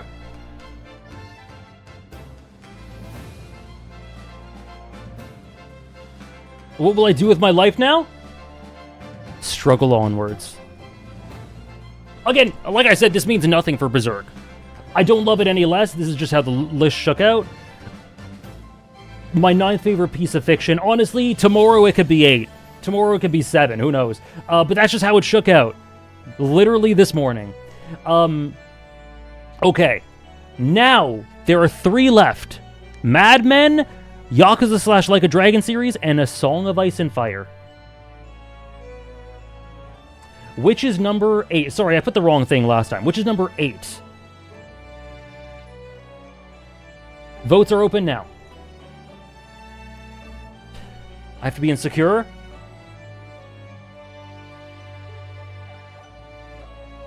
I'll let you bet. I'll let you bet.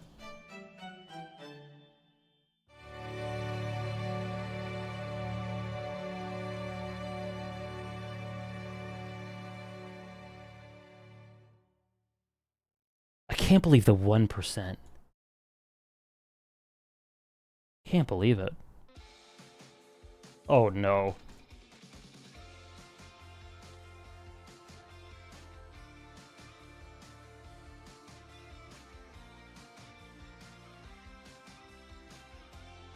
Okay, can I be honest with you guys about something?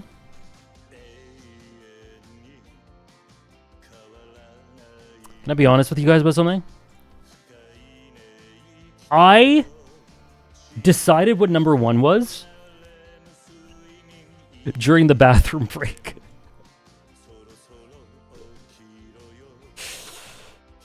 I literally was undecided until the bathroom break a few minutes ago.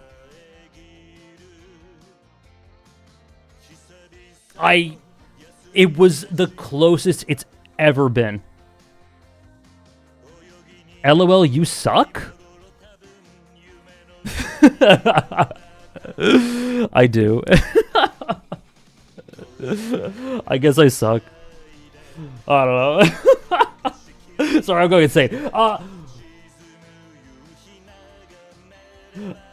78% say A Song of Ice and Fire, 11% say Yakuza, 11% say Mad Men. The answer is, with a 1-spot rise, A Song of Ice and Fire. AJ was thinking... Wait, what did you say? AJ was thinking about peak fiction on the toilet? Yes.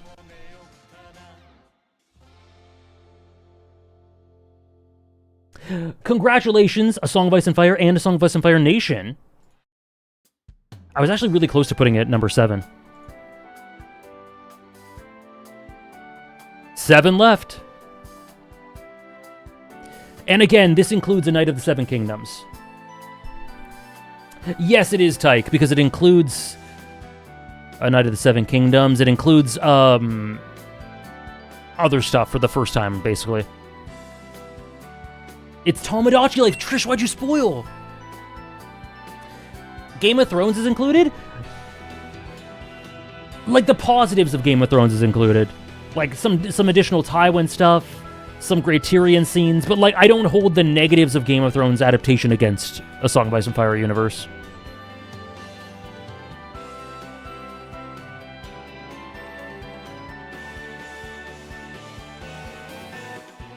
Okay. Mad Men versus Yakuza or Like a Dragon. One of Sarah's favorite stories versus what is eventually going to be one of Sarah's favorite stories. I hope. I hope one day. If not, that's okay. Sorry, I'm really enjoying Sarah's Mad Men watch through. Okay.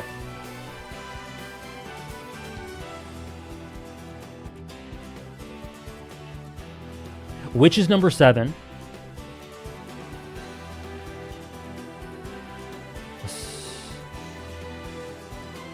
Now I have no idea.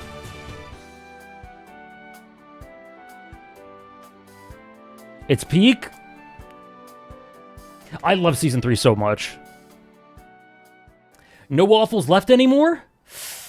We have 7 votes. Maybe you'll get some waffles in the amount of time it takes to, you know, over time. In the next minute or something. Oh, this is close. This is really close. Do I think Kiryu and Dawn would get along?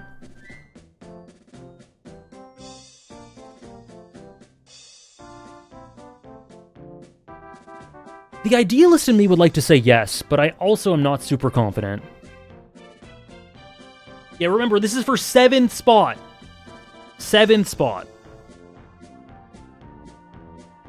All for Yakuza to be 6? Last year, Yakuza was 8, and Mad Men was 5. Thank you for the hydrate.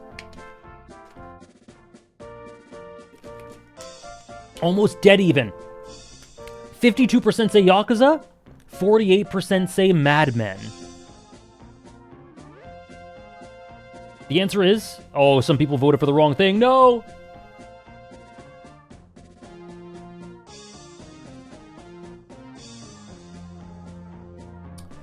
Oh, that's weird. Someone just sent in a donation, but it didn't come across on the notifications, but I'll read it out. I'll read it out once this is done. The answer is, sorry.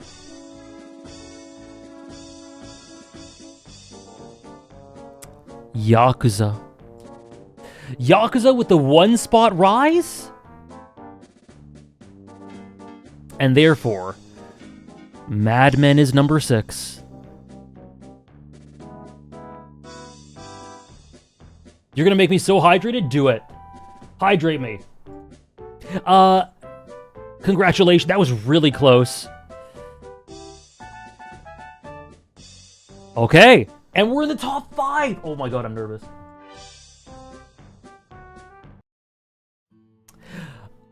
Okay. So the last 5 are, you guys know it. Umi Neko no Naku Koro ni versus... And let me just read out this donation that came through. I'm sorry it didn't come through on the alerts for some reason, but thank you very much, Jacob, for the oh gosh. What the heck is...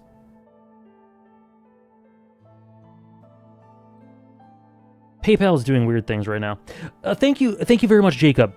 Thank you for yet another excellent Top 100 season. It's always a pleasure to listen to your discussions about favorite protagonists, antagonists, and fiction. Thank you very, very much. I really appreciate it. And the rest of it got cut off by PayPal, but I'm sure I'll be able to read the rest somehow. Probably just can't do it at the moment. But thank you so much. Okay. Okay. Was Pirate Yakuza the main contributor to Yakuza's rise, or just a general reflection on the series? I think the last chapter was a big contributor to it. Or not a big contributor. He's understanding what Shanks told. Thank you so much. He gave up his arm for the sake of a new era. Just like Jozu. Just like Jozu. I'll do the chat Jozu. Thank you so much. I think it was the final chapter more than anything that was a contributor. But it was mostly a reflection. Fun is what I'd say.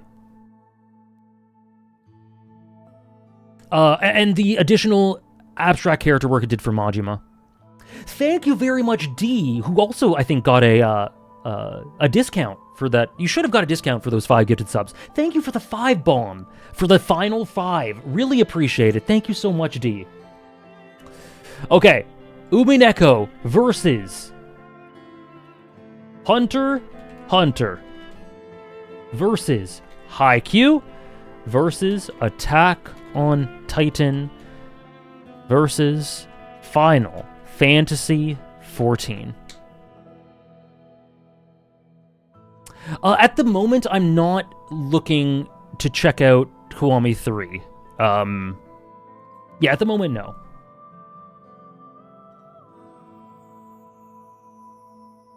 Peep this 14 drop, you think? Okay. And again, you're counting... You're saying which is last place out of these 5. Which is number 5? Umineko... Yakuza... Oh, sorry, not Yakuza. Hunter Hunter... Haikyuu... I'll give you 2 minutes. Attack on Titan and Final Fantasy 14. Is Battler drop foreshadowing? Is it indeed? Is the Hunter Hunter iTunes music foreshadowing?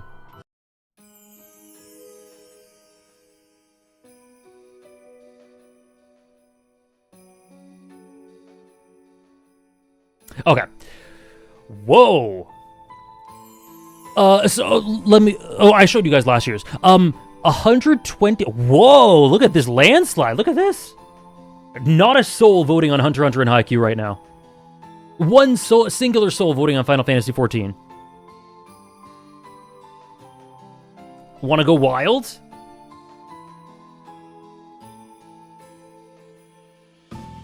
Okay, there's a bit of diversity now. One person bet on Haikyuu. Voting Haikyuu because I can't bet points anyway. Sorry. Whoa, look at this. Okay. One person put one waffle on Hunter Hunter.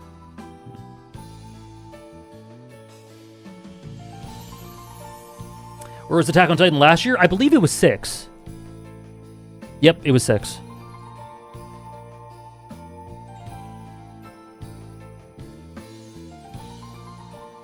You're betting on Attack on Titan and Mad Men switching places.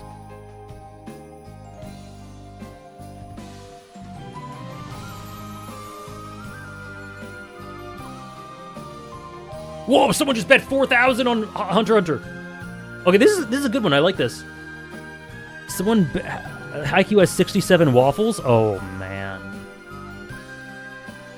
Haikyuu was number 1 this morning until the break, you think?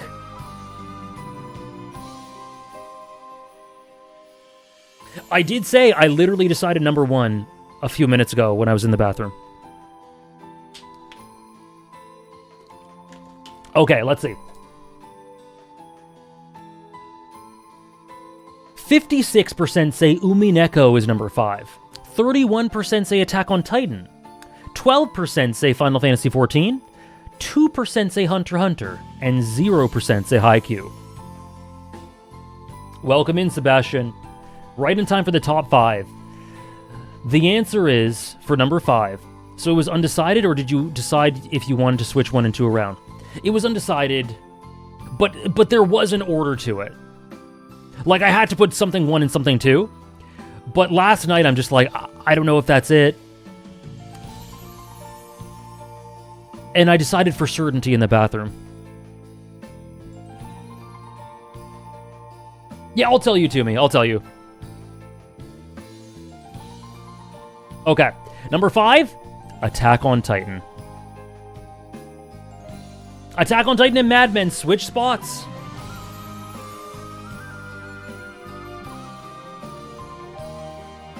I tried. It was a valiant effort.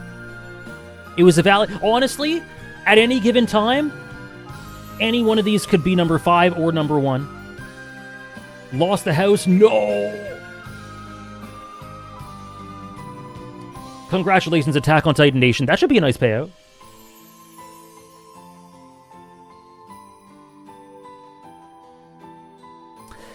Yeah, man. While I actually put out a video about Attack on Titan, like a full series retrospective on Attack on Titan, and I'm actually really pleased with how it came out.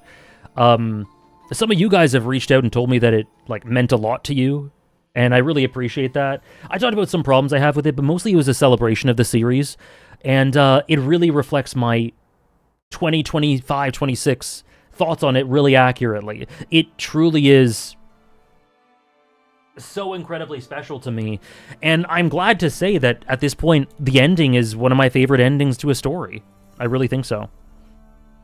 Flock has been eating you alive? Oh, me too.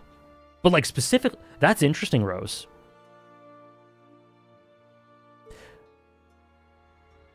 Just a little bit of Attack on Titan gushty. I'm glad it came back. Thank you to me. Thank you to me. Okay, last 4 left. We're taking it home, folks. Same top 4 as last year. Me too, Jasper, but that's the creative process sometimes, I guess. Okay. Umineko, Hunter x Hunter, Haikyuu, or FF14? Which is number 4?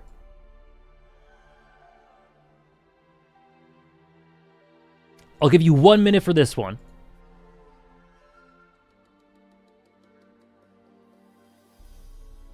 I can never imagine Umineko as your top 1 despite its consistency. I get why you say that. I don't have any videos on Umineko yet. Whereas everything else in this list, I believe I've made a video about and or talked about. No, everything I made a video about. No, not 14 actually though, but I have streams on 14.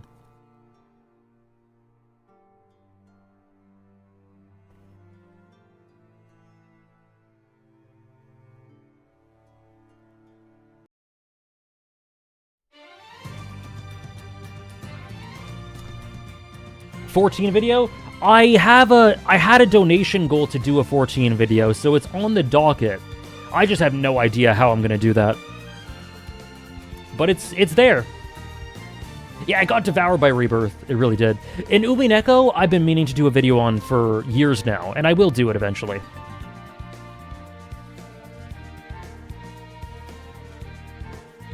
Okay, let's see. Thank you for linking the video. 91% say Umineko, 2% say Hunter x Hunter, 2% say Haikyuu, 5% say Final Fantasy XIV. The answer is... lots of people hedged their bets on 14. 22 people voted for 14, but no one voted a huge amount, it seems like. Yeah, Andres, it might be something I do. It might be something I do. Oh no, Trish, that's so much pressure. Better than Shadowbringers? Damn. I appreciate it. Oh, you're right. I did talk about 14 in the ranking video. That's true. The answer is... Umineko.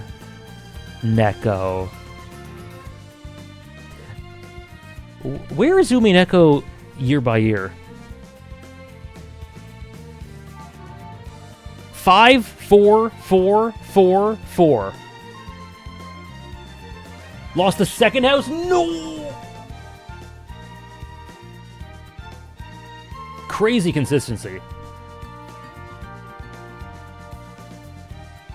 Arsenal? Damn. Not Modern Arsenal. Modern Arsenal... Artet has pushed past the 4 boundary. Battler and Beatrice, still my favorite dynamic ever written. I didn't mention it, but it is 100% up there, more or less on par with the other ones I mentioned with Black Sails, Hunter x Hunter, Haikyuu. And actually, to me, Battler Angie and Ava Angie are very close to it. Thank you for the hydrate. Berserk 2, yep. Anyways, not great odds, but congrats. And then there were 3.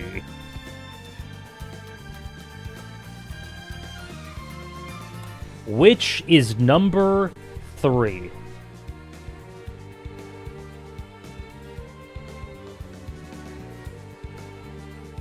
Yeah, Yakuza and 14 are the most recent top 10 entries. I think everything else has always been in the top 10. Alright, give you 2 minutes for this one. There's 2 votes left. 2 bets left. What was I gonna say? Oh, I'm curious what you guys think happened with my top 1. I'm curious what you guys thought when I said that.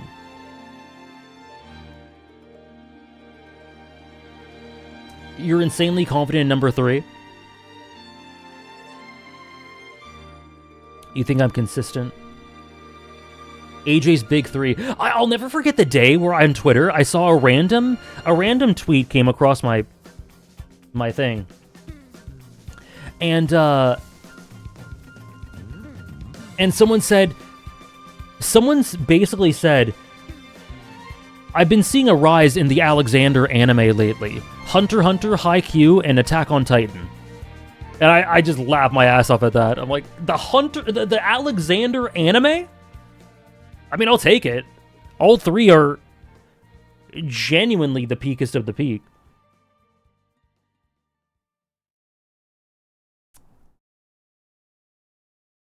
I think you solidified your opinion on Hunter x Hunter being top 1 again. I think 14 moved above Haikyuu, and then you had to ask the question if it also passed Hunter x Hunter. Interesting. Interesting. I said it earlier, you went to the toilet and thought, man, I do want to stay in the court for longer, and moved Haikyuu to 1. Rated dynamic, Hunter x Hunter and Haikyuu in the top 100 streams. Triple S? You were gonna have Haikyuu at 2, but then you saw your beautiful art of Hinata hang in the bathroom and said, you're right, good friend, Haikyuu is number 1. You have a theory on top 1 from everything in today's stream.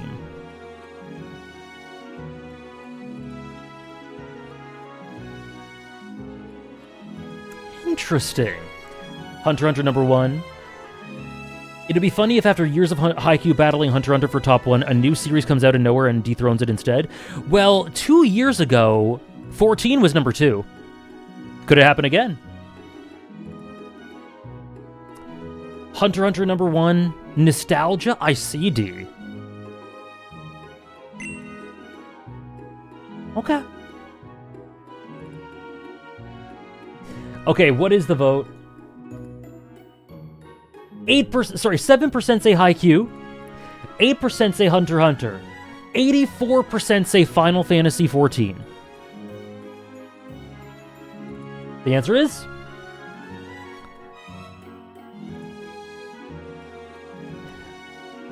Final Fantasy XIV, my feelings on Dawn Trail are so separate from everything else that it cuts off at Endwalker. And it's TBD. Maybe I'll include it in the future, maybe not. But, we'll see with Evercolds. We'll see. I don't know exactly. Dawn Trail's a weird expansion, and it makes me not know how I feel about Final Fantasy XIV.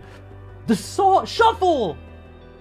Final Fantasy XIV as a whole, going forward, but I can, luckily, because of the nature of the structure of the story, it's a full story ending with Endwalker. You tried twice, Struggler? Congrats to everyone who voted 14. To this day, I believe either Final Fantasy XIV or Yakuza Infinite Wealth were the two series that have made me cry the most on stream.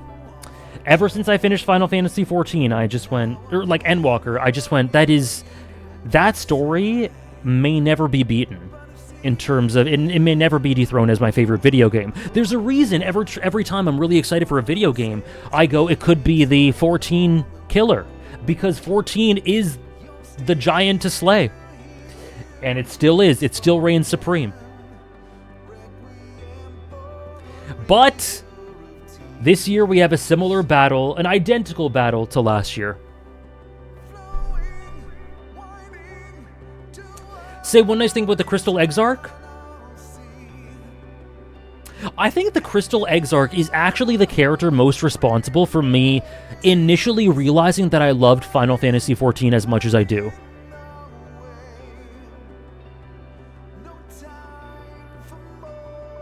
Battle of the Dump?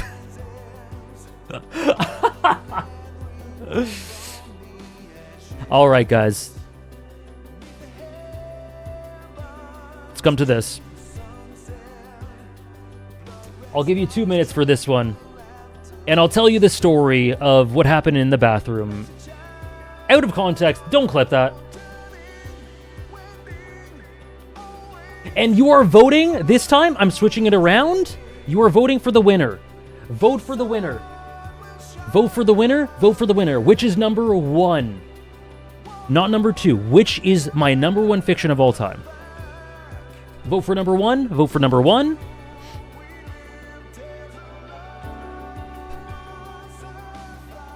Oh god, this song. Which of these 3 has the best music?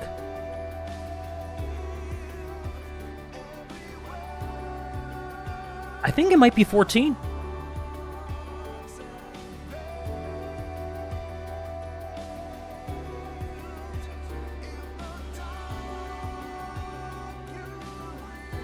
It might be 14. It's really close. All 3 are they're 3 of my favorite soundtracks ever. But I think it... Am I going to play 7.5 anytime soon? Saturday. I'm playing it Saturday. You got to go with Hunter x Hunter 5 times in a row? Which has the most triple S dynamics?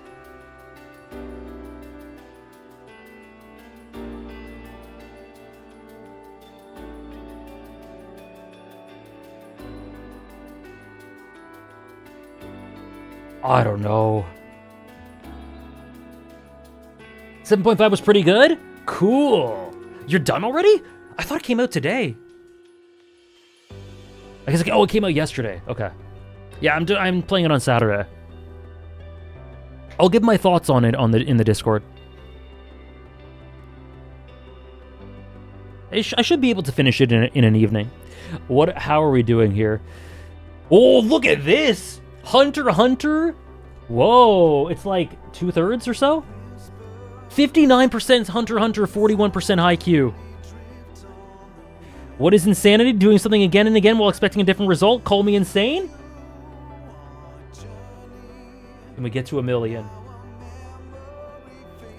This has been really fun. I'm glad.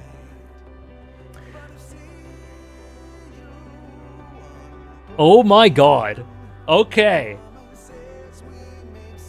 So, 56% say Hunter x Hunter is number 1. This is very close. 44% say Haikyuu. The bets are closed. So, this is what happened in the bathroom. Shuffle, what do you got?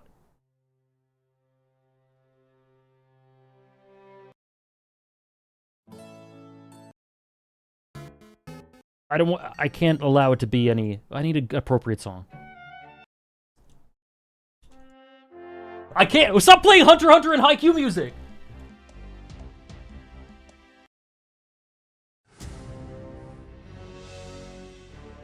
Aizen? Okay, you know what? You know what? I think I just gotta put on Final Fantasy XIV music again.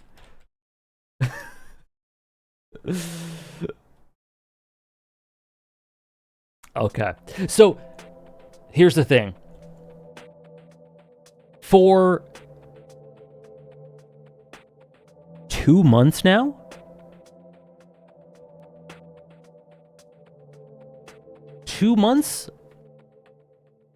like since the day I sent out the vote document, can we get some answers? The order has been number 1 Haikyuu, number 2 Hunter x Hunter. Last night, I went, I don't know, am I getting cold feet? Ask, if you think I'm lying, ask Hannah. I was genuinely stressed out about this last night for some reason, because I'm stupid. This morning, was undecided. Went to the bathroom, looked at both.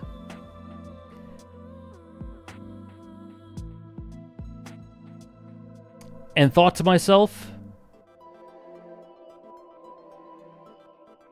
Hunter x Hunter is my number 1. Literally, until half an hour ago, it was Haikyuu. And it got snatched right at the end. I'm not lying, I promise you guys. It was... For weeks and weeks and weeks, it was Haikyuu. I did not say the same thing last year. I didn't say this.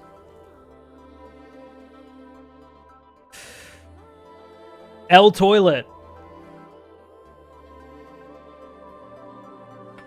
What changed my mind? I just had to do what felt right, and I got cold feet, and I'm like, is it really my number 1? I've been thinking about Greed Island a lot lately. I've been thinking about Hunter x Hunter a lot lately. I've been thinking about Haikyuu a lot lately. On the balance of things, I'm like, does Haikyuu 1, Hunter x Hunter 2 accurately represent my thoughts right now? The answer is yes. But Hunter x Hunter 1 Haikyuu 2 is the tiniest iota more accurate.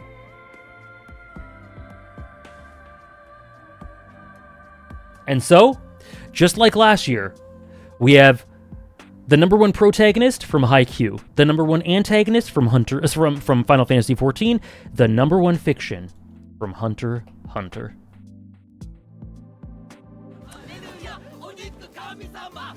Congratulations. I'm sorry, I'm so boring. My top 4 is the exact same as last year. Thank you, Sarah. Thank you, Sarah, for the 10 bomb. And we have more chapters coming, eventually.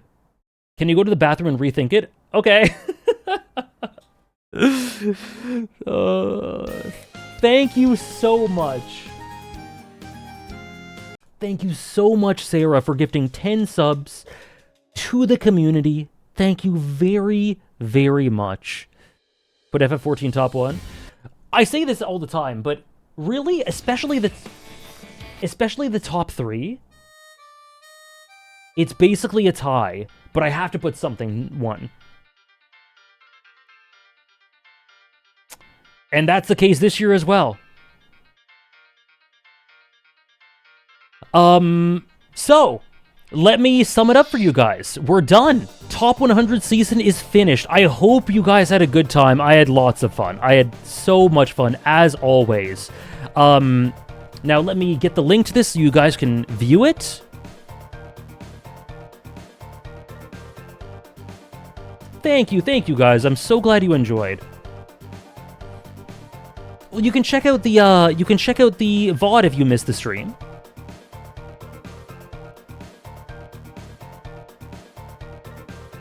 Okay. Dave, I don't know if you're here right now, but either way, if possible, it could be added to the master document. If not, I'll just give the link anyway. But here we go. Here are some stats. I'm here, you just hate me? There we go. You guys can now view it by clicking on that link. It was lots of fun. Thank you. I'm so glad you guys enjoyed. Thank you, Damien, for the streak. So, biggest fall, B-Stars with 42 spots. Biggest rise, Great Ace Attorney Chronicles with 43 spots. And these are all the new additions. Red Dead 2, Expedition 33, The Wire, Deltarune, Andor, Undertale, technically Undertale, even though it was there before it got separated. JJK Modulo, JoJo's Part 7, Kagurabachi, One Battle After Another, Chainsaw Man Part 1, Metaphor, Tokyo Ghoul Part 1, Chrono Cross, Marty Supreme, Death Stranding, Celeste, Samurai Champloo, Silent Hill F, Sinners, There Will Be Blood, The Truman Show, Warrior, Eternal Sunshine, 100 Meters, The Pit, The Summer Hikaru Died, Until Then, Ikoku Nikki, Macbeth, Pokemon Legends Arceus, and Dragon Ball. It's all set up. Beautiful. There we are. Next up will be the arcs, but we're going to be waiting a long time for that. It won't be until at least November, December or so. So there you go. You guys can check the list at your leisure. We're done. We're done. That's it for this year. What do I have stakes on? So next year, I'm hella looking forward to Dragon Ball Z. Tokyo Ghoul restarts next week. Maybe Red Dead Redemption could Childish Gambino could add with Red Dead Redemption 2. Metal Gear Solid. More Akane Banashi Peak. Maybe Hunter x Hunter batches. The Haikyuu movie won't be out by then. Itchy the Witch, maybe? We're going to be reading more Kingdom on Friday. So those are a few. But yes, now the Top 100 season is done, guys. It's a season. Next week is a week of beginnings. On Friday, Kingdom Nation, we are back. We're going to be reading Volume 4. Sunday is Kagurabachi Sunday. We'll be catching up. Monday, we start a new adventure with Red Dead Redemption. And Wednesday, a week today, we start Tokyo Ghoul Re. You got it, Dave. Send me the details. Oh yeah, Evercold too. Final Fantasy XIV Evercold. Yes, that as well. How heavy will the Sota brain rot be by then? Guys, I have so much to talk about with Tokyo Ghoul Re. I have compiled a list of things to talk about. So just get ready. Tokyo Ghoulers, get ready for next week. I have so much to talk about before we dive in. You can never catch... I'm sorry, Yuki. The VOD will be there at least, but we'll miss you. Witch Hat Atelier! Witch Hat Atelier 2! Oh, I can't wait for more Witch Hat Atelier. I think it could be a factor on the list. More Bleach as well. We're gonna get the Bleach anime. ReZero, potentially. Yeah, there's so many changes that could happen, and lots of unexpected things. KOTOR. Fate's Stay Night reread. A Night of the Seven Kingdoms, that would be great. Anyways, thank you guys so much for joining me again. I know it's... To take 4 weeks to, out of the stream schedule, outside of Sundays and some Fridays, to stop my playthroughs and read-throughs to do this, it does stop the schedule dead a little bit, but I sincerely hope you enjoy this, because I myself do. I love celebrating these stories. I love talking about the changes, and thank you so much for this year being taking it in such good spirit. I think this year was honestly probably the least toxic year. There was very few people telling me they hate me because, thank you, Childish Gambino again, because something's too low for them or whatever. So thank you for that. Really appreciate it. Thank you for the resubs. Thank you for the bits, for the gifted subs, for everything. And I'll see you guys Friday for Kingdom, Sunday for Kagurabachi, Monday for Red Dead Redemption 2. Look at these streams. I can't wait. And Wednesday for Tokyo Ghoul Re. Join the Discord if you'd like to. If you want to build up to those streams, all these new adventures starting. But yeah, other than that, follow me on Twitter if you want to. And yeah, that's all. Thank you guys so much. Have a great rest of your day. I'll see some of you guys on Friday and in the Discord. Sarah, oh no.